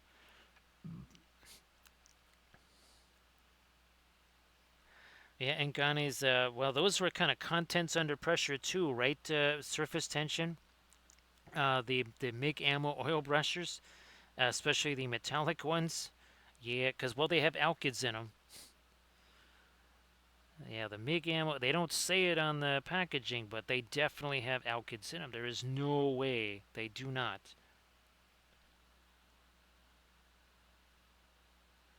But you can just make your own somewheres here. Here we go. Look at this. There's my own metallic oil paint right there. And again, I have tons of videos on the making your own metallic oil paints. It's called Metals Workshop Series. I don't know. I think, what are we up to, like episode 12 on that or something?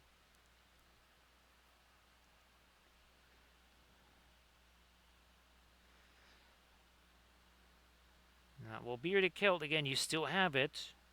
You still have it. You can still utilize it. And all you got to do is just kind of take what you learned using the acrylics, and then you kind of transfer that over to the oil paints. Grand Oracle, the interference oils, man, I've just, and again, I will be doing a Tyranid BFG fleet that will involve the interference colors. So again, here, look at the difference now in the bow, right? We still haven't gotten any of our lightest light there on those, well, golds. Not yet, anyhows.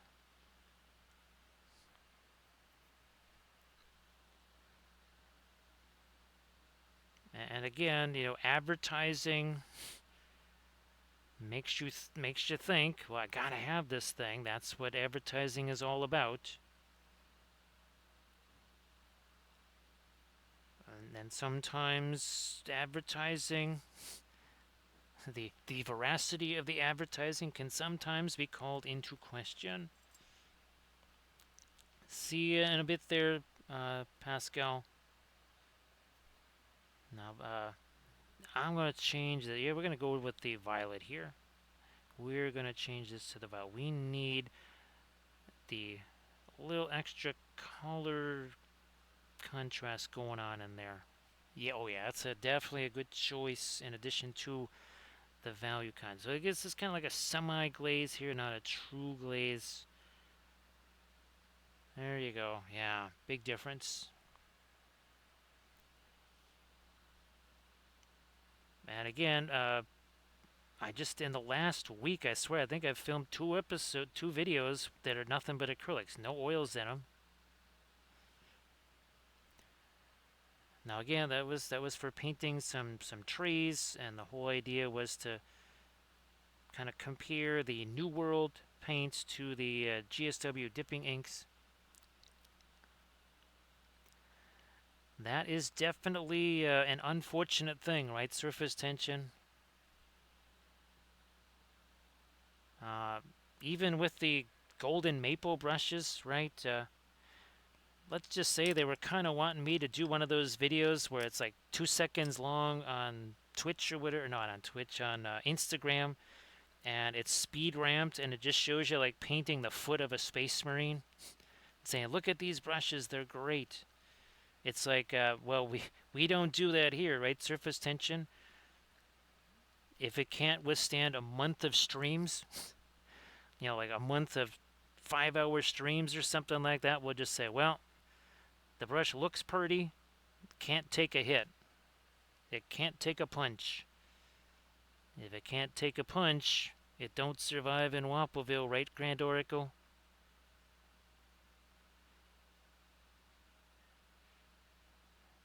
We don't have brushes made of sable. We have brushes made of titanium here.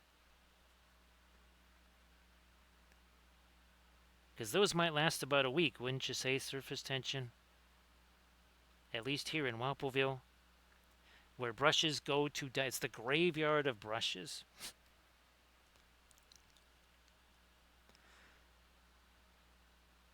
Yes, if the Balkans are the graveyard of empires or whatever, then Wampleville is the graveyard of brushes. Many have tried, all have failed. Well, kind of with the exception of the Princeton Velvet Touch.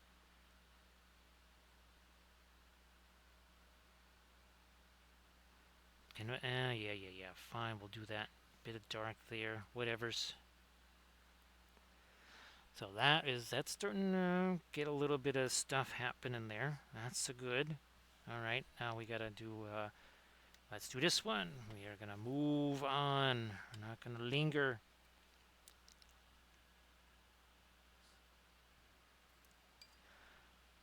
I mean, it really is surface tension, right? I mean, especially when I ain't getting any of those for free. Yeah. I mean, all the stuff I'm using in here, I had to buy all the oil paints. I had to buy all the brushes.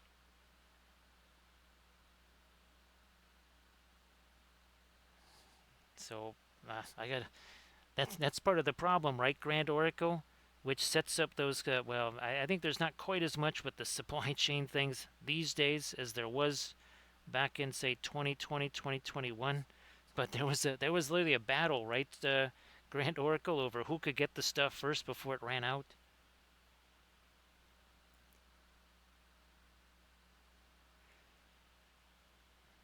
So Bearded Kilt again, it's kind of whatever is maybe available to you. Now I just get all my stuff on either Dick Blick or Hobby Lobby just on the website because I can't get to art stores. So that's not quite the option. If you got an art store by you, you can kind of prowl that art store and just kind of be eagle-eyed for any kind of sales because every so often maybe something is either on sale or even on clearance.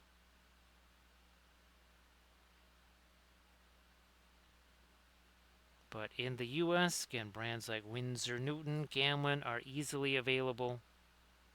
Williamsburg, like we mentioned, that's going to be kind of your higher end type paint right there.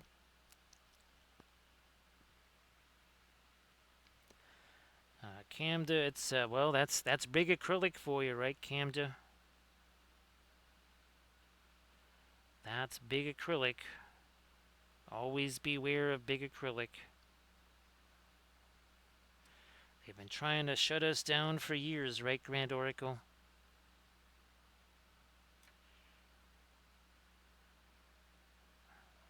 That's why every so often I try to do a little bit of rope-a-dope on them by using the acrylics, and then they have no idea what to make of it. It throws them off for a little while. Let me get some of that. Also, again with the brushes too. None of this here. None of this death grip stuff. Again, miniatures get painted faster when the brush touches them. I know that's kind of a pro tip right there. But yeah, you want to have that non-death grip on the brush.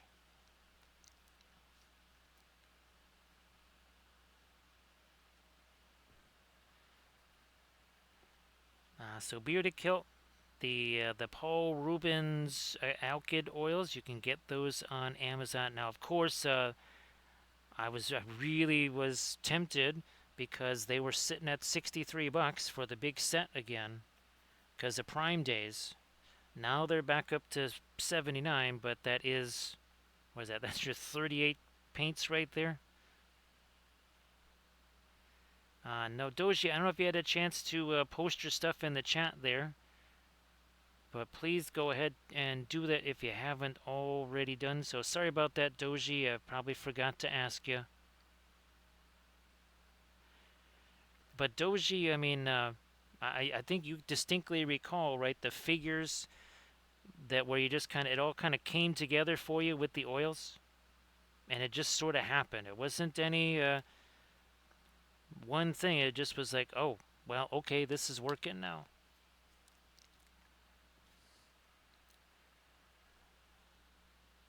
Let's see. There's the Schminky. What was the other one?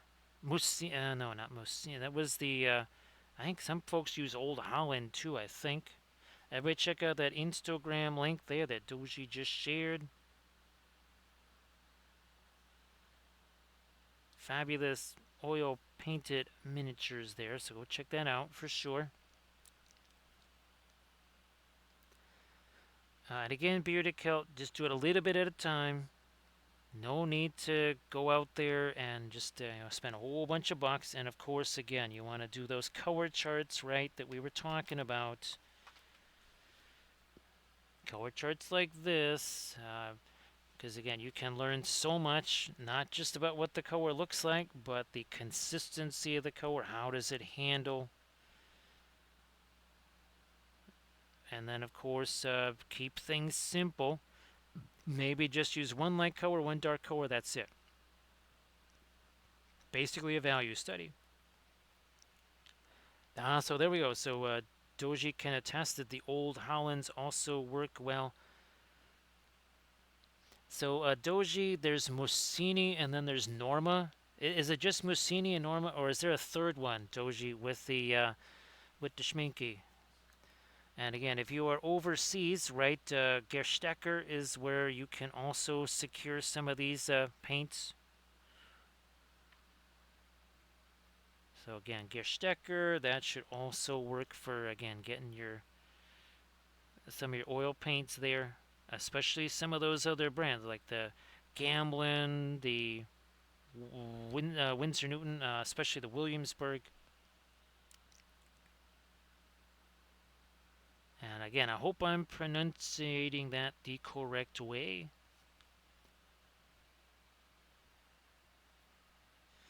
So the Norma is kind of your regular oils there. I just wasn't sure if there was something else besides the Mussini and the Norma. Okay, yeah, we can definitely get later with these guys. Come on, one more up there.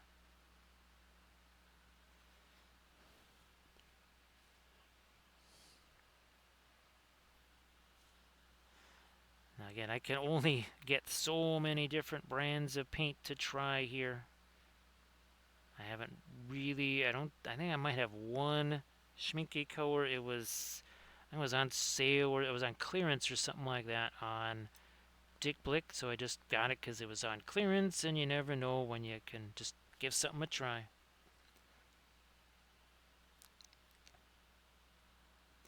So there is a third. Okay, I thought there was a third way. I thought there was a third one.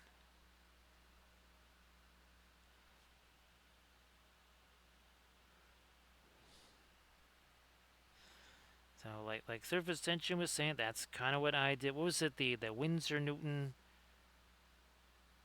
There was a set of 10 or something like that. That's what I started with.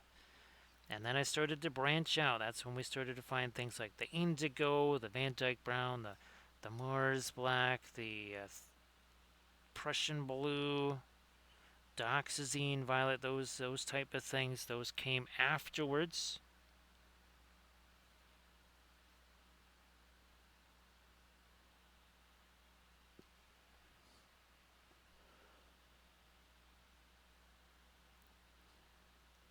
Boy, Doji. I'm telling you, some of those are still drying. Our Zygomores there, where we went with the money palette or the bankruptcy palette, whichever way you wanna, however you wanna describe it. The Doomsday palette, I think we also described it as that.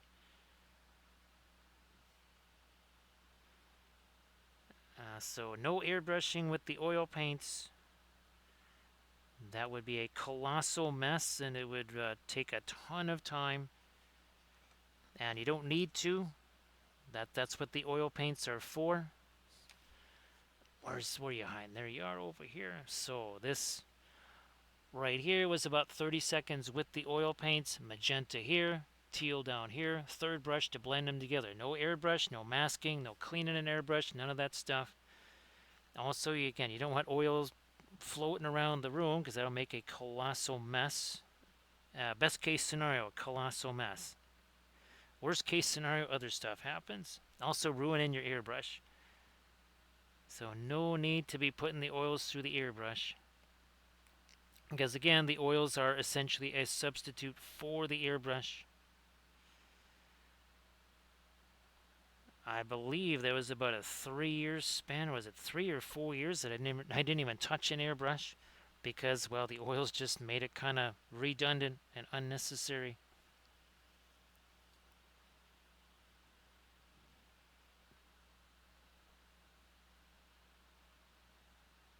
Now, I will use it for certain terrain things or something like that, but otherwise, it's really just way more of a pain than it's worth.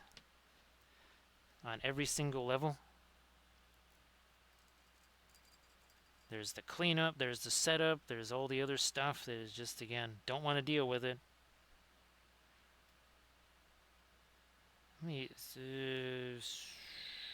we'll grab a little bit of you.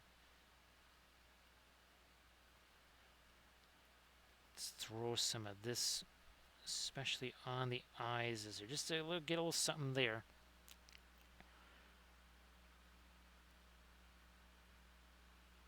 There's one. Alright, well, see you later there, Doji. See you later. Have a fantastic Sunday there, Doji.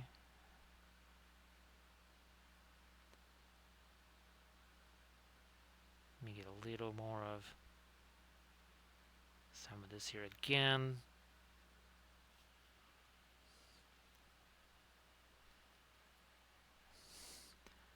Throw a little bit of that over here. Are there more of these guys? Yeah, there's a bunch of these. There's a whole bunch of those guys. Let me do this on the other face here, so we at least have some kind of eyes there.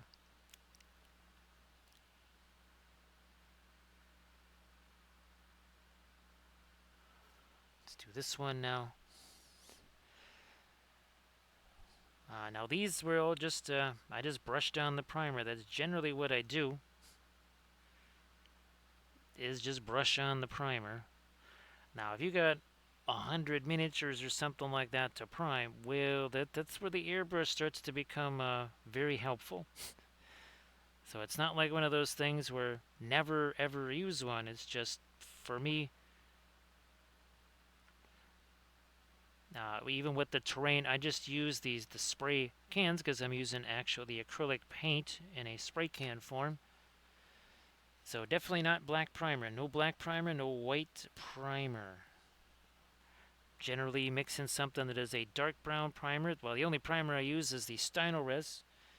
So something like the red brown primer, the ebony flash, those are good. I generally just mix my own primer colors. There are some miniatures where most where most of the miniature was primer, because again I was mixing things like the inks with the primer color, and just I even made a fluorescent primer. Yeah, I took fluorescent inks, mixed it with a much lighter primer color, and actually made a fluorescent primer out of it. No, none of those, no rattle can primers. Well, that's pretty much just setting money on fire anyways. I mean, much as I love a campfire made of $20 bills is not ideal.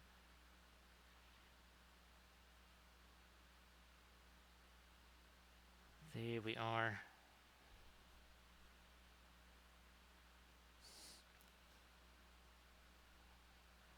Some of them ordered up here.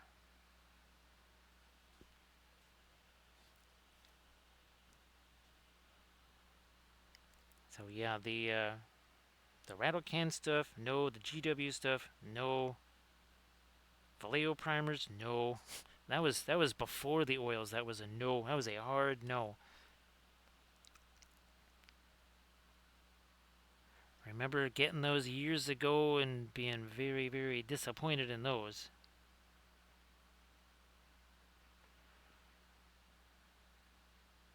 So again, all of these, the primer was just brushed on. These three, the other three Ifrits, that Rakashar, the gigantic Rakashar figure, that was just brushed on the primer. Keeping it simple.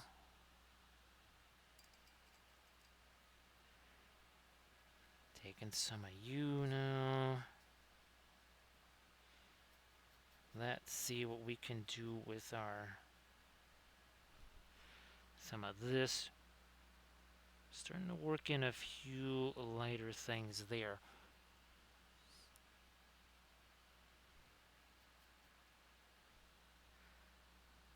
Also, maybe on some of these guys.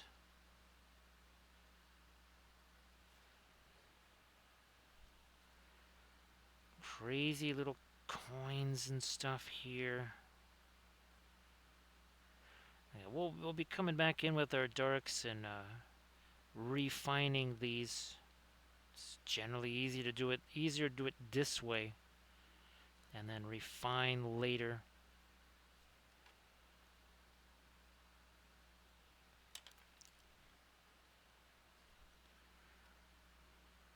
Some of that light catching that up there again.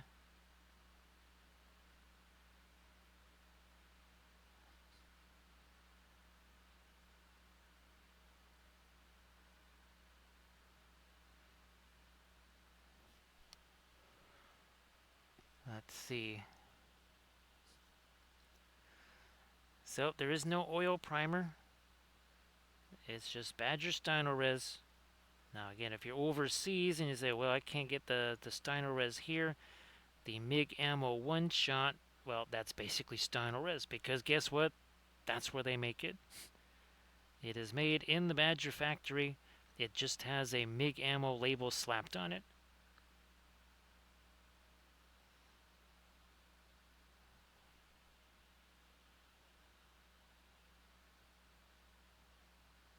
Now sometimes you can get, well, again, with the FDM prints, because they're so absorbent, there's been times where I didn't bother to prime anything. I just started painting with the oils on it. It also depends too, just how much contact are you going to come. Is something gonna, is it a miniature you're going to be touching and carrying around, or is it just like a bust that's going to sit there in a case and never to be handled ever again? Well, guess what? You might be able to just go straight to the oil paints there. You generally want to put some kind of primer on there. Generally a better idea.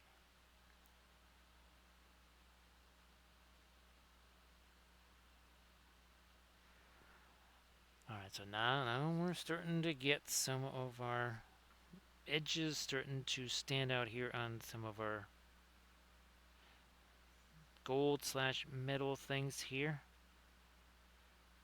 And we'll be coming back into that with our darker stuff later.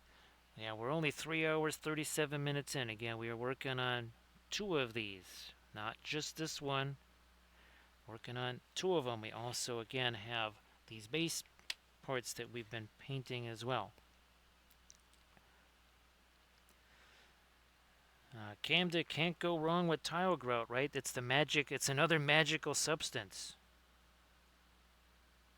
Tile grout. It's almost as magical as modeling paste, right, Camden? So Camden, I hope that the Balrog continues to go well. That's looking fabulous, of course.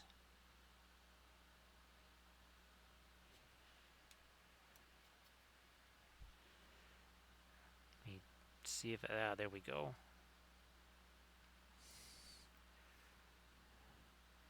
See if I can put a little more than I wanted there on that.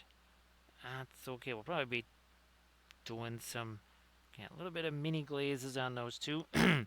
So again, that is the Steinorez primer. There's this is the red brown, or the ebony flash. It's a nice dark neutral brown. So again, Steinorez is from Badger. What's nice, you want to stick that in an airbrush. Well, it's kind of designed to go into Badger airbrushes, so you're kind of getting yourself a twofer there.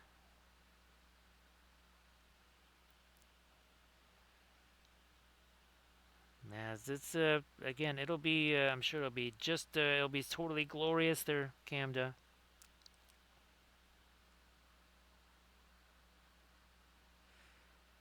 Pretty sure you can also find the Steinorez on the Amazons. Again, I needed some the other day. I think I needed some of the Ebony Flesh, and I just said fine, and I just got it on Amazon myself.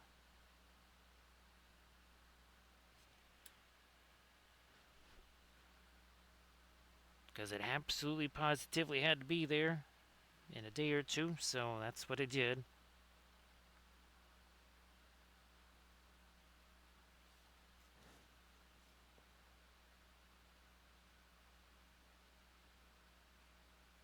again, there is no, it's not like the only reason I use Steinerez is because I end up coming back from either Adepticon or Gen Con with all the extra stuff still in my hands. Nope, that's not the reason. Violet, some of our lighter violet. We haven't really done much of our lighter violet. There's not too much of it, but here, let me grab some of this. Put some of that up here now because we don't have anything up there.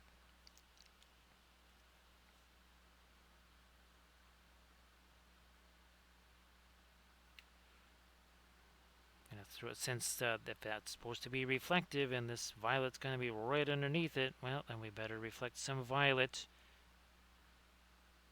on that. And then, oh, look at this. Maybe some violet down in there too. Not a ton, perhaps, but just a little bit here and there. There and here.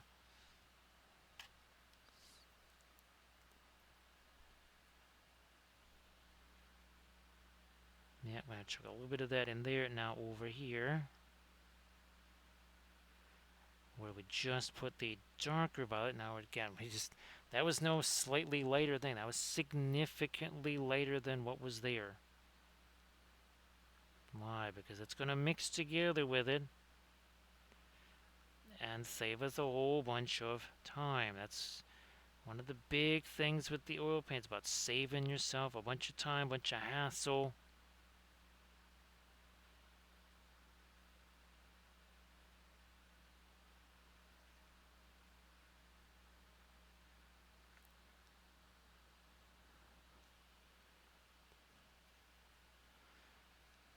So Bearded Kilt, like I said, I like to mix my own primer colors sometimes.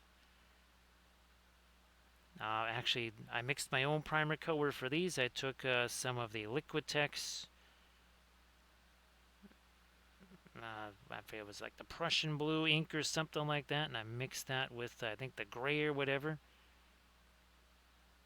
So I like to mix my own primer colors. Like I said, I actually was able to make a fluorescent primer for all intents and purposes by taking fluorescent inks and mixing that with a lighter primer color.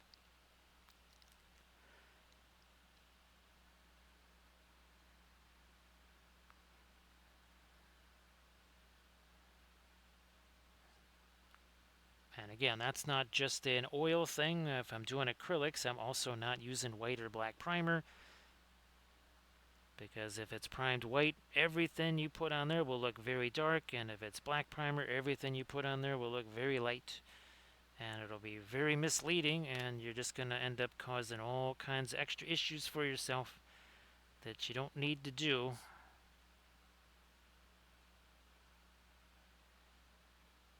Again, everything next to white is going to look dark. And if you got white primer sitting on there, it's going to be very confuseling. You will get mighty confused.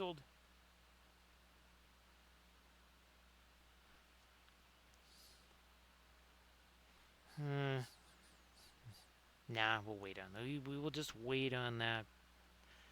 Let's not be a hasty little hobbit there. I know that's fine, Bearded Kilt, because again, these are all lessons learned the hard way. Every lesson with the oils or the printing or the, well, now with the AIS, that's all been learning the hard way.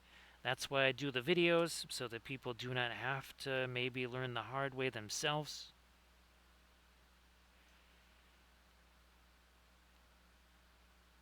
This way they kind of see what happened to me, and I can say, well, all right, let's not have that happen.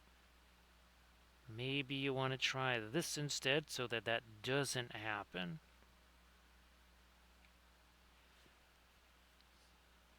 But again, don't be too hard on yourself. I know that, again, that's kind of a natural inclination to kind of be a little bit rough on yourself. Don't want to do that. Want painting to be a fun thing. Ooh, that's where I can use this. That's where I knew there was a spot. Blammo, right there. Yeah, I knew it. That's where you're supposed to go. Let's do the other one real quick at that before I forget, because I will. I will forget.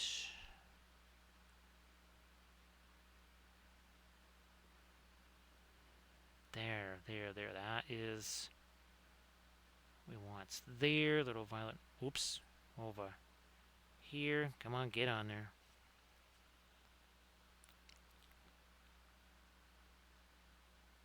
So again, bearded kelp, great to ask questions, because that way maybe other folks, maybe they can't actually, they're not able to type in a question or something like that, but they can at least hear.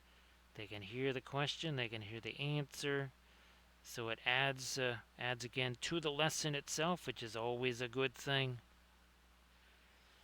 More info, more better, right, Camda? Violet down in there. Oh, down in here for two. Yeah, yeah, yeah. Let's do that. Oh, especially over here.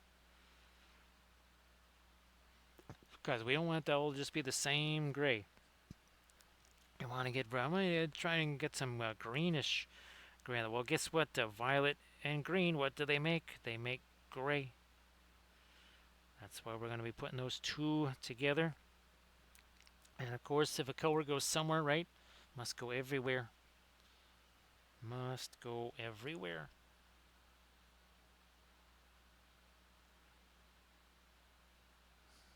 More that up here. Well, like that LiDAR sensor thing. I had no idea for months what the heck was going on with the printer. And it looks like it was something as simple as some dust, like a dust bunny on the LiDAR sensor, that I never even knew the thing existed until finally it decided to say, hey, you know what, there might be some dust on the LiDAR sensor. Ever since that was clean, it's like it's been a different printer. Once again, hard lessons learned. Bearded kelp, there's no reason why you can't just again snag yourself a couple of the oil paints on the side. I mean, you could literally get one light color, one dark color, and just do this, maybe on several things. Just a value study like that. I mean, that would be good in acrylics. It's not just an oil paint thing. I mean, we had to do value studies in watercolor class for 30% of a year spent doing watercolors. There was one color, it was called brown. Halfway through the year, we still only had 3 colors to work with. Because they said there is no point in you struggling trying to learn the medium itself plus fooling around with all these colors. So you get one color. That's it.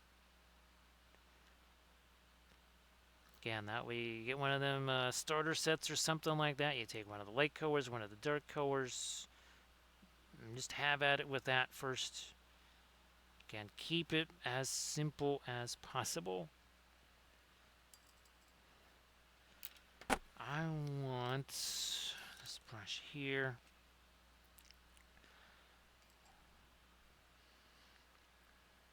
Take some of that and lighten that up even more.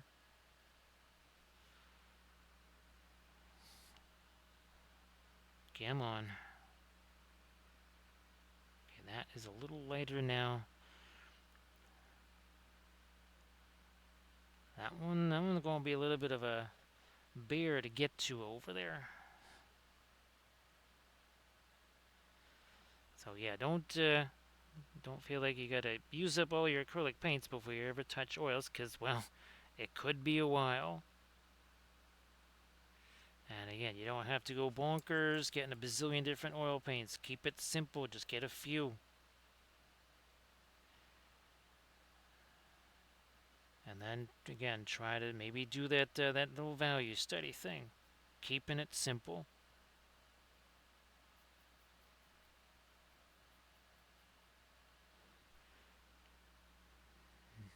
Yeah, let me again, these, unfortunately, with the Conquest figs, some of the details can be on the smushy side, especially when you're used to working with printed miniatures.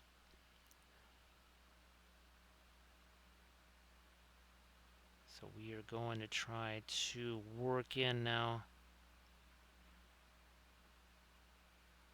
our eyes is maybe.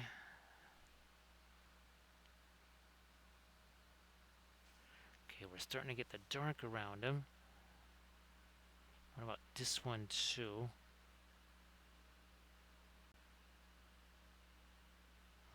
Okay, just about got that one.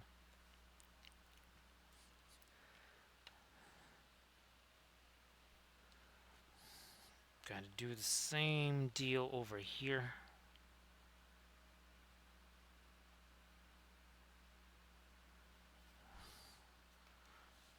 Nope, that can't sit there.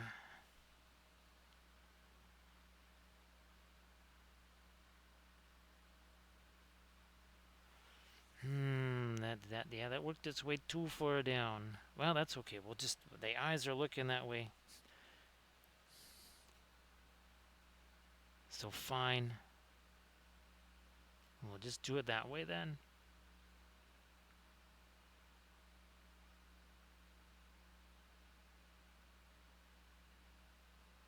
We will have to come back in with our lighter colors anyhow, so.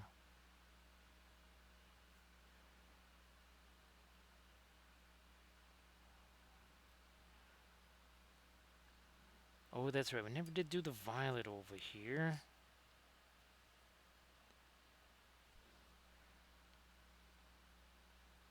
Let's just change that super quick here.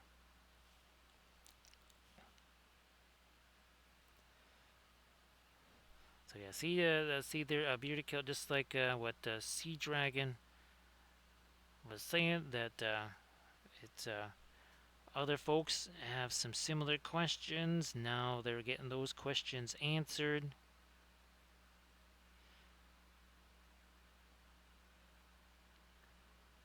It's also very helpful now that we've got so many folks who have also then done the oil paints themselves, so they can relate their experiences with it. We like to think of it as a nice little laboratory here, like a worldwide laboratory. Because again, we wouldn't know anything about the Paul Rubens stuff if it wasn't for Camda saying, you know what? There's this thing. It could be helpful. Right, Camda? It might be something that everybody might be able to use and get everywhere. And sure enough, that's kind of how it's worked out.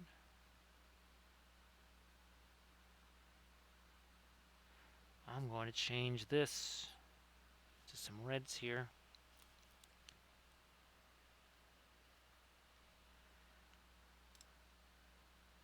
That's going to change. That's going to change.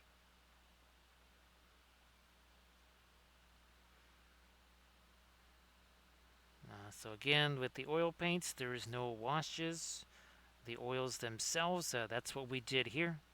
So Bearded Kilt, I would suggest, again, you can check out the YouTube channels, either one, the regular one or the Linseed Fellowship one. And that's got a whole bunch of videos. I mean, like hundreds and hundreds. There's also, again, there's the Patreon page with, well, thousands pretty much at this point. But we already did tons of glaze type stuff here early on. After the dry brush phase, we'll be doing some glazy things here again, I'm sure, at some point. Again, this is not like acrylic paints, and that's, again, that all that stuff with the washes and everything else, that's pretty much designed to just kind of keep people buying stuff over and over and over again. Oh, thanks, Bearded Kilt. Appreciate that. Oh, geez, I forgot that piece there. Thanks so much, Bearded Kilt.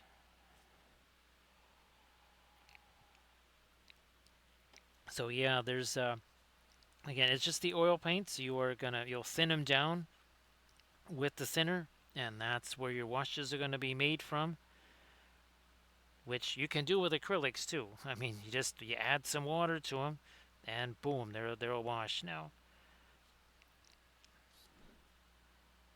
Because you're not doing. There's no base coats or anything like that. Yeah, no, not quite doing that sort of stuff with the oils.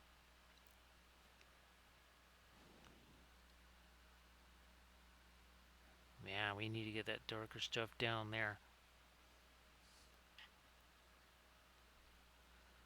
Let's. You know what? I got the darker stuff. I'm just gonna do that on these bits here too. So again, we're about 4 hours in now. Yeah, working on not one but two. Two of our conquest figures here.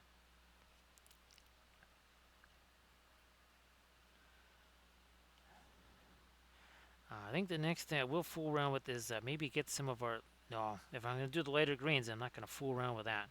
There's no point in doing that.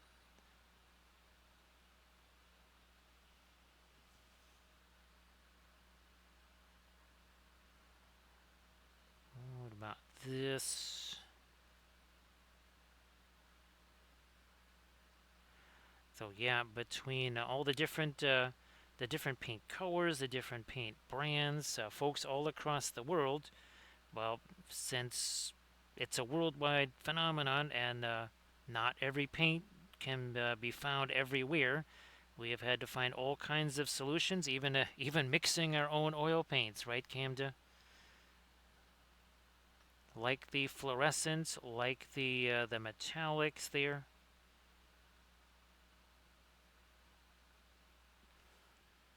Oh, it's right over here. Yeah. So this bust right here is painted with oil paints. Split them down the middle. One side is oils, or sorry, one side is non-metallic. The other side is metallic paints, and nobody can tell which is which. One is basically one is TMM, the other one is non-metallic. So one is entirely, again, his armor. One side is entirely metallics. The other side is non-metallic, and again, nobody can tell the difference. And that's not just on camera. That is in person too. Cam, I got to do that one again. Knowing what we know now, right, Camda, and some of the other things that we have that we didn't have back then. I think that is definitely a worthy thing to try once again, wouldn't you say, Camda? Again, that's another one of my Patreon videos there. That's part of that Metals Workshop series I was telling you is about.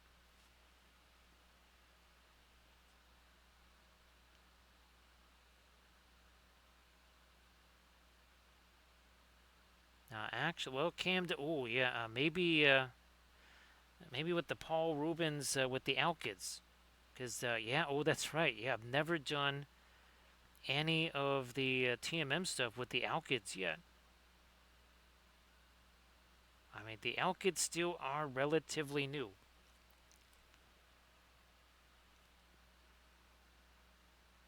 So that there's still kind of a new phenomenon at this point.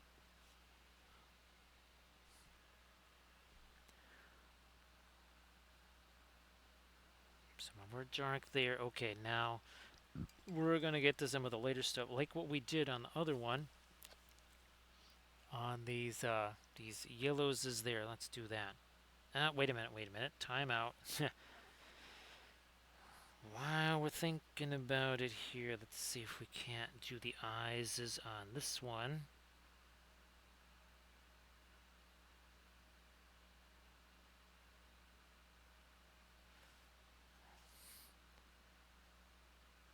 Then we still got to get our lighter skin tones on there. All right, let's just leave that alone. Now let's get to this one here.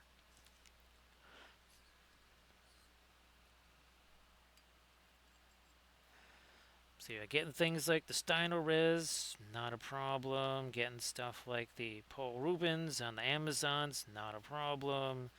Getting the Windsor, well, all the stuff on Dick Blick.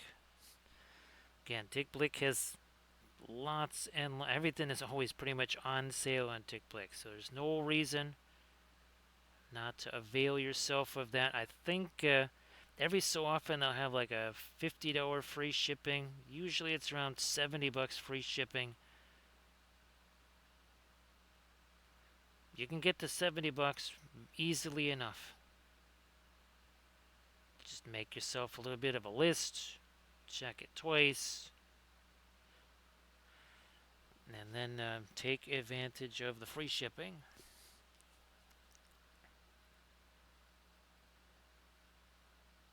Some of that later stuff in here. Again, not too much.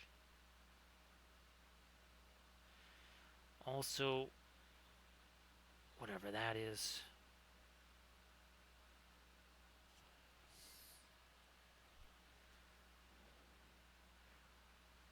These crazy little coins or whatever.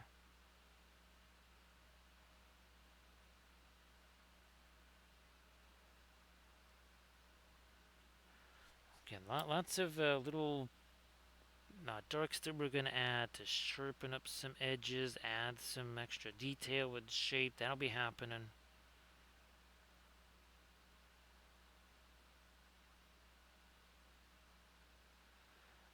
Yeah, look at see how that's starting to stand out now a little bit more from the turquoise.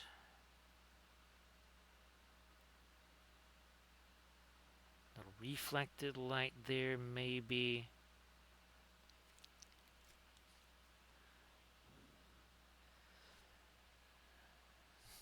So Instagram, Messenger, those are the primary methods of communication. Unfortunately, there is no time to add in a Discord thing. Between Facebook and Instagram, that takes a whole bunch of time there.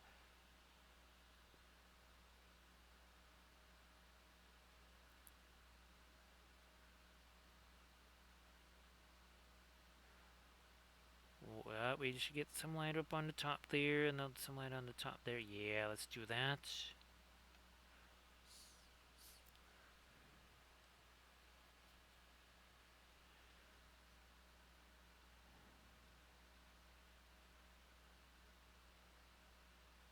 Alright, we're going to do this now.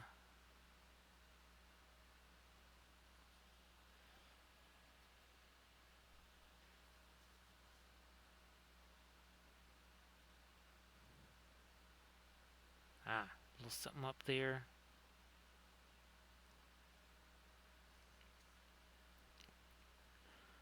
I want, actually, I think I will get back into our skin tones here.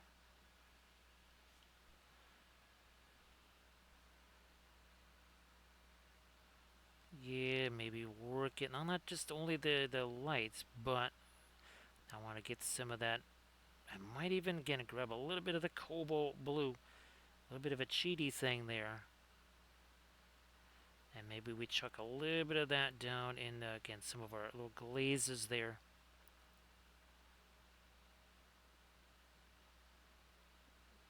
and some of the recesses.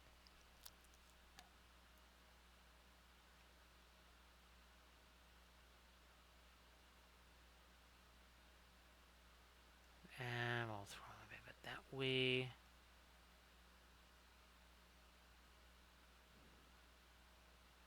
Come on, some more there. There we go.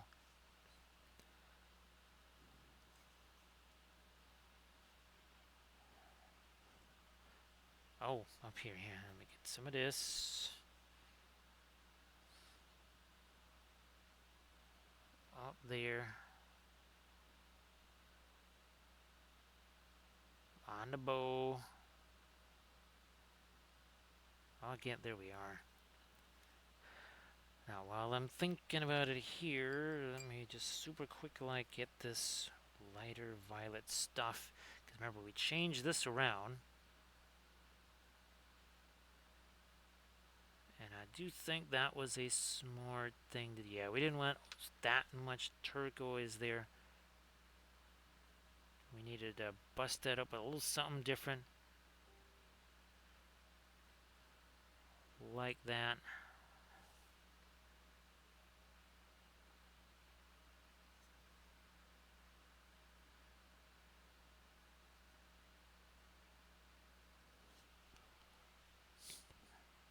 we doing more of this here? Okay.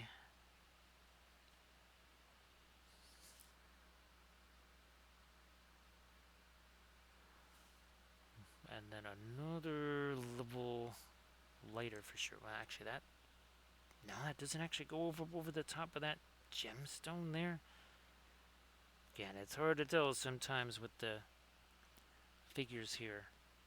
Well, again, the conquest stuff. Again, it can be a little squeezy on the details side. It is what it is.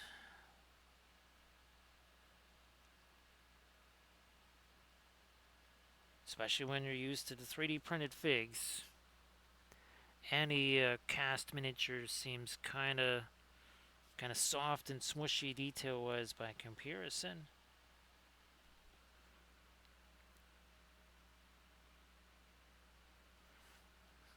That was a little too much.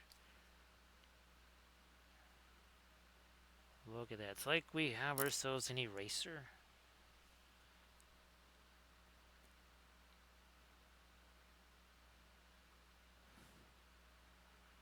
Let's see if we can. No, that was. We'll leave that till we get some of our later blue on the skin tone. It's not make too many assessments on that just yet. So remember, that is a big change on that the little chapeau right there, as far as what it was initially.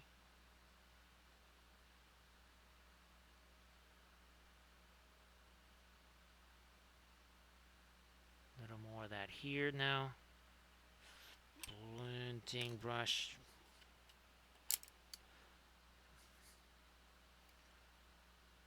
There we go.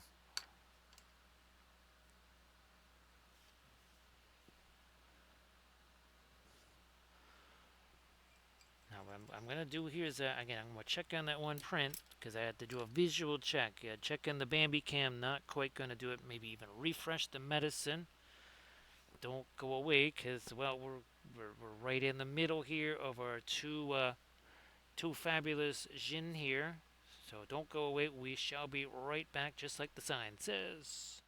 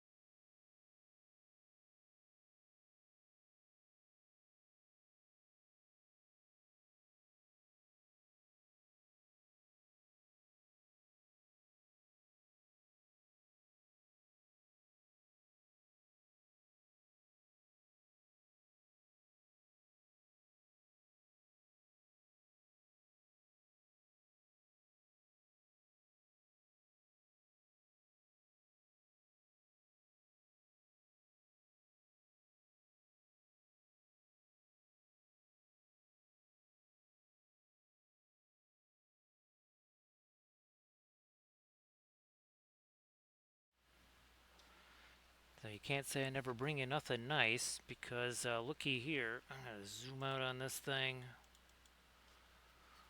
This is what just printed. This is one of those plinths that I was telling you about that I kind of engineered using something else that was never meant to print like this. And then these are the two little holes here. So this is where the big old magnets go in right here. Yep, magnets go there.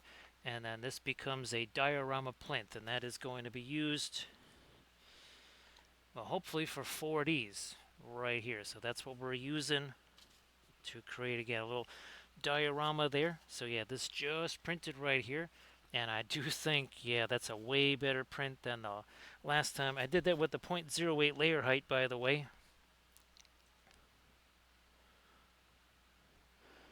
So yeah, Camda, that is, and again, we're talking about the hard lessons learned. That was one of the hard lessons that I learned, was that, well, that LiDAR thing, that can get dirty. And if that gets dirty, oof, all kinds of weird things are going to happen to your print. You know what? Let me get the lighter greens here first. Let's do this. That's our not radiant green getting mixed in with some of our white there. Just breaking that down. Come on, there we go.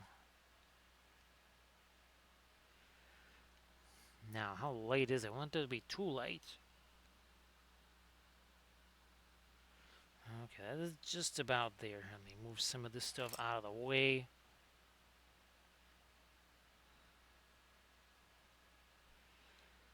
Some of that light up there.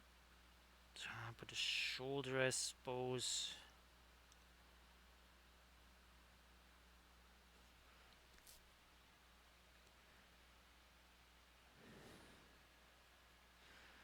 So yeah, surface tension, well, it looks like you're getting, again, like what we had a little while ago, being all melty there.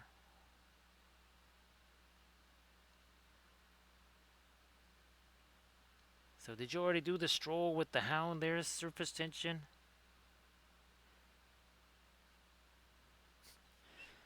Are there plenty of Welshlanders that are prostrate there on the ground, just passed out?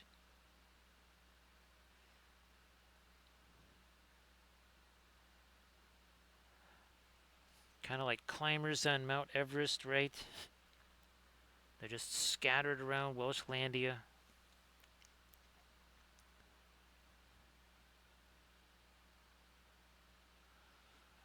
So again, now that's certainly make a nice little difference over here on our greens.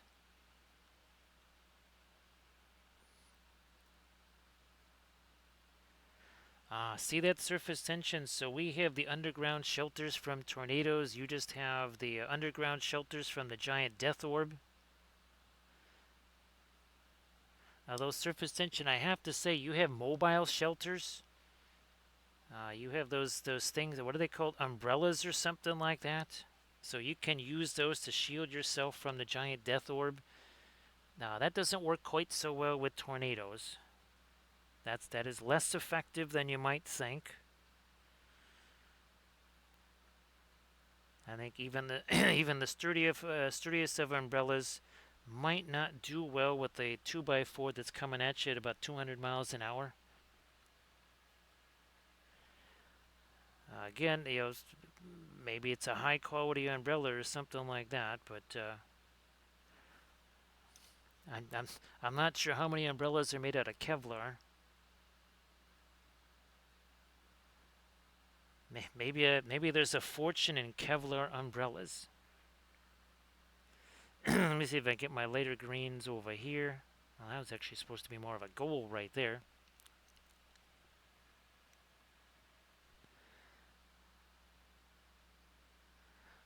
Yes, surface tension. You'll be able to. Oh, it's like travel. It's cheap travel there. Surface tension.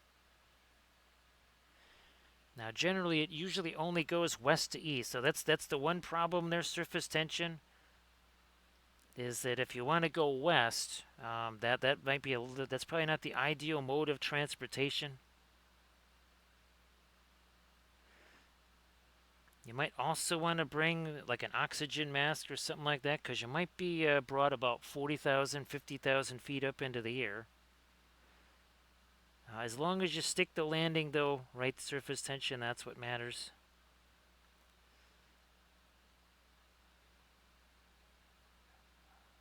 And given your rate of descent, that you might be sticking that landing more than you think. Let's get some more of this lighter green over here. Oh, there we go. This is all nicely set. Yeah, this was volatile a few hours ago. That's what I have to refer to as Camda. The paint is still volatile.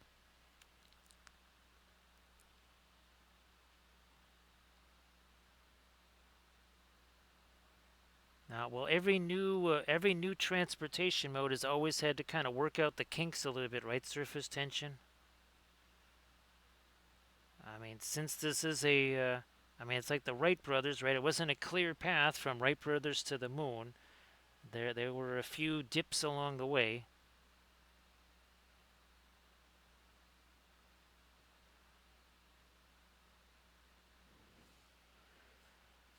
I think, let's see, I guess you could, was it the IFD, the improvised flight device there or something?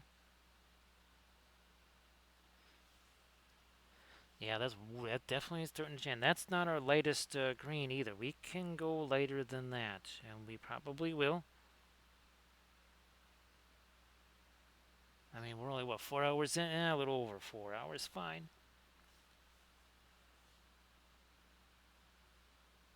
See if I can scare up a little bit more of that light green up there.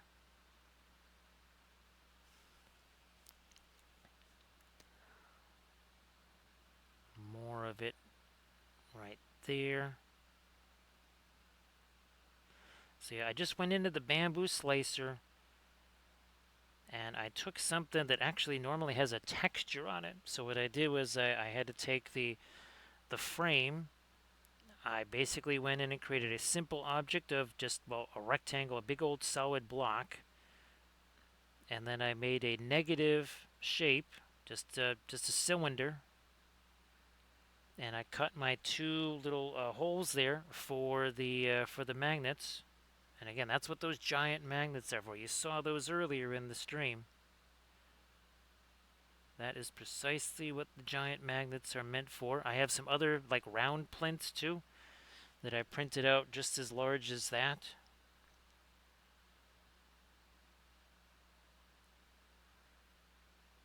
I used to use wooden plaques all the time, which they're okay. There was a point where wood was kind of scarce and it was hard to get those. They're also getting way more expensive, and they also well, there's a lot of sanding that has to be done on those. And well, okay, then do you drill a hole in the bottom of them, like an actual physical hole to try and get magnets in there? Or if I just print them, I can have the holes in there automatically when it's printed and they are suited exactly to my magnet size.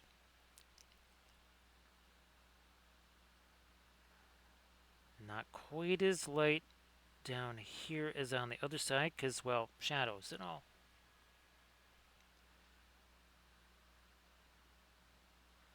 But I think, yeah, that's a big difference there in our turquoise color. Which now we're going to start to fool around with that in some of these places at last. Been waiting a while to chunk some of this into some other areas. But we had to wait for those to set more, is what it is. Also, some of that going to start to work its way down here like we talked about. We mentioned this not too long ago.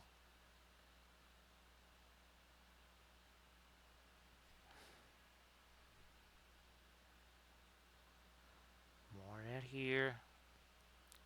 And now some of that up here.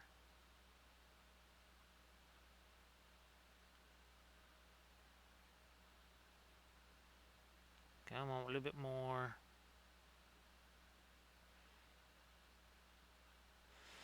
Oh, geez, that's right. The Cathay stuff. That's right. We have to. Well, let's a little quick comparison there. Oh yeah, look at you can see the difference there. Let's do the lighter green now on this one here.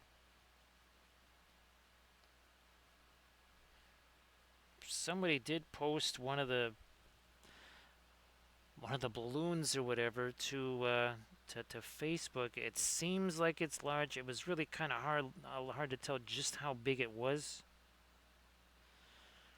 And it does seem to have like one of those crazy little clear flying things or something like that to hold it up.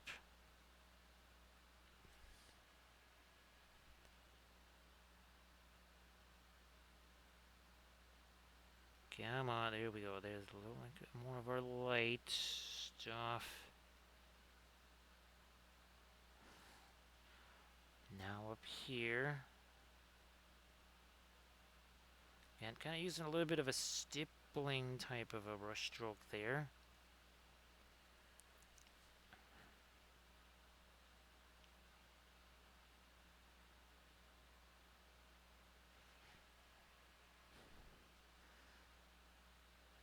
Working some more of our really light. Look at it. See how stable that is. Working nicely there. Now we'll take a little bit of a blending brush here and just soften that. Again, that is why we don't need to be mixing a whole bunch of stuff on the palette, because we just mix it on here.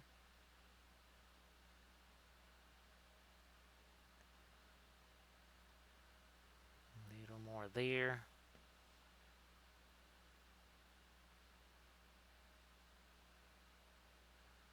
Some lighter greens up there. Now let's start the full round back here.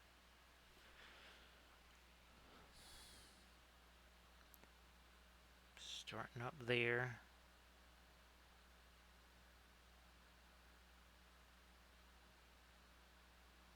Work its way down there, but not too far.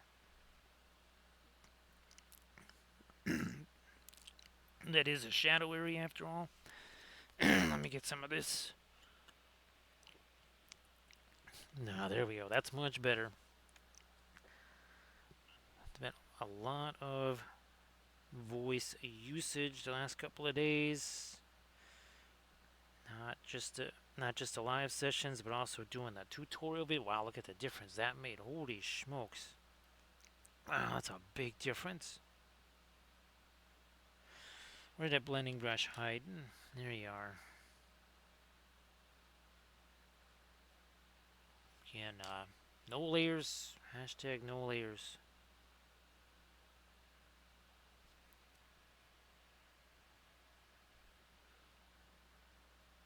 Let's do something up here with this lighter stuff.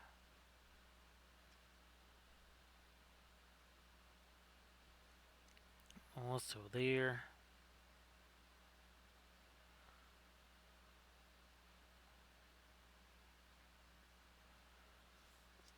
Alright. Let's get the edge of that now. That that can be later too. Doing the stuff with the blending brush here again.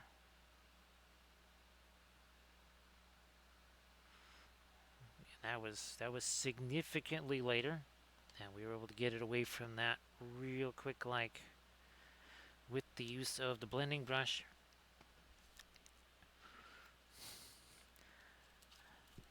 Yeah, Camda again. As long as you're going west to east, it's and well again, last night wouldn't have been so great because you would only been going about 20 miles an hour, so maybe 25, because that's how fast the things were moving. But you get yourself caught up in a derecho, you're going to be moving quick. That's the Concord right there, Camda. Yeah. You get yourself up in an EF4 or 5 or something like that. It's like you're flying on the Concorde. And the best thing is, Camden, it's free. You also don't need that free, was it the pre-flight check or something like that? Now, unlimited luggage, right? As long as as long as you can carry it, it goes with you.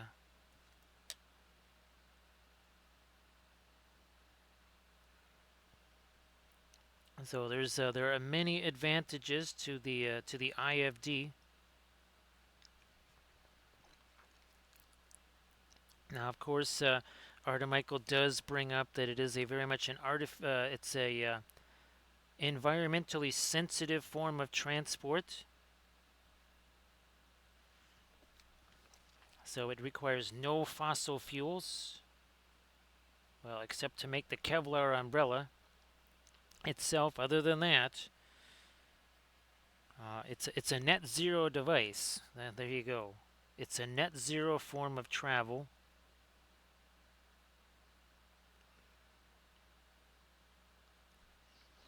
Now, if you choose to do this, say during hurricane season, you might want to also have some of those little flotation devices with you.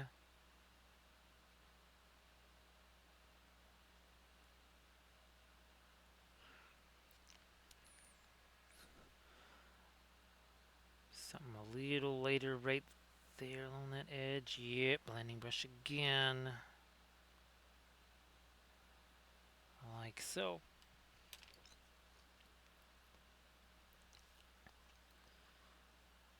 I'll lighten that up along that edge too. Fine. Right there.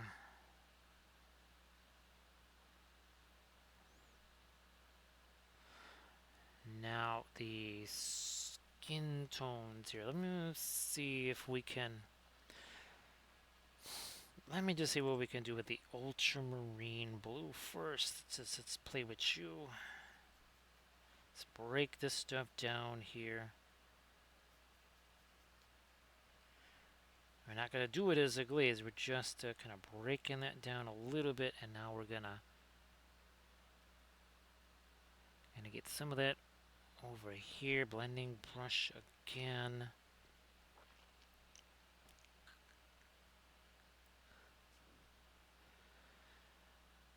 Well, surface tension. Gen Con is to the east. It's to the south and east.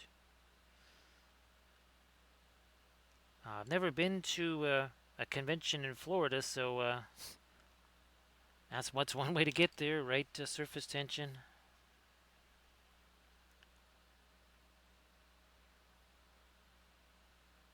That needs to can be more of our darker blue there.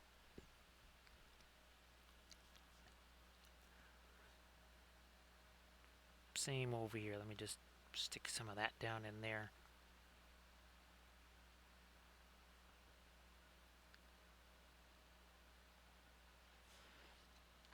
Now, a bit more of this over here. So again, thanks to Armored Wolf for posting a link to those YouTube channels again, like the Linseed Fellowship. If you want to see this again, right, further down the line, that's where you're going to have to go, because remember, Twitch eliminated highlights, sadly. So if you want to see this again, you're going to have to go there to the Linseed Fellowship YouTube channel. Check out that link there. All right, let me do the darker blue stuff super quick on this, and then we'll get to our much lighter skin tones. We kind of already do have the darker stuff on this one.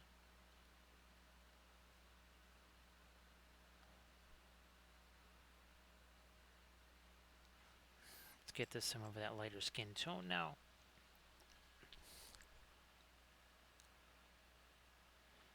So we got this. That is again, that's our Paul Rubens, not radiant color there. Again, just kind of breaking this down. Here, let me just get some thinner on there. Is this light enough, or is it too late? We will find out soon enough. Okay, it's not too late.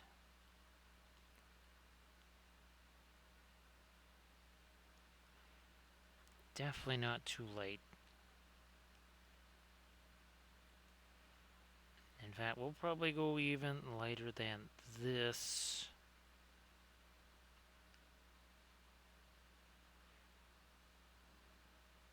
A little more light up there, too.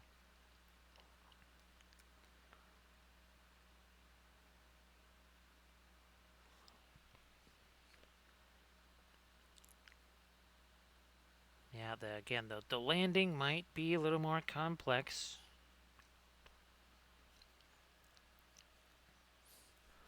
But again, it's a new technology, right, Cam? It takes a little while to work everything out.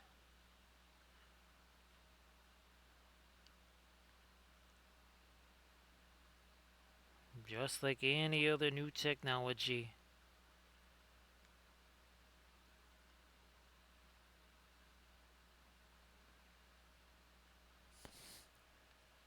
Here, let's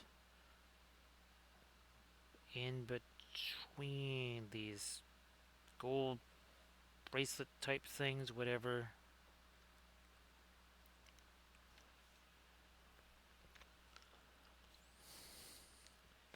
Nope, I'm gonna go back to this one first.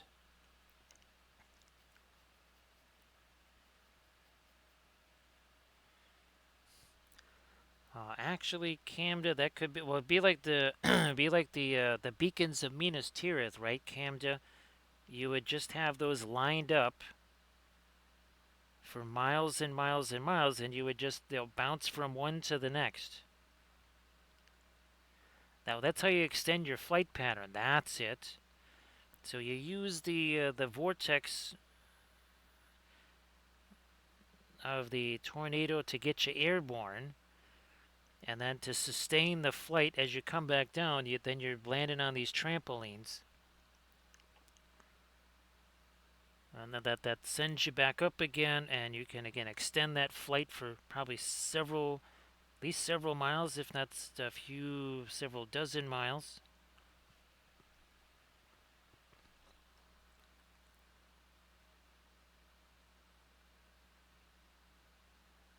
Let me lighten up that part of the chest there.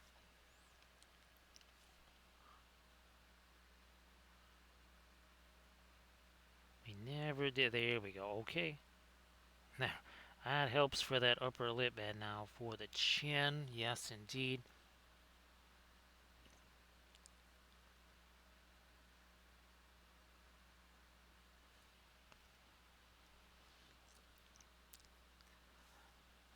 Surface tension, that would not be terribly surprising.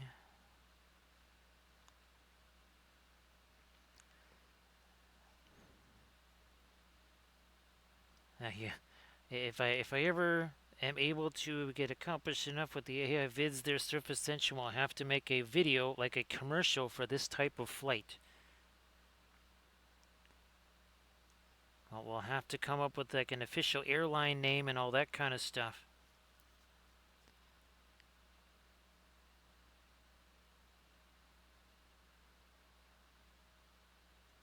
I'm not sure if we just go simple like Tornado Airlines or something like that, but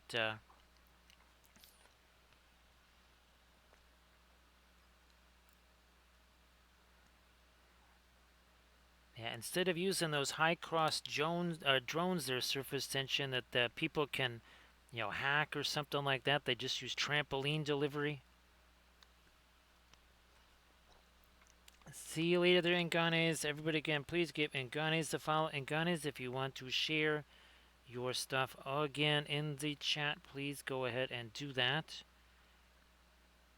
Everybody, please give Inganes the follow. Was it Monday afternoon you were thinking there, Inganes, right, for a stream?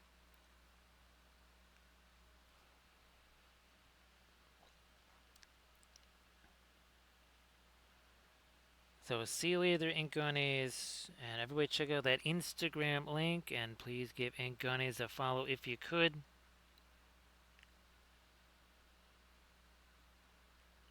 Because again, Angonis, we'll be streaming soon enough. Yeah, Monday afternoon in the UK.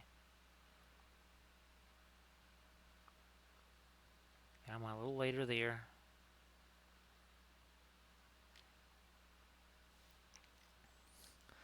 So yeah, now those faces starting to get a little bit of stuff going on them there. The fingers too. Those are starting to stand out. And sometimes it just takes a little while there. Here, let's get some of our... Oh, yeah. It's like, I knew there was another place that I wanted to use that, and that would be down here.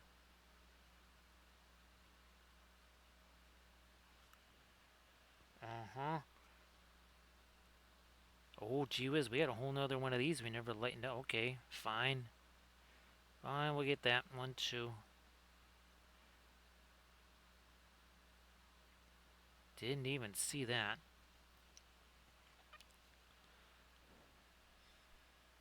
So, Camden, I can't wait to send you these new tunes. I'm very excited about them. I just happened to come up with that prompt for the John Lending song, and yeah, the first time around was it's a keeper. We'll put it that way. And I haven't even listened to the other one yet. I mean, if the other one is even better than that, it's like wow. Usually, one of them, if there is one that's really good, the other one is kind of sort of okay, but maybe it's only like a 70% type of thing, or there's some kind of one little weird thing that happens with it. I think this one avoided all the weird stuff and created a very. It was let's put it this way: all the ones that I've generated, it's never done this type of music before, or this type of approach. So it's also very unique and distinct, which is getting harder and harder with each faction that I make a song for, right?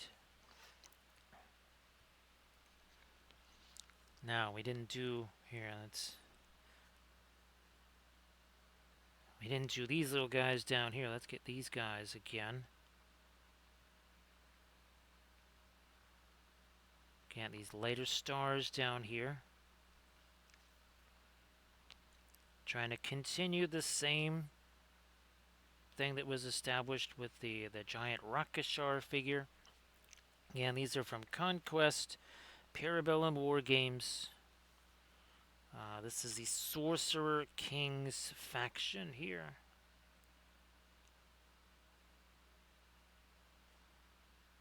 Blending brush again, where you at? There you are.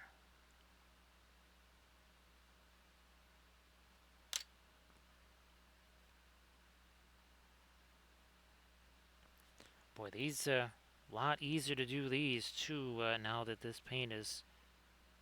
It's probably been on here a good 4-ish hours, maybe more, on the bases here. So way easier to get some of these lighter values on here. Let me see, 4 hours 40 minutes ago. That's when we started painting these. Not one, but two of these. They were just primer when we started.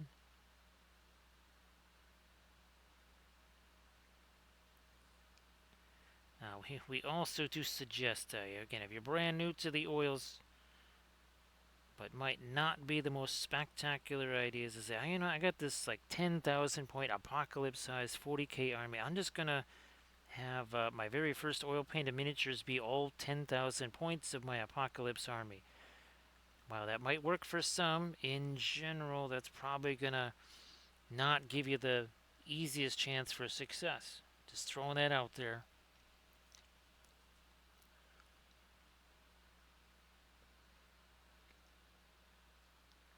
You might, again, want to take a somewhat more conservative approach, especially when you're just starting out with the oils.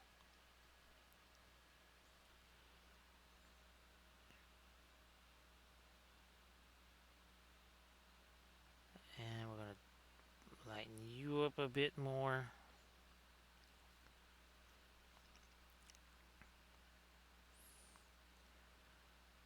that's pretty much how I learned the printing stuff. I wasn't doing super complicated things to start out with. I mean, even now, it's not necessarily super complicated things.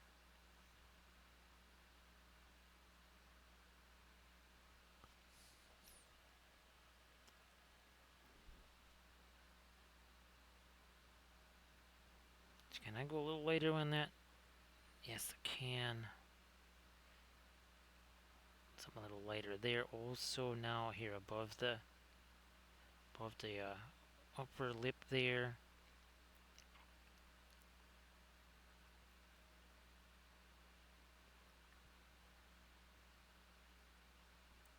Maybe bring some of this lighter stuff down in here. Followed by the blending brush. Do it again.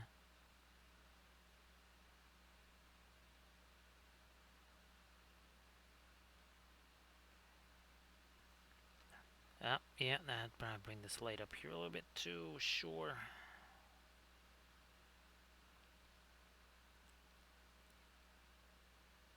Yeah, too much. Well, looky there. It's like we got ourselves a handy dandy eraser.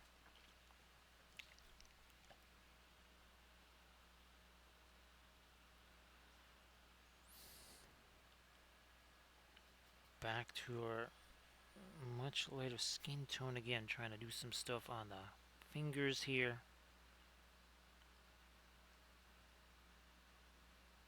Fingers here.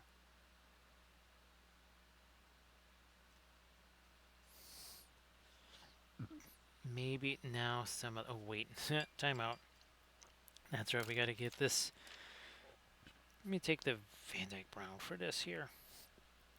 So this, that is not supposed to be our green. That is definitely supposed to be something else.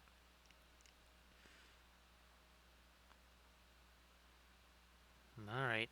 Ooh, how about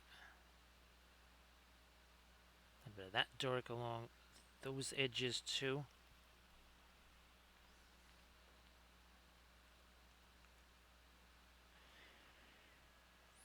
Some of our, not Terra Rosa, also, maybe some of the orange here.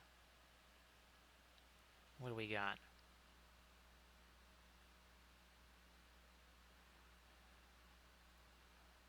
A little bit of an orangey type of color over the very tops of these crazy little coins or whatever.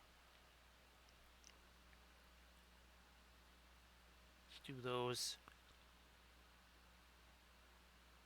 It also cuts away a little bit of that later color that we put on the top there.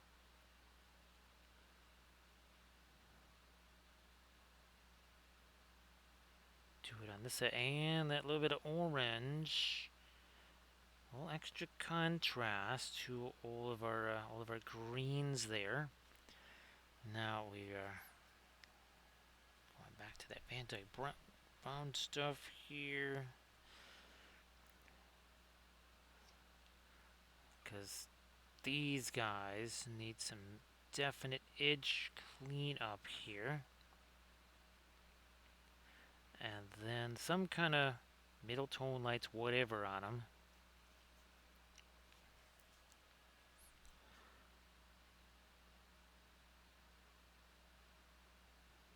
Just again make that a little more unified for now.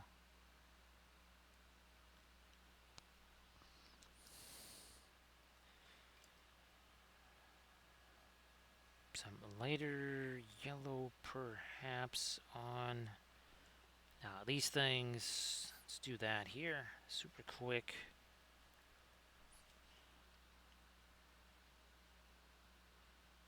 And then we'll get maybe a little mix of the Terra Rosa, some of our light green or something. We'll see what we want to do on that.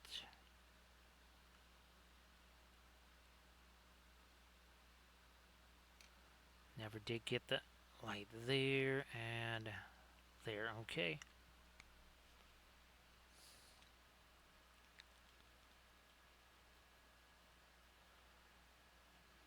Very, very light yellow there.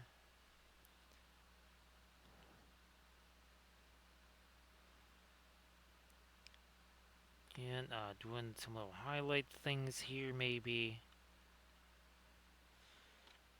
Blending brush.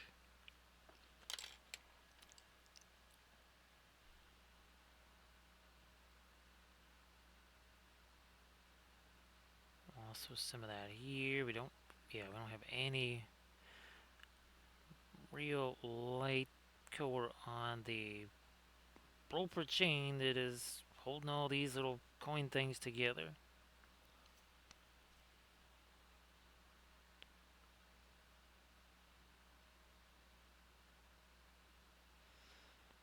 So we got not even 5 hours in. I'm working on not one, but two of these.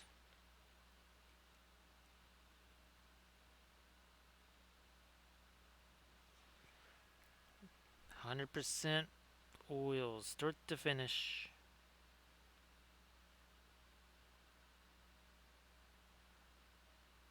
Let me see if I can take the Van Dyke Brown and oh, here we go. We got this really light violet here. Let's combo those together. Let's see what we got. What have we got? That'll work. That'll work fine. Because we haven't done anything on these so far.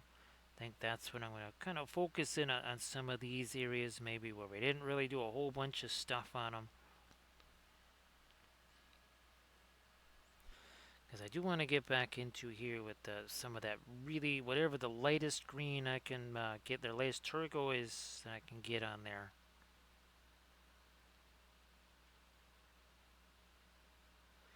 Now, if these are for, say, a painting contest or whatever, there's nothing that says you can't spend hours and hours and hours, more on hundreds of hours if you want. I mean, whatever it is, whatever you got time for.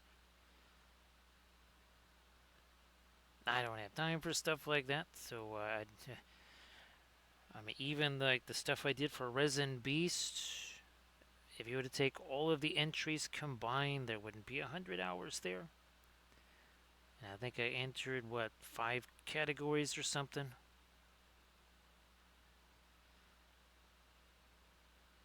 Actually, if you were to take my entries for next year's and last year's and combine all that time, it still wouldn't be 100 hours. Again, that is not where that's not what I got the time for at all.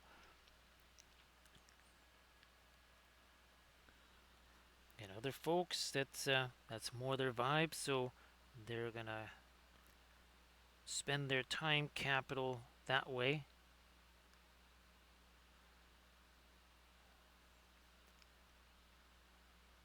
On our army painting videos, we refer to time as basically it's a resource. You only have so much of it, which is why we'll kind of go into the, well, is it feasible to have this freehand or this special effect on every figure and do it 10, 20, 30, 100 times? Or do we just kind of keep it for special characters? And that way, maybe it only has to be done 6 or 7 times, which might be more doable in terms of the time that you have available. Because I think that's how an awful lot of projects end up getting never finished. Because there's the ambition to do, well, many special things with it or whatever. And then the time monster, much like the autocorrect monster, right? Camda comes along and ruins all your fun. See you later there, Camda. Have a good one. Appreciate you being here as always.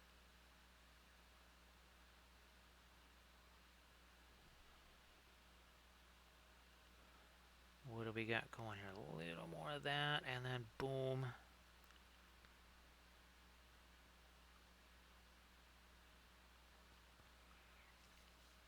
A little bit of the light in there too.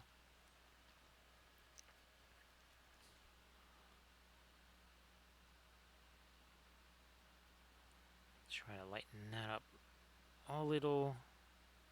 Actually, no, there's no little gold thing there. Okay, good to know.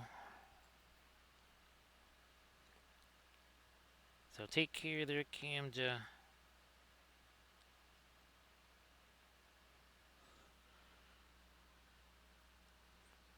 Dark there and up here. Yeah, there's a whole bunch of stuff that got. Again, this is where the plastic glue is kind of melting stuff away because this thing did not want to go together here. So we're gonna have to do some sculpting with paint, as I call it here. That's pretty much what we're doing down over in there.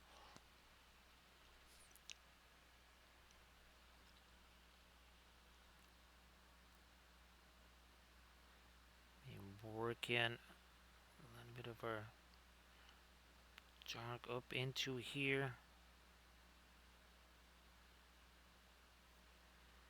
Also, yeah, up here too.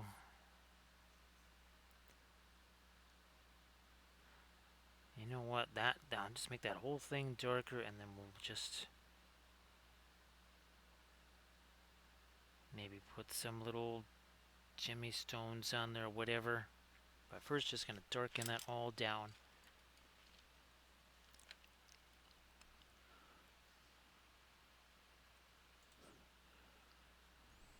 Now I need to do the same dark over on this side.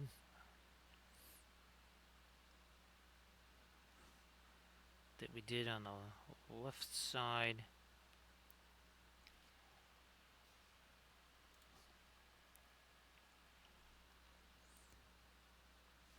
Oh yeah, we got some dark under here too. That's another an area where things got a little smushy.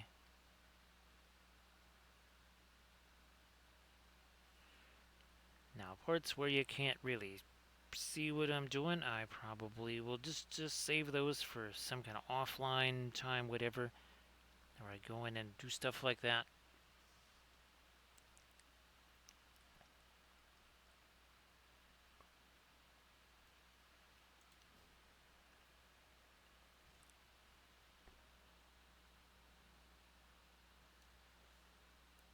Touch of our, yeah, let me solidify these lines again. That is where things kind of got a little squirrely there again. Yep, these two. Here, let me see if I can darken the edges around these.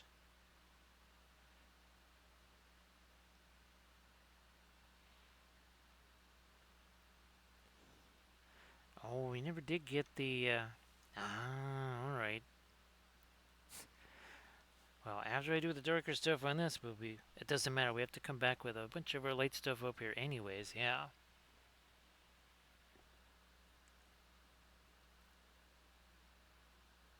That's right. We almost forgot about this stuff up here.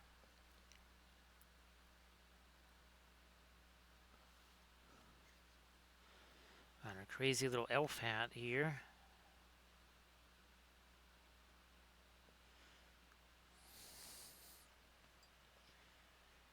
Where's my... And I'm just going to mix up some fresh ultramarine violet, as we'll call it.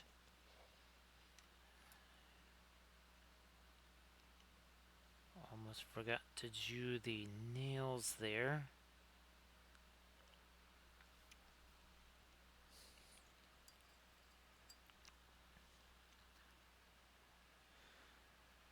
That's our Naphtho slash Windsor slash Fanchon red. It's all the reds that are essentially the same color. They're basically the Naphtho red pigment. Just called different things by different brands.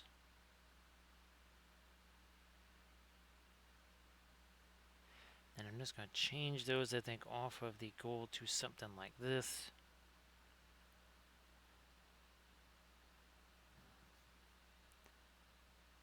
Because I just think that will be easier.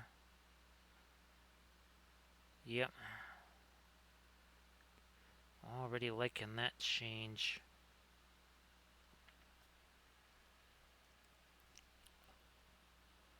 I'm going to do that on these two. What the heck?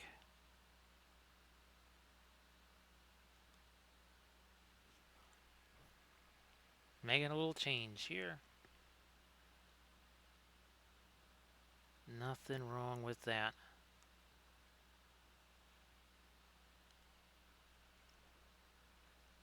And thanks again, Armored Wolf, for posting a link to the Patreon page. I just posted the latest video today.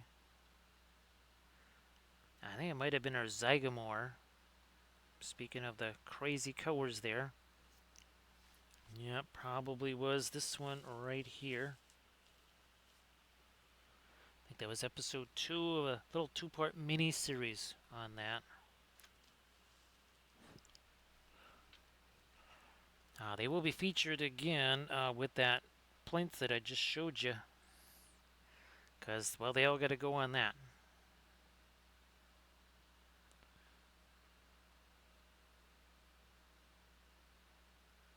Throw a little bit of the red up there too.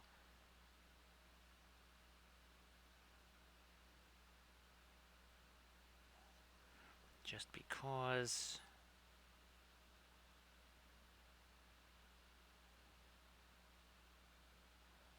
Alright. Ooh, down here. Holy smokes. Don't want to forget these down in here.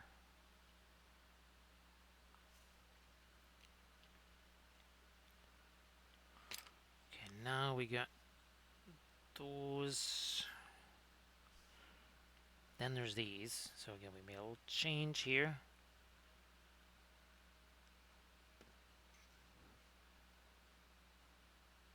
I think there's another one sitting there, another one sitting there.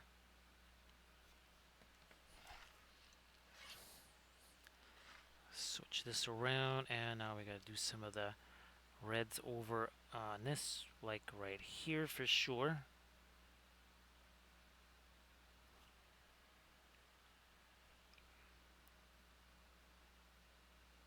Changing that up. We'll change these to be like the other one now.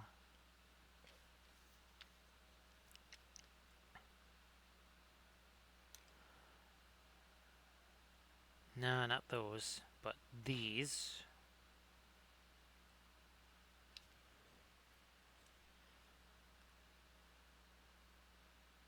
Alternate that with, I guess, the gold and the red there, just the funsies.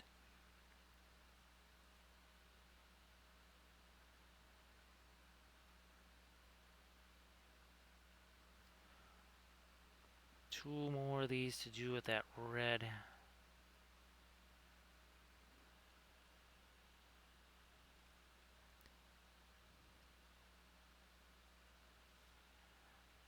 Okay. Got the orange here. Maybe mix that with our not fanchon red.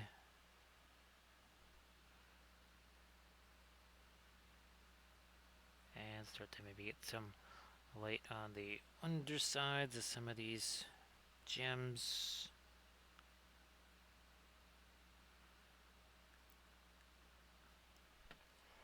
Go back to this one again.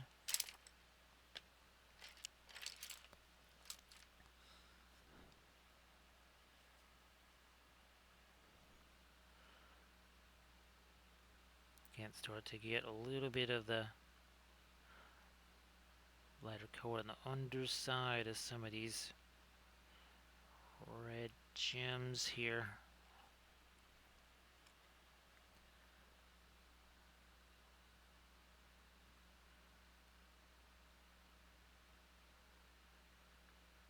I'm gonna have to leave those alone for a while, and again, we have plenty of other things that we could work on in the meantime. as we let those set for a little bit. Want to give them at least 15, 20 minutes or so to just kind of sit like that before we start fooling around with them again.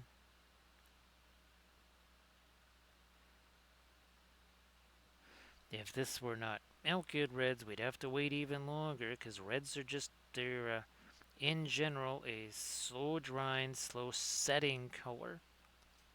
Hey there, Fuzzy, how you doing? Nice to see you again there, Fuzzy. I hope that you're doing very well. Happy Sunday.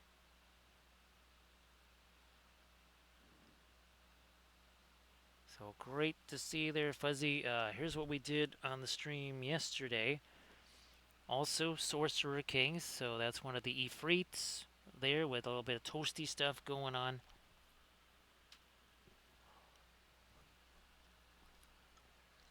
So hopefully things have been going okay there, Fuzzy. Appreciate you being here. Not sure if you saw the Gandalf, probably not, or the Battlestar Galactica. That was a very fun stream. We now actually have a whole bunch of ships, some Battlestar Galactica ships that are printed out now.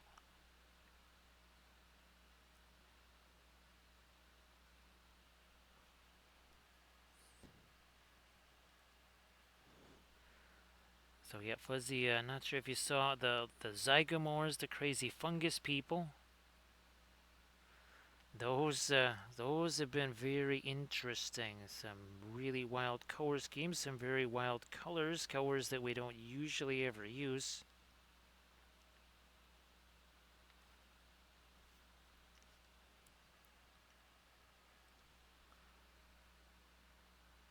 Trying to get that a little later there too. Maybe more thinner, I don't know. Let me see how that's gonna work. Come on, a little more thinner there too.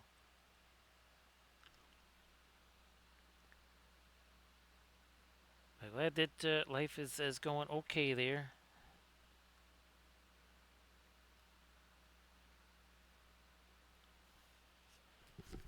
So here's again one of the Zygomores there. And again, some wild and crazy colors on those.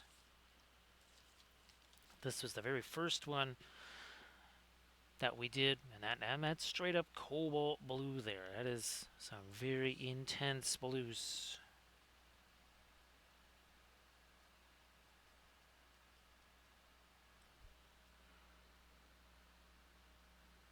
Little touch lighter on the bottom of that there.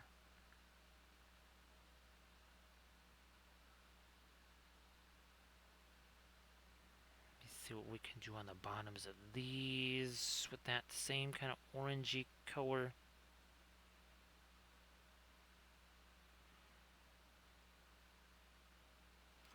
A little, so yeah, change that away from the green. Just let that mix with what's already there. Well, Fuzzy, that should be really amazing. I'm sure you're going to enjoy that a bunch. So, congratulations.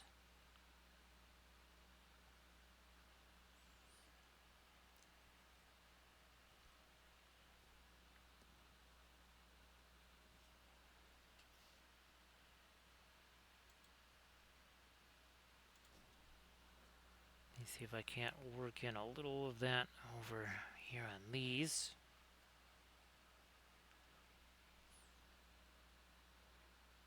Right there.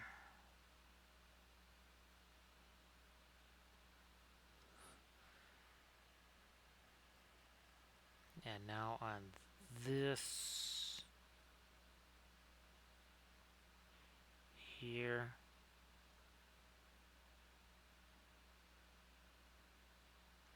Like you do.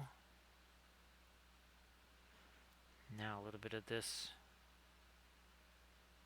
Whoops. And not where that goes. Oh, look, a blending brush, and it's all gone. Yeah, Fuzzy, that should be really fun.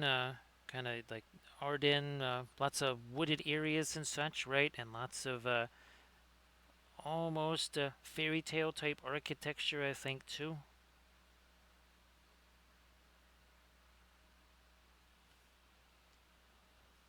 So yeah, the oranges that we're getting in our little gold stuff there, that is definitely that's generating a little bit more contrast. Well, the greens and the blues and everything that's out here.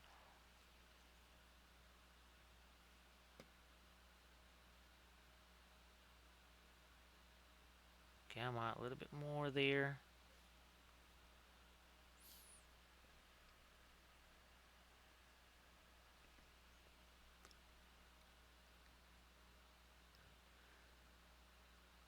Any more here? Yeah, some of that there.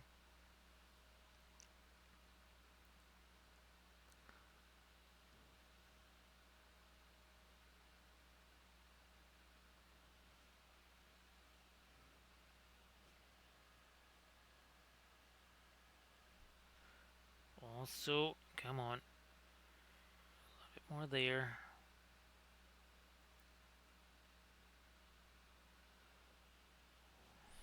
Let's go back to this one and start adding those same oranges here.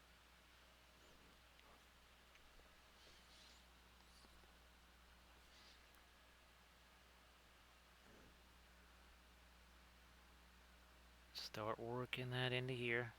Blending brush. Combine that with some of our reds there.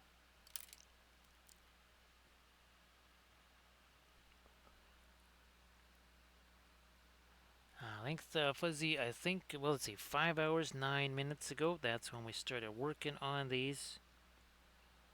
Started out with the darker primer in the case of these. Did the lighter dry brush type stuff.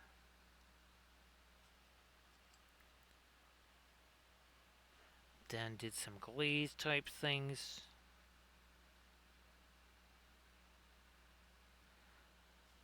And as big as these are, this is, I don't know if you saw the series on the painting giant monsters, but this is just the base. Like, again, that's a 60 millimeter base. It pales in comparison. That's like 120 or something there.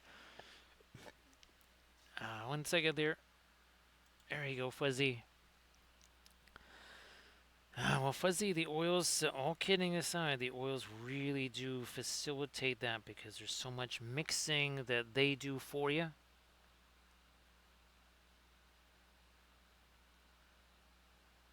Yes, we just let the oils do the work for us instead of having to kind of struggle and do all of that ourselves. Just let the oils take care of some of that for you.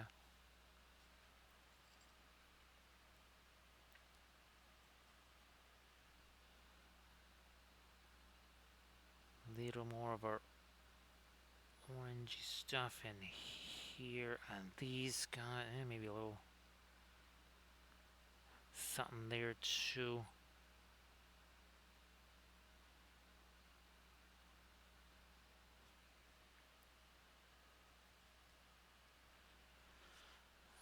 And again, our panel line Galactica here. This was our stream on Monday.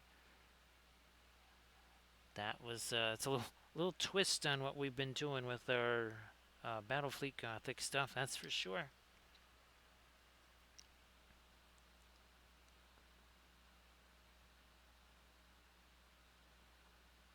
All done with the oil paints, just like what we're using here.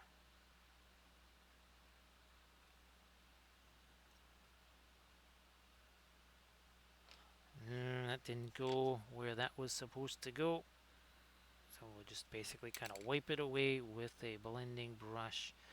And now over here we got some stuffs that really doesn't have much of anything going on. I gotta figure out what is going on with this little mess down here. Let's see what we want to do here. Let's maybe come back with this, our lighter kind of violet gray here. Start out with that, work our way from there.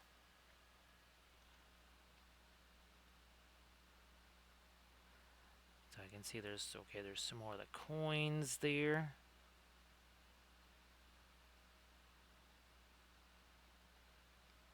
Maybe that, even more of the violet on this thing right here.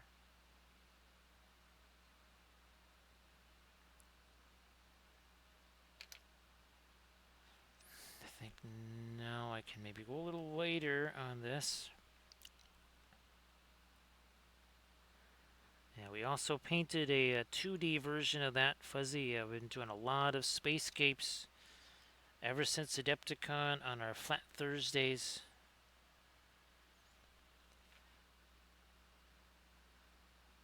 And the streams are going to be a little bit different this week. Armada Mondays, we're going to be painting another one of the Ifrits.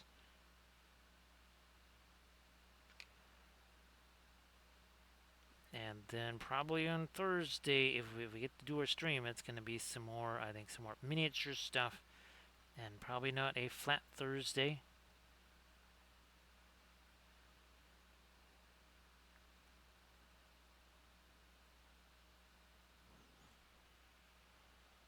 Hey there, Peace Dogger. Happy Sunday.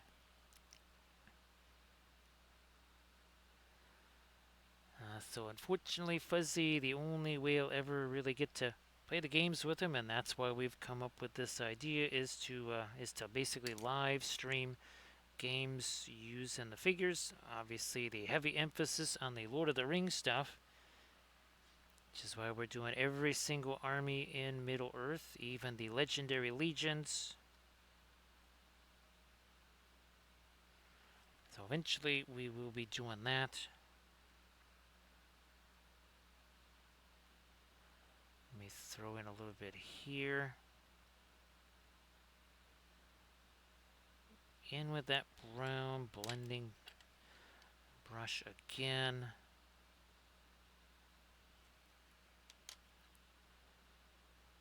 And of course, if at some point I can find some playthroughs, we can use our 1/1800 scale ships for, what is it called, Victory at Sea. Because it uses 1/1800 scale ships, and the nice thing is that everything is measured from the bridge. So it doesn't matter that my base sizes will be different than theirs. There's not a whole lot of ramming and boarding that's going on in Victory at Sea, so the base size not terribly important.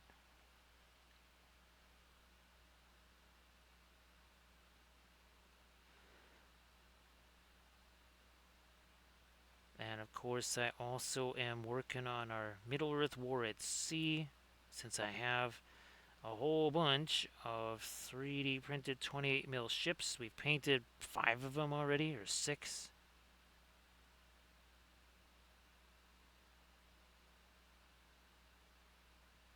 I'm going to try and get some a little later in here so the top of that gem stands out a bit more there.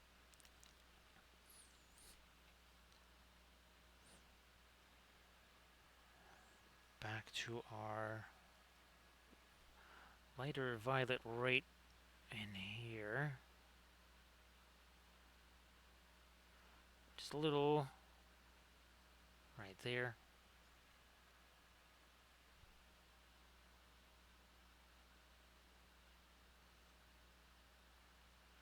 So yeah, that would be the system if you're going to use them for anything, most likely for Victory at Sea. Again, that's a Warlord game.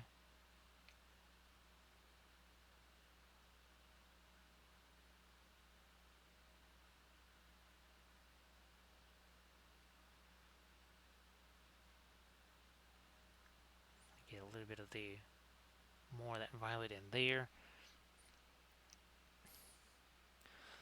30, you did Fuzzy. I know that's that the printing stuff can be very mischievous. And I just printed out another magnetized plinth for myself. For actually, for all the Zygomores, how you doing there, Spottiest? Happy Sunday, Spotty. I hope that you're doing well, of course. So is Mitten still streaming there, Spottiest? I think Mitten said something about doing a shorter stream, so I was figuring that Mittens wasn't still streaming now.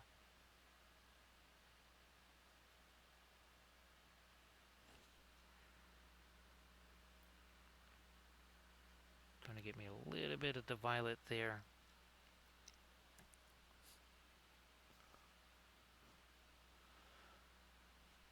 Yeah, oh geez, I can only imagine there, Fuzzy. For sure. Maybe I'll try to go a little later on the lips right in there. Not too much though. Yeah, oh yeah, we gotta get some of our violet reflected on that for sure.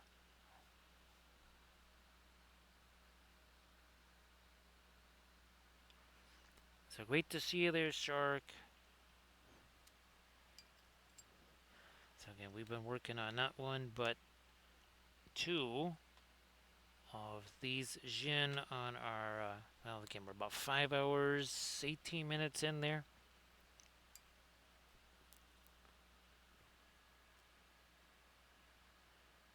Also been painting the movement trace section of the bases there too.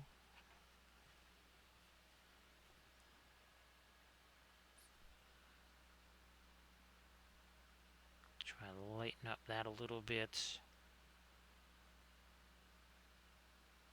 No, that got too light for our violet. Again, we're just gonna take some of it away with the blending brush.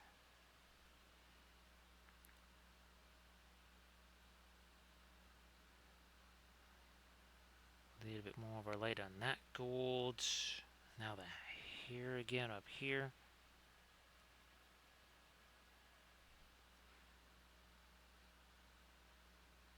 Come on, there we go.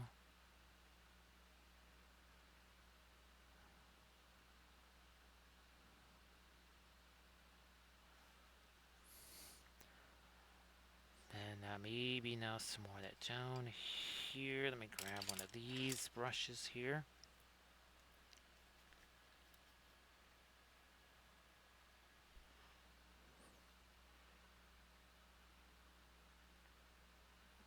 Again, trying to manufacture some more sharper edges on these.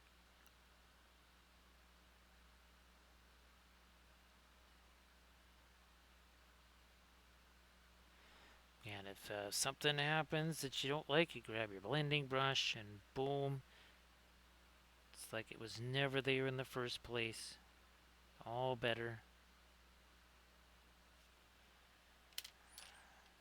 This is one thing I forgot to get in down here. Did that up here, but not down there. Okay, that's better.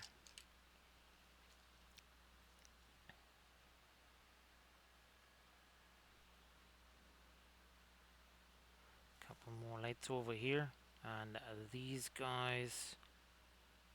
Again, the conquest stuff, it is going to have some areas where details are a little cloudier than, say, a 3D printed fig or whatever.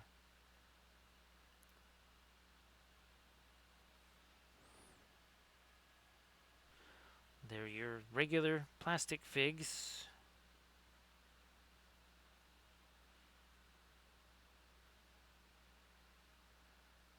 Trying to throw a little extra light onto that.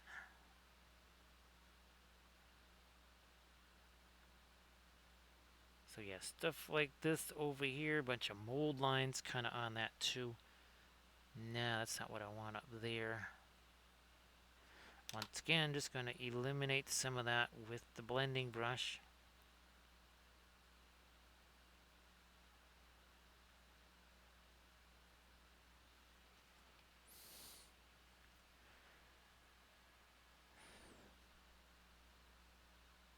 Thanks, Fuzzy. So yeah, there's one more of these, and again, I will be painting that in a tutorial vid on the Patreon page.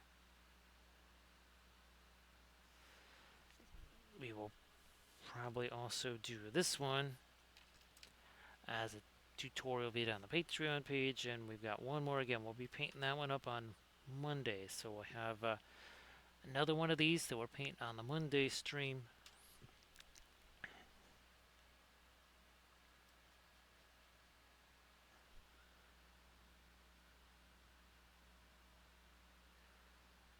Working our some of our lights in there. That was too much. Take it away.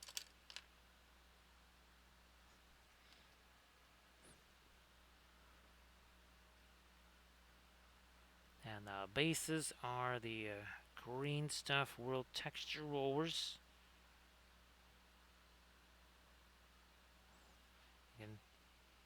There you go, you can see it now.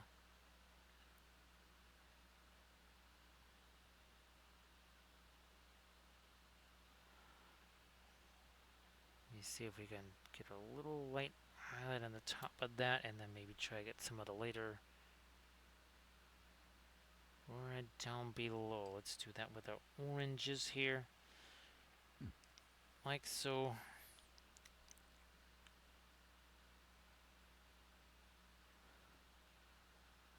Just like we've been doing up here.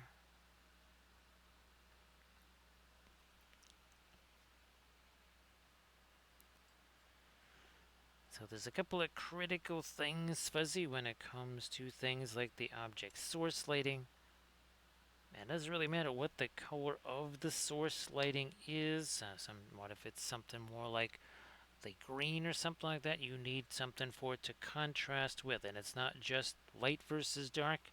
Here you've got the cooler blues, and then all of the ambient colors are a bit of a warmer thing. The blue is more intense color. These are more muted. So color, temperature, that sort of thing. A little game that you play. A little bit of a game that you play.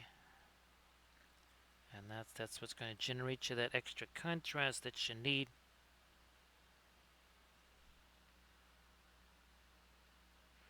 Also, too, you start out with the source lighting. That's not something you tack on at the end. I mean, it makes a lot of sense. You could sit there and waste a whole bunch of time painting something only to paint it again with the object source lighting. Nobody likes to paint miniatures multiple times. They only need to be painted once.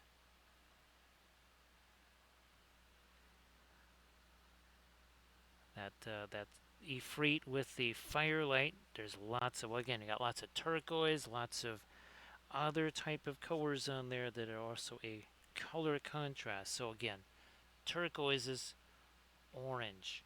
The skin tone might be a warmer color, but it's also much dingier than that really intense fire color there.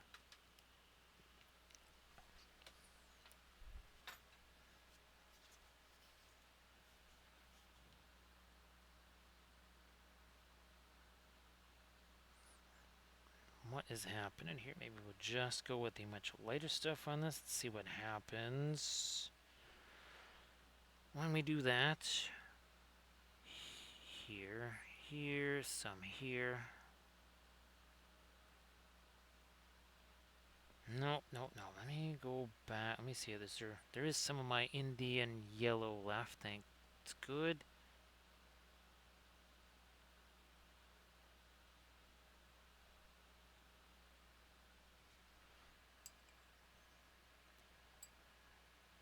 Some of our Terra Rosa mix.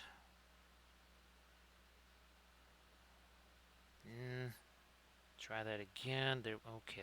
That's too much thinner. Oof, yeah. Let's get rid of some of that. That would have been way too much.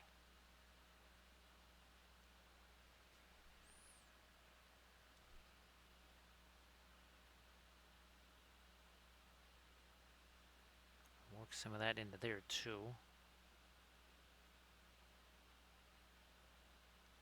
Now up here is another place we need to get some cleanup here. There's a lot of mischievous things that happen up there with all the weird edges and everything.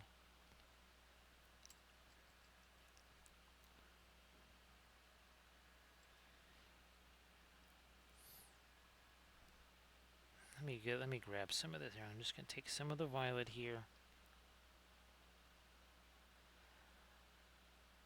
And we are gonna reinforce some of our edges here. I think they just need to maybe be a bit darker in here.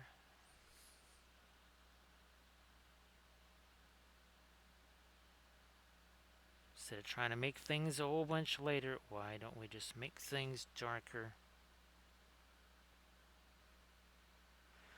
Oh yeah, that helps a lot.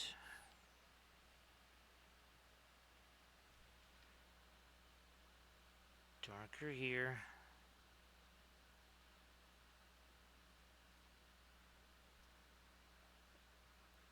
Also along there.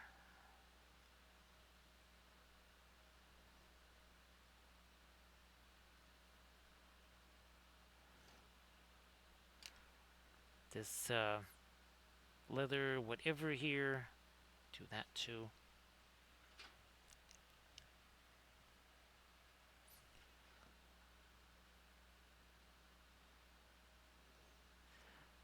Oh, we've been doing the darker stuff going the other way. How's about we do it going this way? That will make a difference.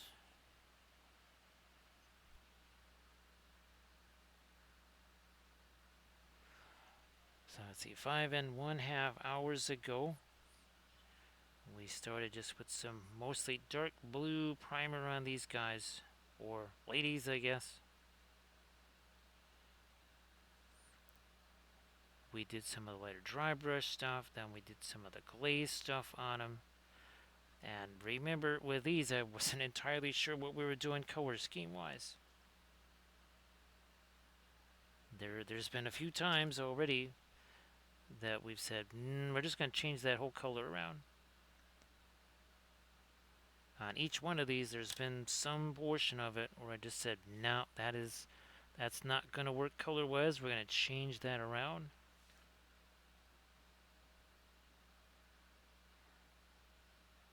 Actually, one thing for sure is the parts that are red, we change those around. That's not necessarily originally how that was going to go. You just kind of have to be willing to make some adjustments along the way. And again, the oil paints really do help make that easier to do.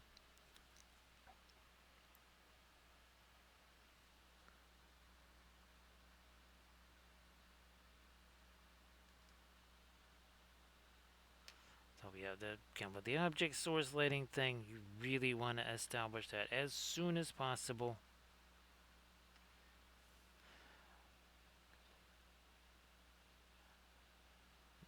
Aside from the fact that you don't want to be painting, the miniature multiple times,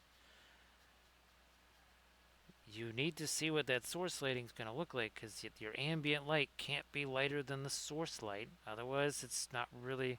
Then it becomes object source shading. And that's not probably what you're looking for. It's another reason, again, you want to begin with the source lighting, or at least as soon as possible.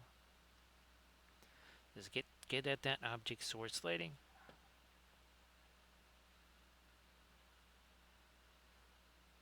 Now, in the case of our General Grievous, this is one of our painting Shatterpoint tutorials here.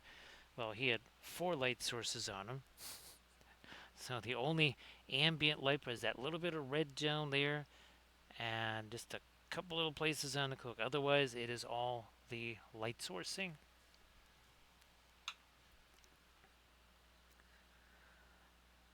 And to paint that whole thing, only to now then and completely cover all of it with the 4 light sources.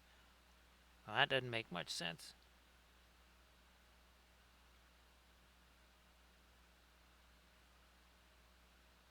Come on.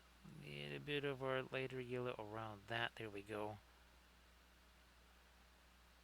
This too.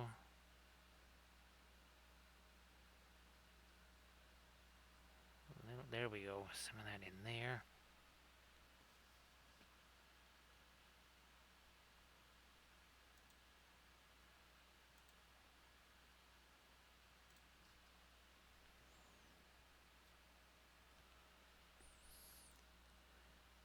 More here, sure. A little something on this glove. For lack of a better term, I wonder, let me get some of this paint off of here.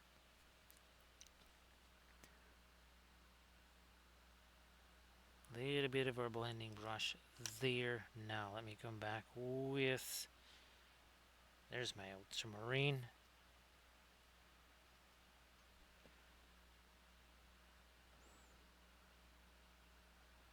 Little bit darker skin tone out here.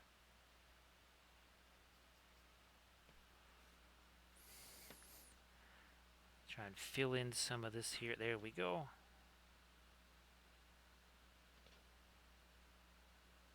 Also over here.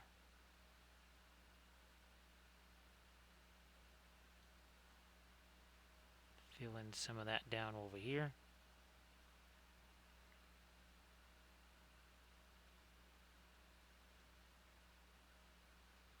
Just trying to do a little bit of softening up of some brush strokes.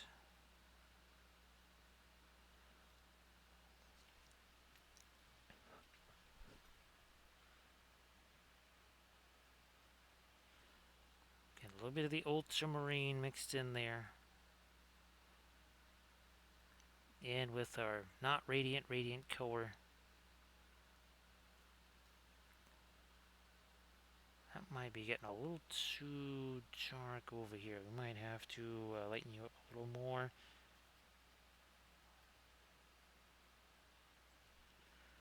How's this looking here? Okay, that might be just enough of a mid-tone right there.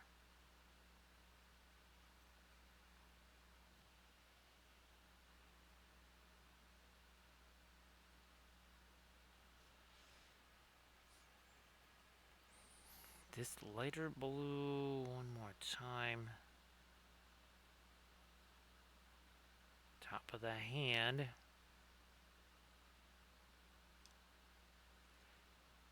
Knuckles there.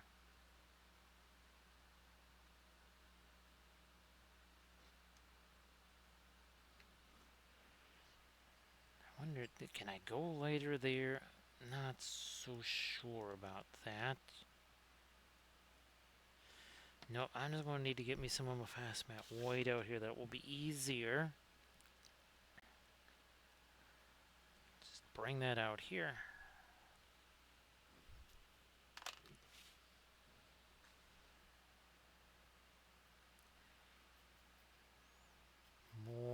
Some more light on the skin here, perhaps. Let's see how this goes. I think that's about as light as I want to go there. Don't want that to be a weight or anything.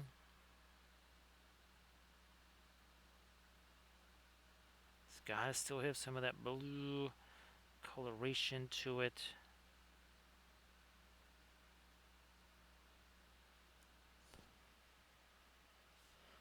See if I can get that right there on the neck. A little tough to work that in there. It's a hard to reach area.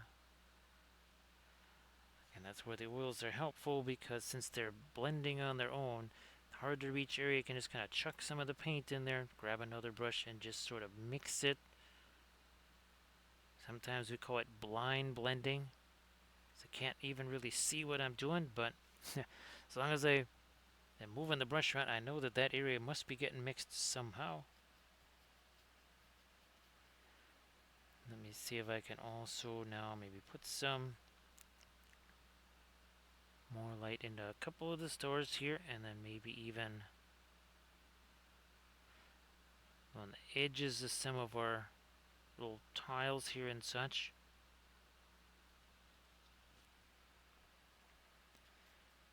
Ooh, not too much thinner. That'll turn these though into pin line wash. That would not be ideal. Be kind of the opposite of ideal.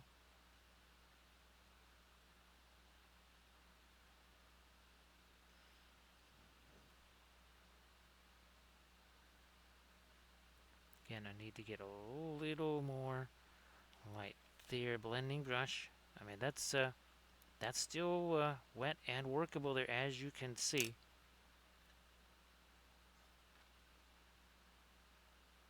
Like that, I can just take that and spread that around.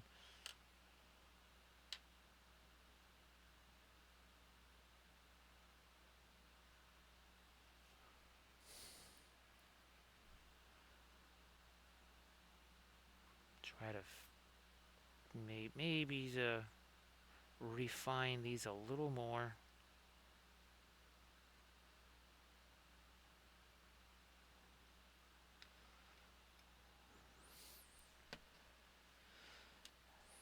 So I'm going to take some of the Prussian blue now. We're going to work in some of our other areas on the bases here.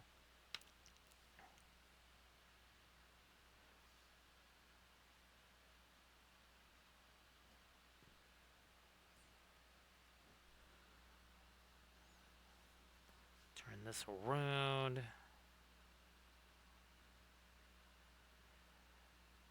Yeah, some of these stars, like, yeah, that need to make that look more like a star and less of just a little blob there.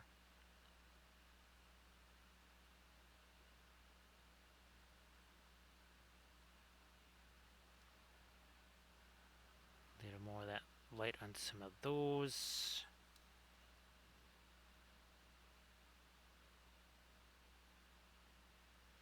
And now for some of the Prussian blue that's sitting over here.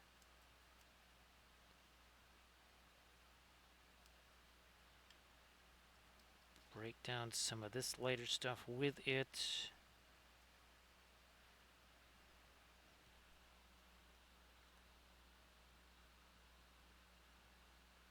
There, yeah, that all just can't be the dark blue. We need there should be kind of like 3 general values of the blues there.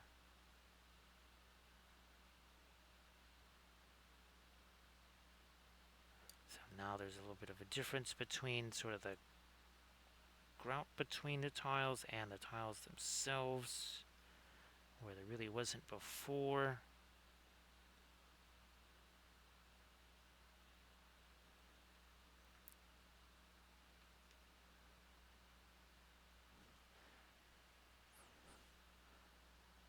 Need that in here.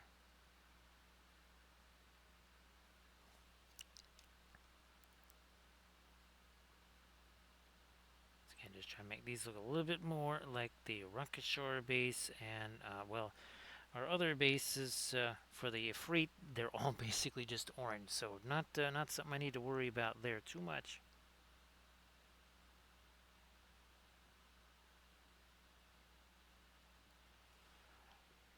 Okay, that's a good little start there.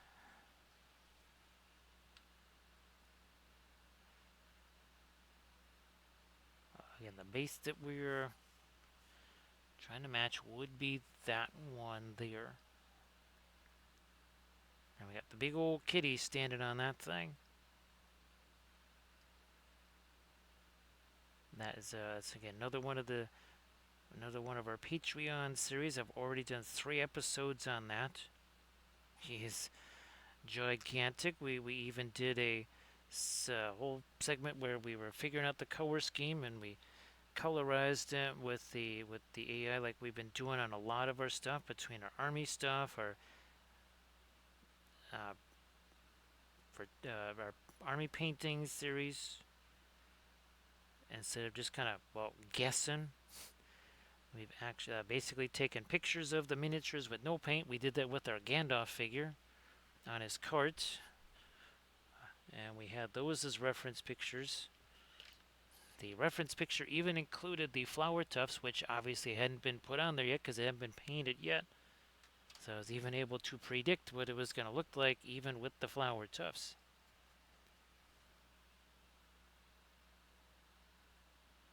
And that did actually help when it came to some of the color choices because I could say, well, okay, wait a minute, let's not go too crazy with this because we're going to have these bright colored flowers here.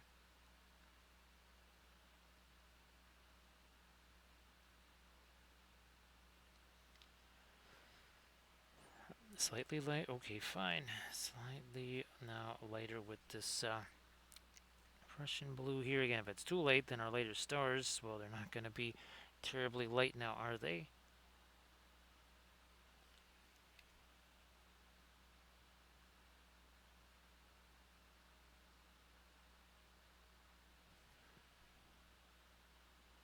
Anything lighter that, yeah, fine, a little bit lighter there too.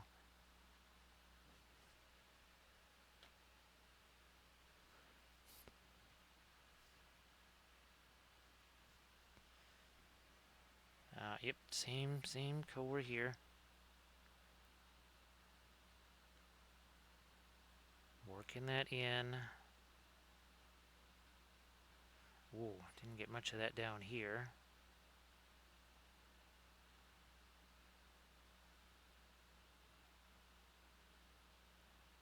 Some this way, sure.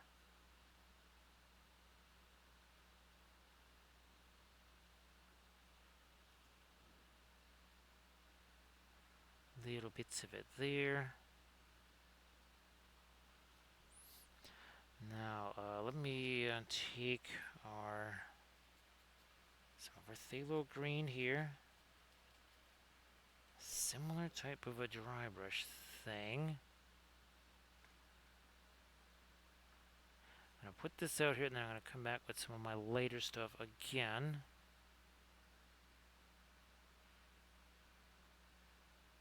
Just trying to fill in a little bit of some mid-tone there. Again, a little bit of a dry brush.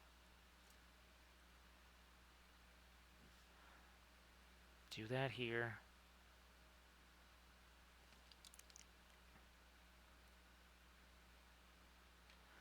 So that adds a little extra flavor there into our shadows.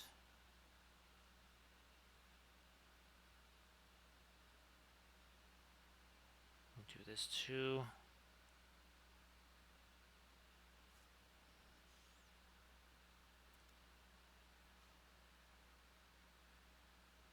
Also out here. Yeah, a little bit up there too, just to tie some things together. Some of that got a little bit lighter than I needed it to. And then up here we've got that little gap thing we're trying to manage. Now let me go back to this and refresh that brush a little.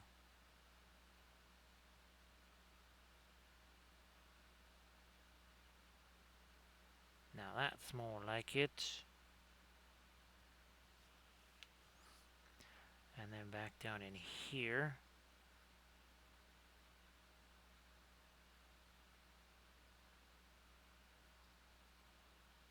Oh yeah, gotta get some here. A little thinner, maybe a little.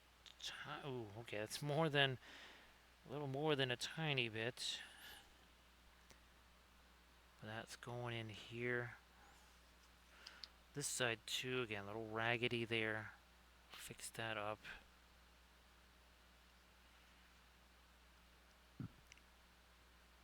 And yeah, that's got no turquoise at all in it. We need some of that there.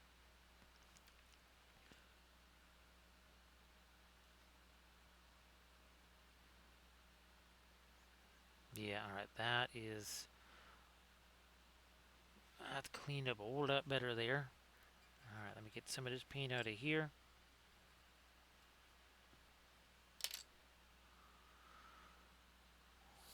Now on the shoulder here, I'm gonna get to some of my lighter turquoise.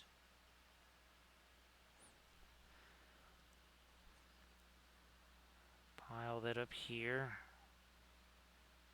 And now that we just kind of refresh that, we got some paint that we can kind of blend in with and mix here.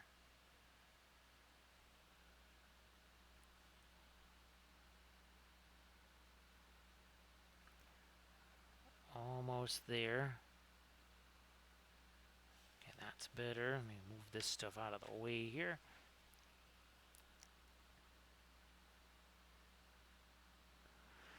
And now again, a little bit more kind of maybe smoothing some things out on our cloak and such.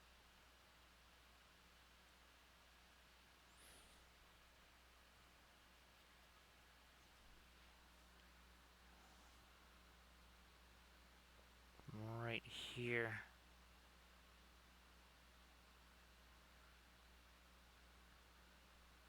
But even now, you can see that's not slightly later, that is significantly later. Why? Because I can take our blending brush here and then just kind of soften all that stuff up one more time. Oh, wait a minute, that was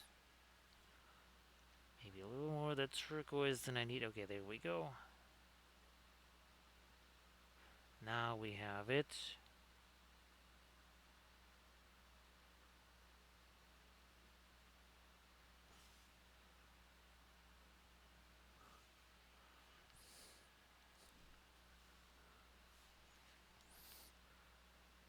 This one edge gotta be later. Ah, there we go.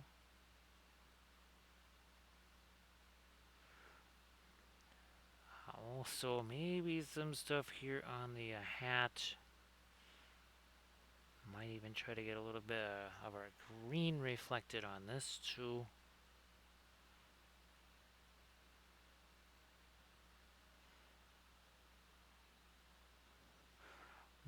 Now, violet. Let me see if I can lighten up that violet a bit more. We got this. We got this. Ooh, thin it down though. It's gonna be mighty thick. See if I can pop this right onto there.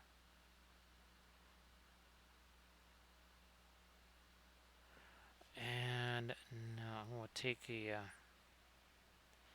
It's our Van Dyke Brown. We got some of the Rosa here.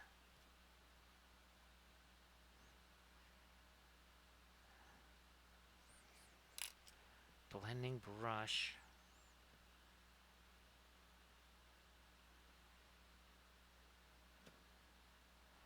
Like this. Now we got a reverse course. We'll get back to our lighter violet reflection there, maybe. Now, a whole lot later, we did get that. Yeah, here we have our new fast matte white out there.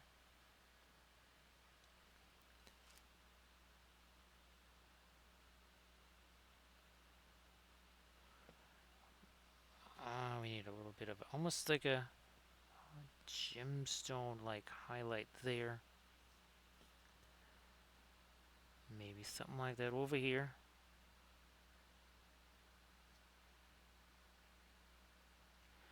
Come on. Something lighter there again. Trying to do some reflections on this thing. Light bouncing around, doing stuff.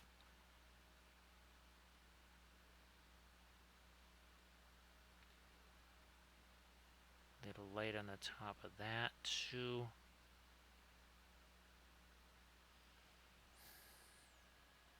Where's that? Okay, that's not so sure about the yellow there, but I think this is another place where I could maybe utilize this.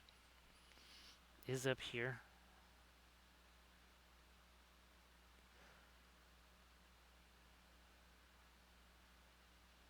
There.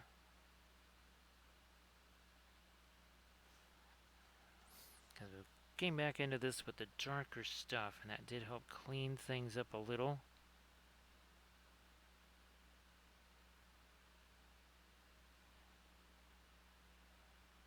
On that top edge.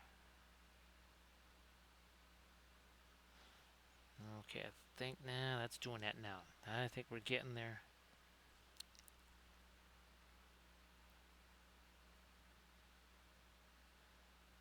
Maybe get some more later highlights on these gold things. Yeah, that was too much there. So we shall take some of it away.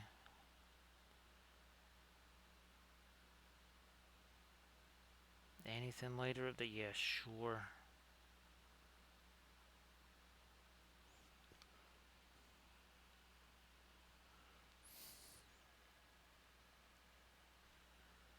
So again, programming note for the upcoming streams. Monday, probably not going to be the usual Armada Mondays. We're going to be painting another one of the Ifrits with the source lighting. Thursday stream, probably not going to be 2D art. Probably going to be a miniature of some kind. And then the Friday, Saturday streams, won't be able to do those because well, I'm not going to be here. So again, it's just something that's coming up for this weekend, or next weekend anyways.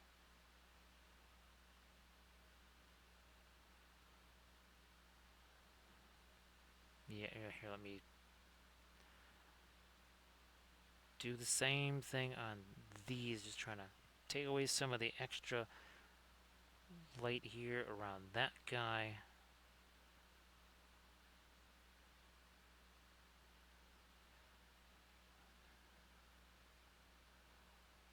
At the bottom edges of the, oh yeah, over here, that's right, that was the other place. It's like, well, there's something else I thought there was on here. We're going to do this, then we got to get the really light stuff in there too. So first we'll kind of do this.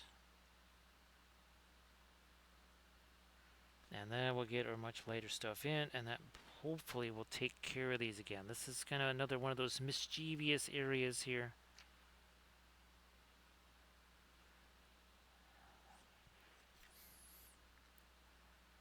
Get that darker too.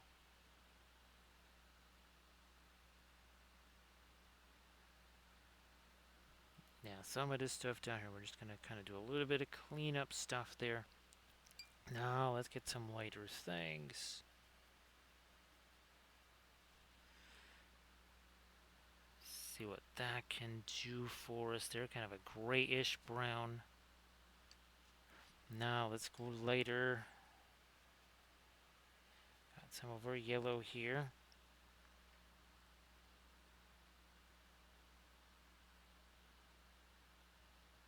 Because yeah, these things, there's not a whole lot of our light on those yet.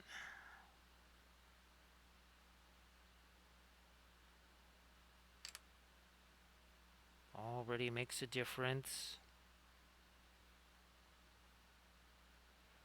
Just let that all blend together.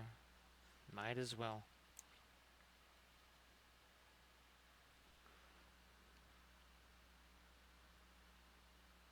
Now we'll try to again find some lighter stuff happening here.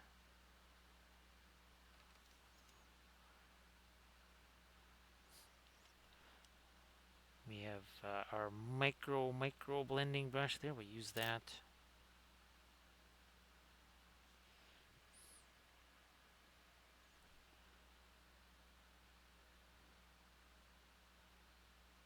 Again, trying to sharpen up some of these edges here.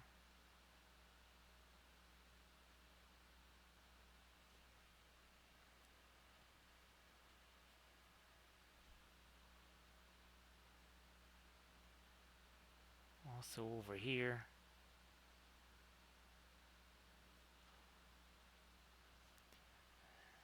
Now let me, here's, sorry.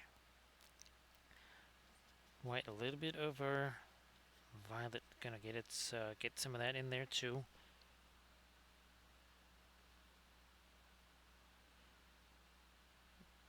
Couple more adjustments on some of this stuff. in here.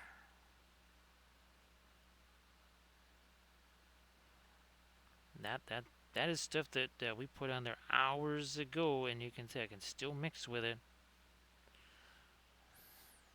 That was a long time ago. Some of that stuff went on there.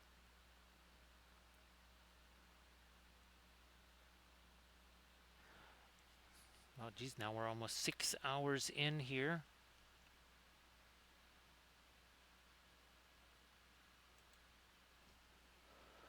Ah, no problem there, CJ. Yeah, it's 4:17 for us here.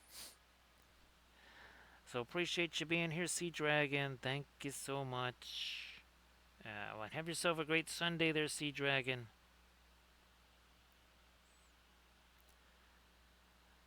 So, and of course, Sea Dragon, you can always, if you need something more precise or a source or something like that, you just shoot me an Insta message or whatever, and say, hey, there's that website you mentioned, or what was the thing that you said you could get on Amazon versus some of the other stuff, whatever.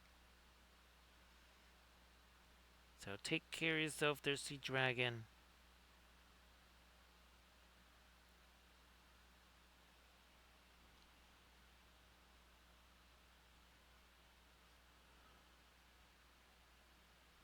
Hi, oh yeah, Sea Dragon, that would be a very nice thing to have for sure. I won't complain. No, sir. Wouldn't complain about getting some of that sleep thing. Even though hashtag no sleep in Walpoville.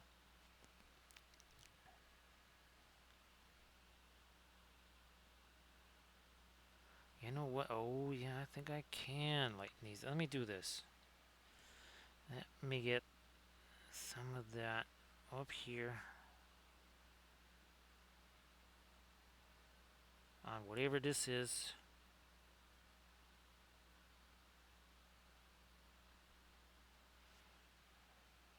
Sure. Now, you know what? I'm going to go back to that darker stuff super quick right there. And another shot of it there. Hey there, Muff. How you doing? So happy Sunday there, Meth Muffin. So yeah, we've been working on not one, but two of these. Actually, here, let's have this next to our Ifrit from last time. Well, it's again, you can still see there's the turquoise, right? Still the same turquoise, but very different as far as the treatment with the elemental part there and the fire there. Yeah, real different. And again, we will be painting another one of those guys on the Monday stream.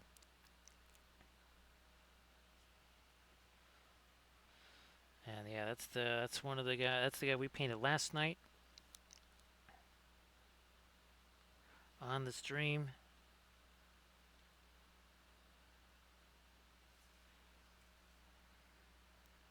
Just gonna darken you down under there.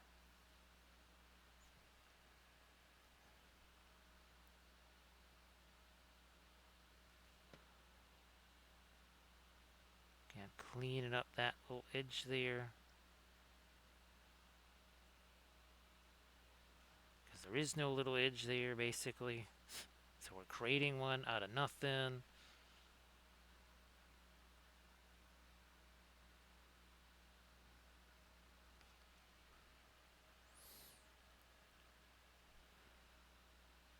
So it's almost, oh, I would say this kind of qualifies as a bit of a Saturday challenge here, because this conquest scale it's at least 45 mil. Granted, these are more monstrous infantry here. They're not really infantry sized.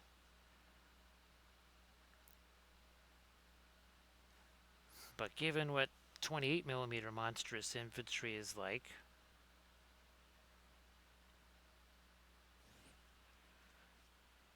I mean, well, here again, one of our, let's see, where's one of our little Yeah, we'll just use this croc here. I mean, that's also monstrous infantry, and it's a little bit smaller than that.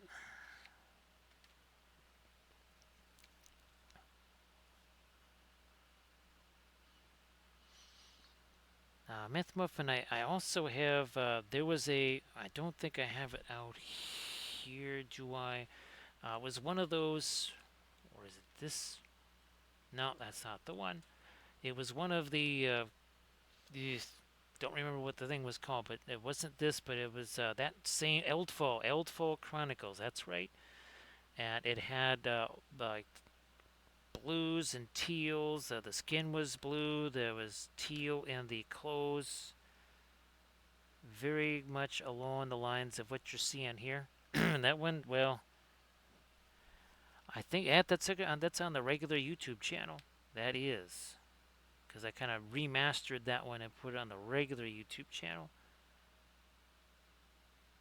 Now, again, if you want to see things like this again, it's going to be ending up here on the Linseed Fellowship YouTube channel. There's no ads there. There are no ads on that channel. That's not what it's about. It is just there to take the place of what I used to have on Twitch, which was taken away because they basically don't allow you to do highlights anymore. I wanted to put them somewhere, and the other YouTube channel was the way to go. So yeah, Meth Muffin, there's and look up Eldfall Chronicles on the regular YouTube channel, and there should be something there.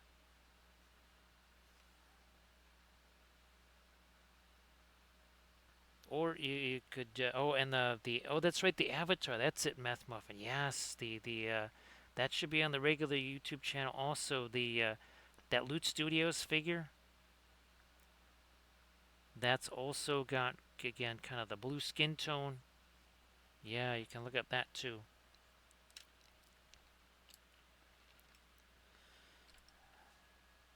Some of our turquoise here. Let me get some of that Prussian blue together here. Gonna try and find a little bit more of our dark down in here.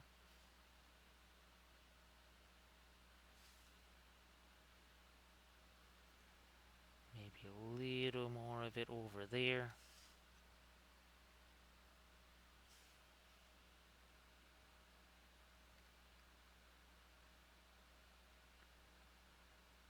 I mean, obviously, oh, there's the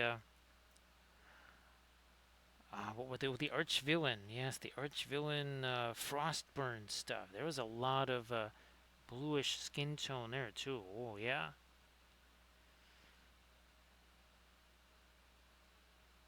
I know one of those is posted to the new Linseed Fellowship channel because I remember putting the graphics on there.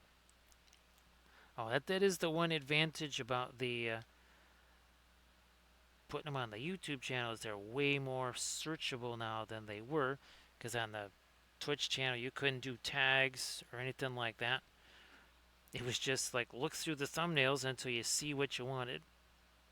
At least on the YouTube channel, you can just type in a search parameter word and one of the tags should lead you there.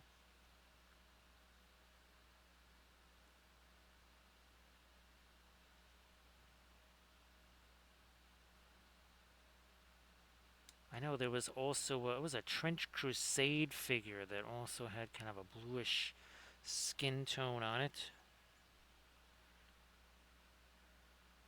I think that one is also on the regular main YouTube channel. Okay, so yeah, I think now we've got our darker stuff there. Let me bring this one back here. Hello, little hobbits. Spark my ganja. Thank you so much, Uncle Stoffer. Appreciate that. Aha. So, why is my game always like the smallest scale? Like, well, you're like true scale. We're not true scale. Like, well, that's for sure. You sure Morgoth didn't have anything to do with you? It's like, who the heck is Morgoth? Thank you so much for that follow. Appreciate that, Uncle Stoffer. We did have a Gandalf 6 on our last stream. Will we get one on this? Ooh, it was it was real close. It was almost about to tilt over that, but 5 is not a bad roll for Uncle Stoffer. Thank you so much. So yeah, Myth Muffin, trying to rebuild everything on that new channel as fast as I can. Really, really, really trying hard. Trying to find all the old thumbnails and everything. There might reach a point where, especially with some of the older stuff, I might kind of almost like do 3 videos in a day or something. I know that YouTube only lets you actually post so many of those per day, or make them public per day, I guess you could say. They don't want you spamming videos. Thank you so much, Uncle Stoffer. Appreciate that. Of course, Gandalf appreciates all of his little hobbitses. Yeah. Is this the one? Yeah, this is the one we want here. So let me see. 6 hours, 8 minutes, 34 seconds ago. These two, well, they looked a little bit different. They look just a bit different. This is what they looked like. That is what they looked like 6 hours ago. Again, just a touch different now.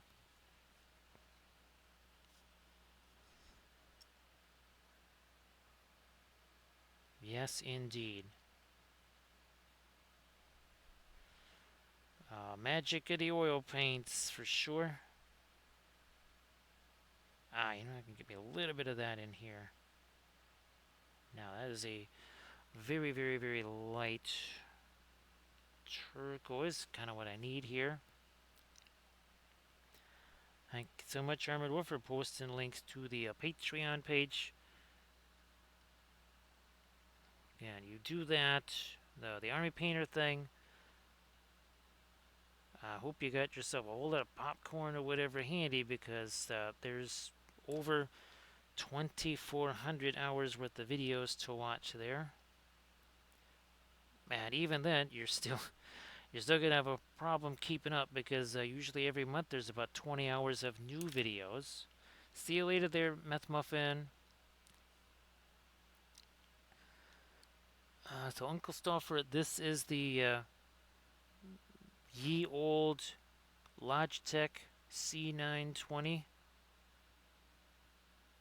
Now this camera over is actually an ancient document camera. I do have a slightly newer one on one of my other filming setups, not my streaming setup there. The main key is all the lights. I've got 7 of these very small. I wonder if I can.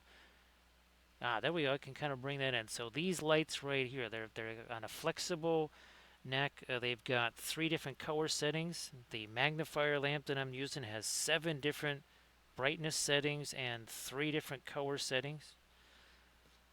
And no autofocus. No autofocus. You find a focal point, you just stay there. If you got to change it, you change it.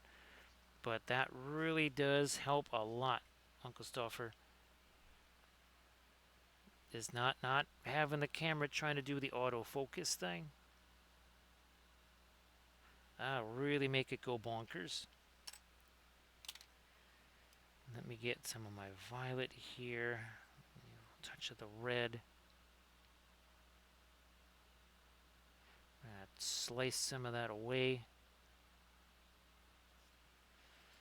like you do.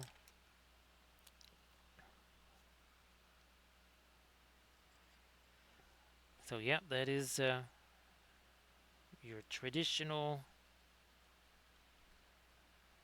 Logitech C920.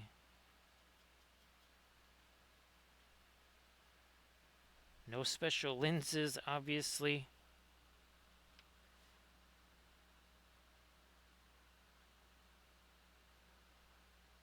The key thing really is, again, it's the lighting around it. You can have a fabulous camera, but if it's fighting with your lighting, that is not going to end up being so fabulous.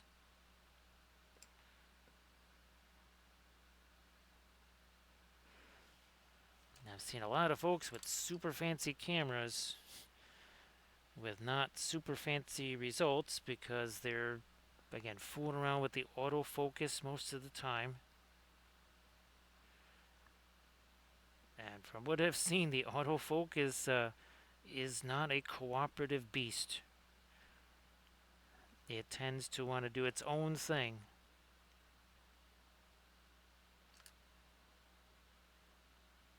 I'll see people struggling trying to get that thing to focus on whatever they're doing. Also, too, thanks to Uncle Stoffer. Here's the other advantage: is that I can do things well like this just with the click of the mouse. Here, let's do a quick little film noir. So again, that's another thing that we do to show various types of contrast, right? So here, yeah, we got all of our values in place, but you take away the purples, the turquoise, the blues. Well, it's a whole lot different than say this, right? And again, you can't really do that with those type of cameras because here I'm just using the standard Logitech camera control. It's just a free software from Logitech that controls all their cameras.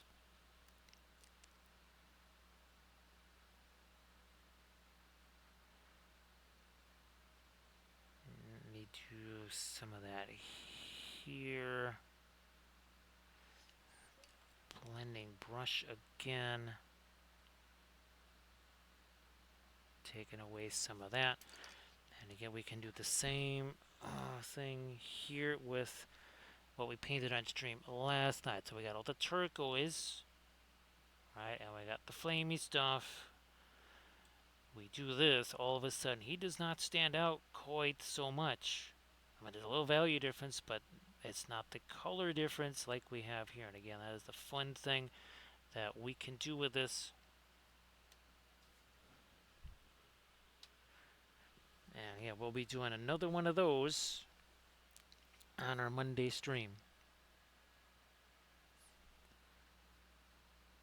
So another Ifrit, and then we're going to be doing tutorial videos, one on the third one of these and another one on the last Ifrit.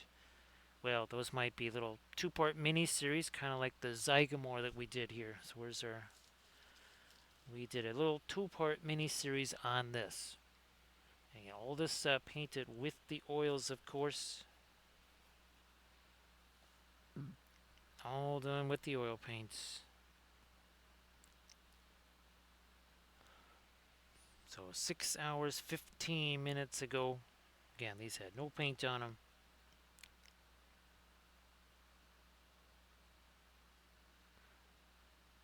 I mean, yeah, these could get a little lighter here too, I guess.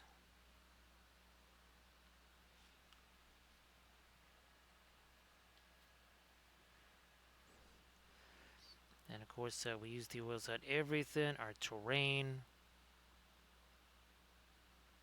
large monsters, busts, small scale stuff. I mean, like our 1/1800 scale ships, same exact paint on here. Literally, the stuff in the water is the same colors that we are putting on that Djinn there. Same colors.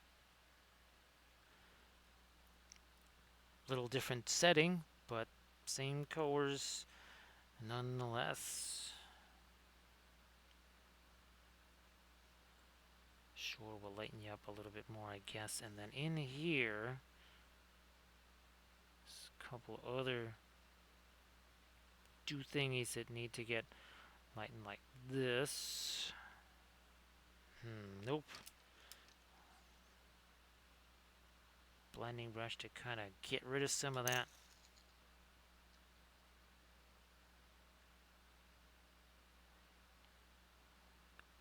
Worked a little bit better on that side. Again, that's more just a straight up little wet blending going on right there.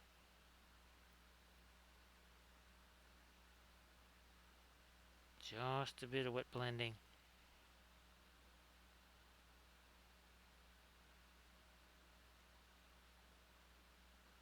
That's what the oils do super well. And it doesn't necessarily have to be, well, okay, once the thing dries, let's say you can't finish it all in one session and it dries, you say, oh, geez, what was the point? Why bother with the oil paints? Actually, they do very, very well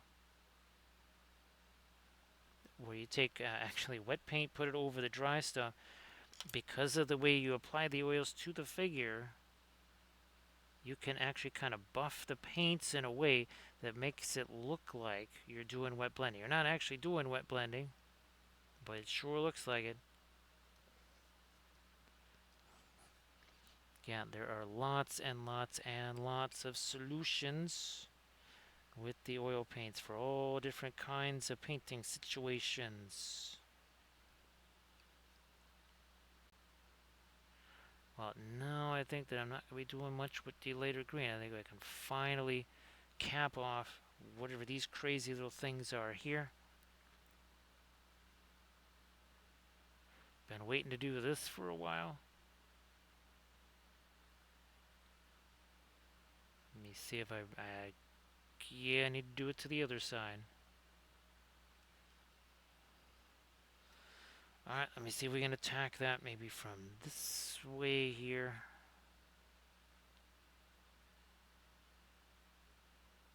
Get all the way down in there.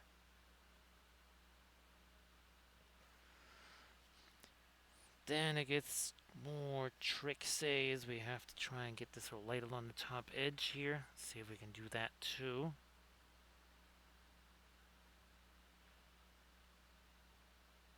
Come on. And now we gotta refresh that brush. Yeah, it's all wet oil paints. We can do a couple of brush strokes before we have to again refresh that brush. We'll do that again. Well, I could see the darker paint as I went onto the palette to refresh that.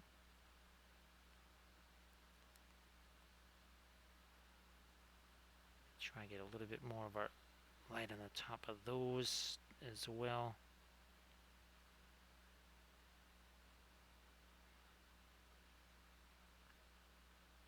Not too much there.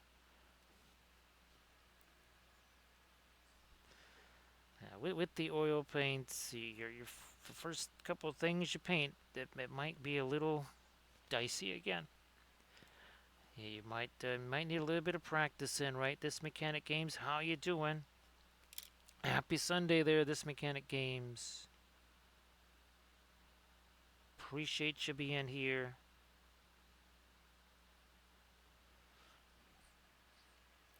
Yeah, and this is almost a little bit like one of our Saturday challenges here. Our old style Saturday challenges, that is.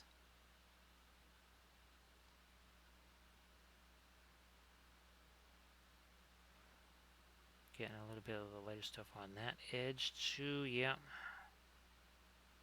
Here.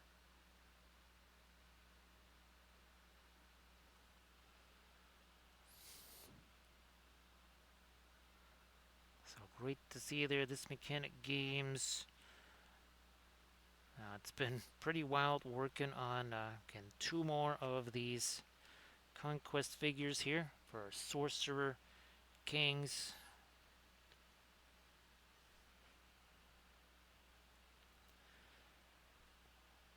Yep, first with the dark. Let me go back to this again.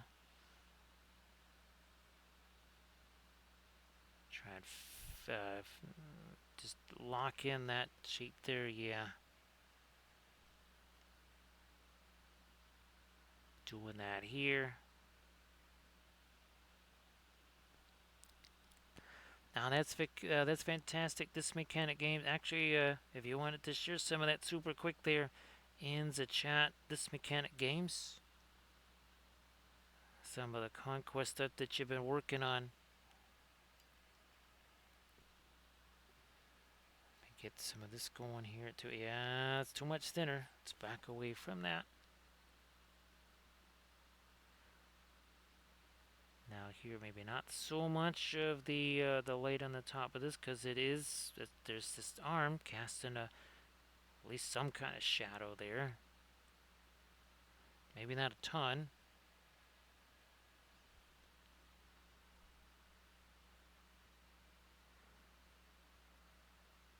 chalk in a little bit of that line over here. Now this thing, what is happening with this? We still got this over here, this crazy light grayish brown here. I would check out that Instagram link there that This Mechanic Games just posted. Everybody please give This Mechanic Games a follow as well. So everybody go check that out. Some Conquest miniatures there from This Mechanic Games. So This Mechanic Games, which I forget. Geez, sorry. I know you just told me the other day. I can't remember the faction. I don't think it's cities. No, it's not city state. It's the gosh. Is it kind of like the undead elfie guys or something? One of the original factions that came out. Again, sorry, my brain is doing a brain freeze. Okay. Hello, little hobbits. Spark my gun, John. Thank you so much. We have a new little hobbit. Thank you so much. Dominga, how you doing? So, you're saying that Morgoth had nothing to do with making you guys. It's like, who is this Morgoth dude? He was a really bad guy. I mean, he was my era like me, but he wasn't cool like I am. It's like, did he have that funky smell like you do? It's like, wow, they really always have to bring that up, don't they? Can we achieve that Gandalf 6? We almost had it there. Ooh, that was, again, it was just about to flop over this way and it bumped into something, but another big 5. So, Bershot, I hope that you're doing very well. Happy Sunday, of course. Happy Sunday. So what's the other? Oh yeah, I've got a bunch of the bunch more of the Nord stuff that I've. Oh, some of the Huskarls, I think. Yeah, some of the Huskarls for Nords. I gotta get those out here too. We already did a bunch of the Valkyries. Oh, what was that? 10 of those or something? No, 12 of them, something like that.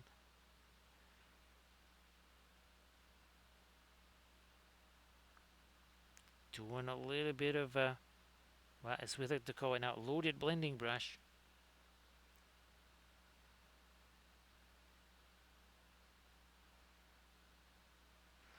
And again, now we're at about 6.5 hours here.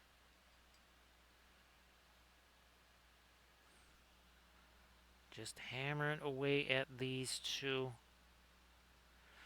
Trying to get to a little bit more of the details and such. Maybe doing some cleanup on things as we see it.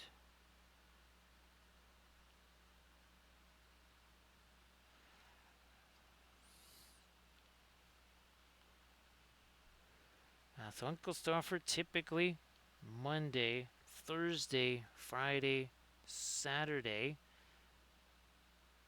Monday we call it Armada Mondays. Now typically it's some form of a ship. Now this Monday it was, as we call it, Paneline Galactica.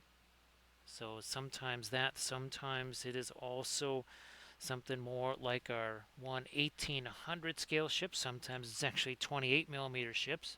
So that's also part of our Armada Mondays. Thursdays tends to be, we call it Flat Thursdays. So here's a few little examples here of recent Flat Thursdays. So there's Babylon 5, and oh, there's a Spacescape, and look at this, Paneline Galactica again in 2D. So again, sometimes 2D, sometimes 3D. Here we've been doing what we sometimes call a Saturday challenge, where again we started these two about 6.5 hours ago, and we try and get our way all the way through.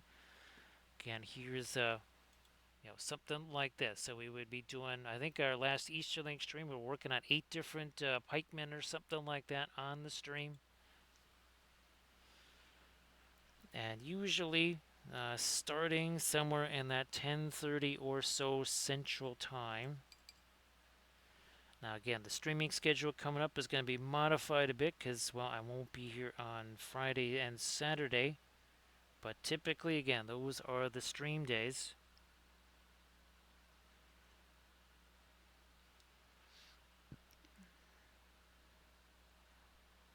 And then there is, of course, there's the YouTube channels, both of them.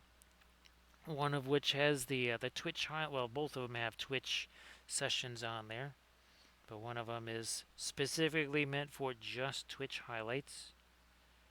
Because again, you can't have those anymore. We want to have them somewhere so that people can come back and maybe either rewatch something they might have seen, but they don't quite remember how something might have been done.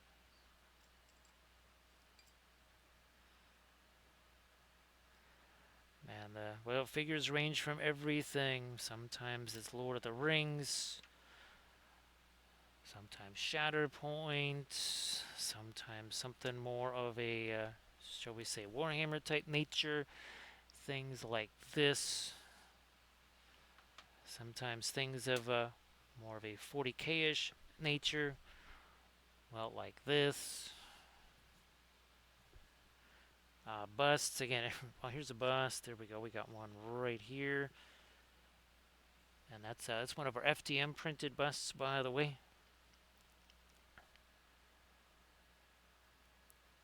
Got our light going here. Super light, hopefully. For a couple of very sharp edges and some things that don't really have a lot of sharp detail, but we're going to try and pretend like there is. Thank you so much, Uncle Stoffer. Appreciate that. Thank you so much. And have fun on your Sunday there. Have fun on your Sunday with the family. A little bit more of our light right in there too, yeah.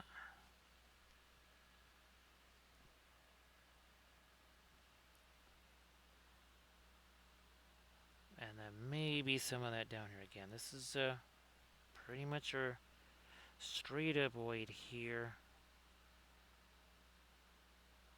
That will go into making some of this stuff later. Basically as light as it can go on the whatever air elemental part of it here. I'm not really sure what that's all about. Again, I'm pretty sure Parabellum on the website does have some explanations of what the different factions are and such.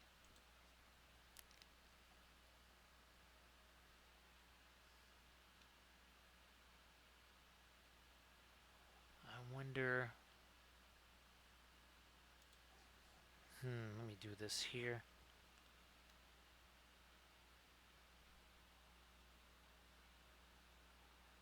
Yep, I'm going to try and get that a little lighter right in there.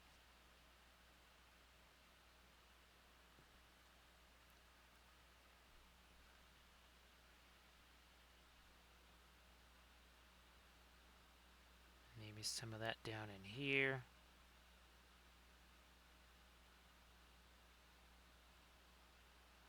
You know, I'm going to lighten this up a little bit more. Blending brush, where you hiding? So thanks to Armored Wolf for posting a link to the YouTube channels there.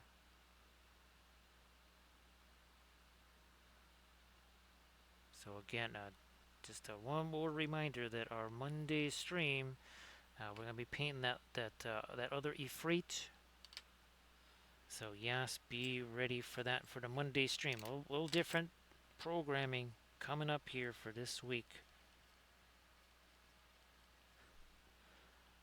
Also, I'm gonna try to restore a little bit of our later stuff here in the, well, rocky parts there.